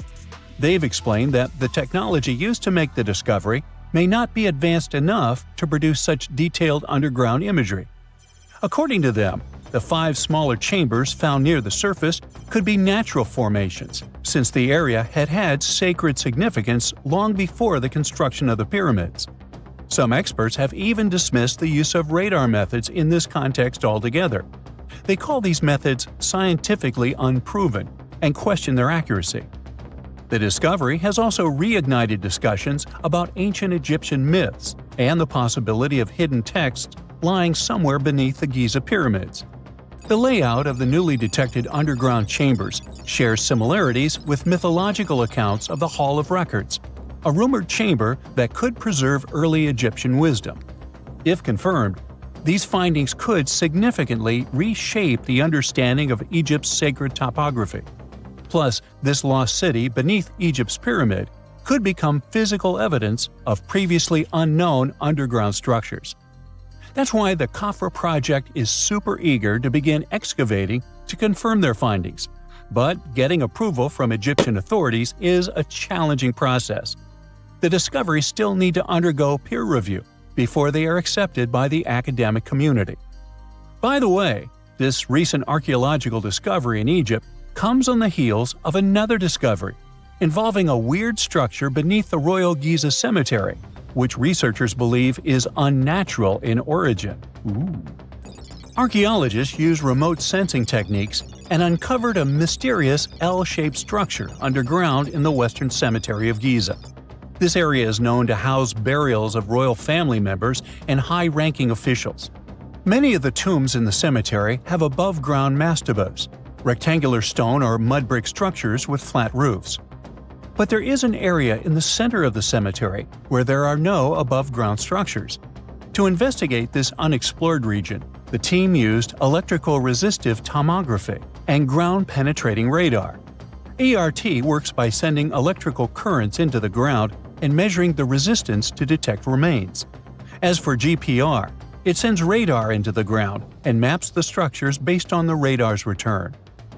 The team found an anomaly about 6.5 feet beneath the surface. It appeared to be an L-shaped structure measuring at least 33 feet in length.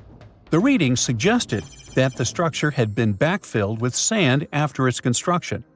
This made the team hypothesize that it could be a mix of sand and gravel, or possibly an air void. This anomaly was classified as a highly resistive structure, which meant it didn't occur naturally. Motoyuki Sato, the study's lead author and professor at Tohoku University in Japan, claims that the structure is not a natural formation due to its sharp shape. Another weird thing about ancient Egyptian pyramids is that historians have long believed that they were built primarily for royals and high-status individuals who had the wealth and power to create such massive structures. However, new research from the archaeological site of Tombos in modern-day Sudan challenges this assumption. The thing is, Tombos' pyramid may have served as burial sites for low-status workers as well as elites. The hard-working members of ancient communities may have found their last resting place in some of the most visible monuments, including the pyramids. Located along the Nile River in the ancient region of Nubia, Tombos became part of Egypt after its conquest of the area around 1400 BCE. That's when Egypt established the site to strengthen its colonial control. Workers at Tombos built pyramids, but those were much more modest than the famous pyramids of Giza. The research team reanalyzed 110 human skeletons from Tombos, originally studied in 2012. In particular, they examined the entheses, the areas where tendons and ligaments attach to bones. Such an analysis can give us insights into the amount of physical labor a person performed. When someone does hard labor, their bones often develop distinct crests and ridges at these attachment points due to the stress on the tendons and ligaments. And while some skeletons showed little change in their entheses, suggesting they belonged to individuals from the upper classes, others showed more serious changes. It means they belong to lower-class workers. This finding can totally challenge our earlier understanding of pyramid burials, especially the idea that only elites were buried in the pyramids, because the pyramids themselves were designed for the elite. This recent research may prove that lower-class workers may have found their final resting place in these monumental structures too. We all know some iconic symbols. The Statue of Liberty screams USA. The Eiffel Tower represents Paris. And this mask? Undoubtedly, it's Tutankhamun's, right? Sometimes it feels like historians have squeezed every last drop out of the King Tut story. But guess what? The most obvious details often slip right under our noses. Like the fact that this famous mask didn't actually belong to him, nor was it ever meant for him. Stick with me for the details. Can we get a close-up of that mask? Thanks. See those holes? Yep, they're for earrings. And no, it's not that they had anything against jewelry, but back in ancient Egypt, earrings were typically worn by high-status women or kids. Now, if you know your history, you might say, but Tut was a boy king, wasn't he? You're spot on. He began his reign at just 9 years old. Sadly, that didn't last long as he passed away at a very young age. So when he was 9, he might have worn earrings, but he probably took them off when he hit that no earrings age. Sounds reasonable, right? Actually, not quite. That would have been pretty strange since nobody expected him to pass away young. Certainly not at 9. So no one was preparing a kid's mask for a burial. It's this untimely demise that suggests that the mask used was simply the best option available when Tut passed away. There are more clues pointing to the idea that the mask was found in a hurry. Let's think about this. Even though Tut was mummified and his body could wait a bit, his loved ones wanted him to reach the afterlife ASAP. Some experts even believe the paint in the tomb was still wet when it was sealed. But look at his mask. It's a masterpiece. There's no way it was made in a rush. It's way more elaborate than other simpler cartonnage pieces. The renowned mask of King Tut stands 21 inches tall, adorned with precious stones, and features a golden beard that weighs 5.5 pounds, making the entire mask 22.5 pounds. Okay, I'm a bit confused here. So it seems like it was probably a kid's mask, but it had a beard? I've never seen a 9-year-old with a goatee, and I'm guessing you haven't either. Just think about it. A grown man's face compared to a kid's face. Fun fact for you, our faces pretty much stopped growing at the age of 16, so by 19, Tut would have definitely had the face of an adult man.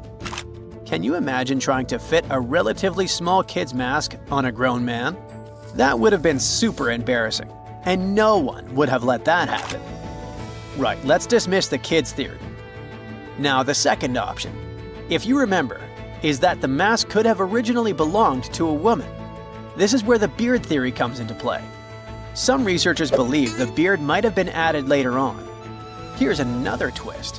What if the mask was actually made for Nefertiti herself, who ended up maskless? In this case, there are two discoveries. Two birds with one stone. For now, it sounds like a conspiracy theory, I know. But let's give it a shot and delve deeper into the details.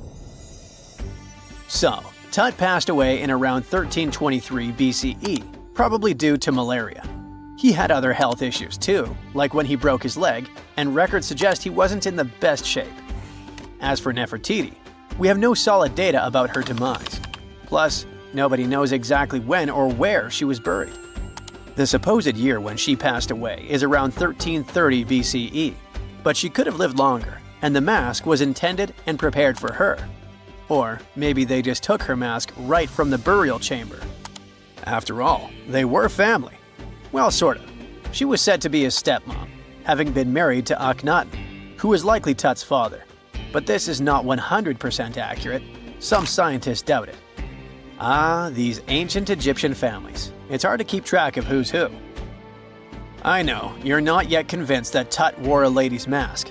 Let me share one more theory with you. Meet Howard Carter, the enthusiastic archaeologist who discovered Tutankhamun's tomb. It was located in the Valley of Kings outside Luxor, and, to everyone's surprise, was nearly intact. When he entered, he noticed something odd. This didn't feel like a pharaoh's burial chamber.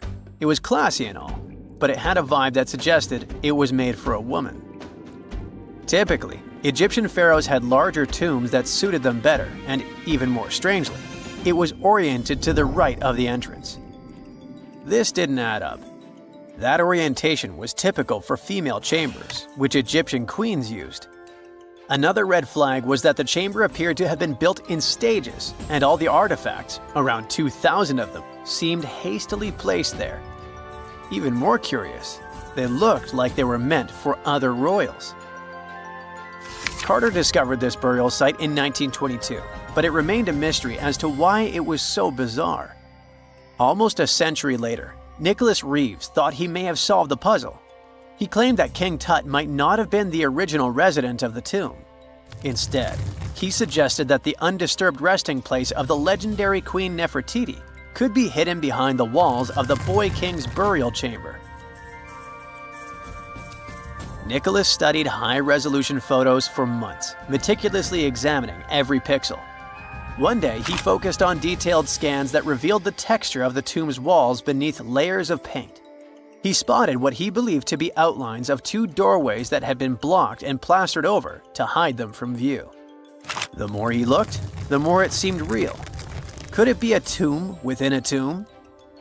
Nicholas theorized there was a hidden storeroom behind the western wall of King Tut's tomb, and his chamber might just be the outermost section of a larger corridor-style network of rooms. It all sounds fancy, but sorry to break it to you, Reeves' theory was debunked. To find out if he was onto something, experts had to use ground-penetrating radar to see the unseen. Reeves' idea was that if there were gaps, it could indicate the presence of additional rooms. And at first, in 2015, one expert even thought he had found a hidden room.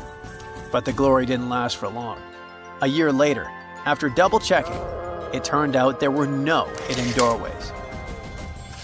By the way, Nefertiti isn't the only legendary woman from Egypt whose burial site remains a captivating mystery. There's a cool legend about Cleopatra that you might enjoy.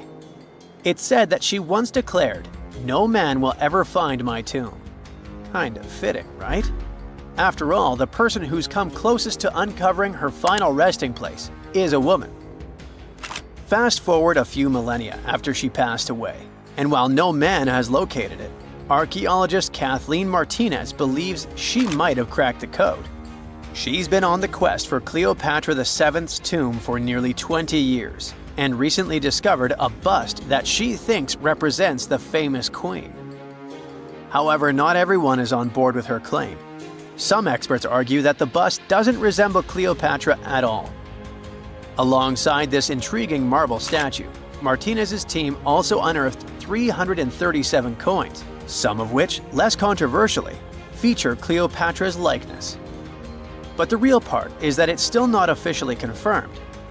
There's no doubt about the existence of the small bust. It's carved from white marble, fits in one hand, and shows a woman wearing a royal crown, according to a translated statement from the Egyptian Ministry of Tourism and Antiquities. The big question, though, is who it actually depicts. While Martinez insists this statue is a representation of Queen Cleopatra VII, many other archaeologists argue that the facial features don't match, suggesting it likely belongs to a princess instead. Sorry, I can't resist the temptation of breaking the magic for a moment.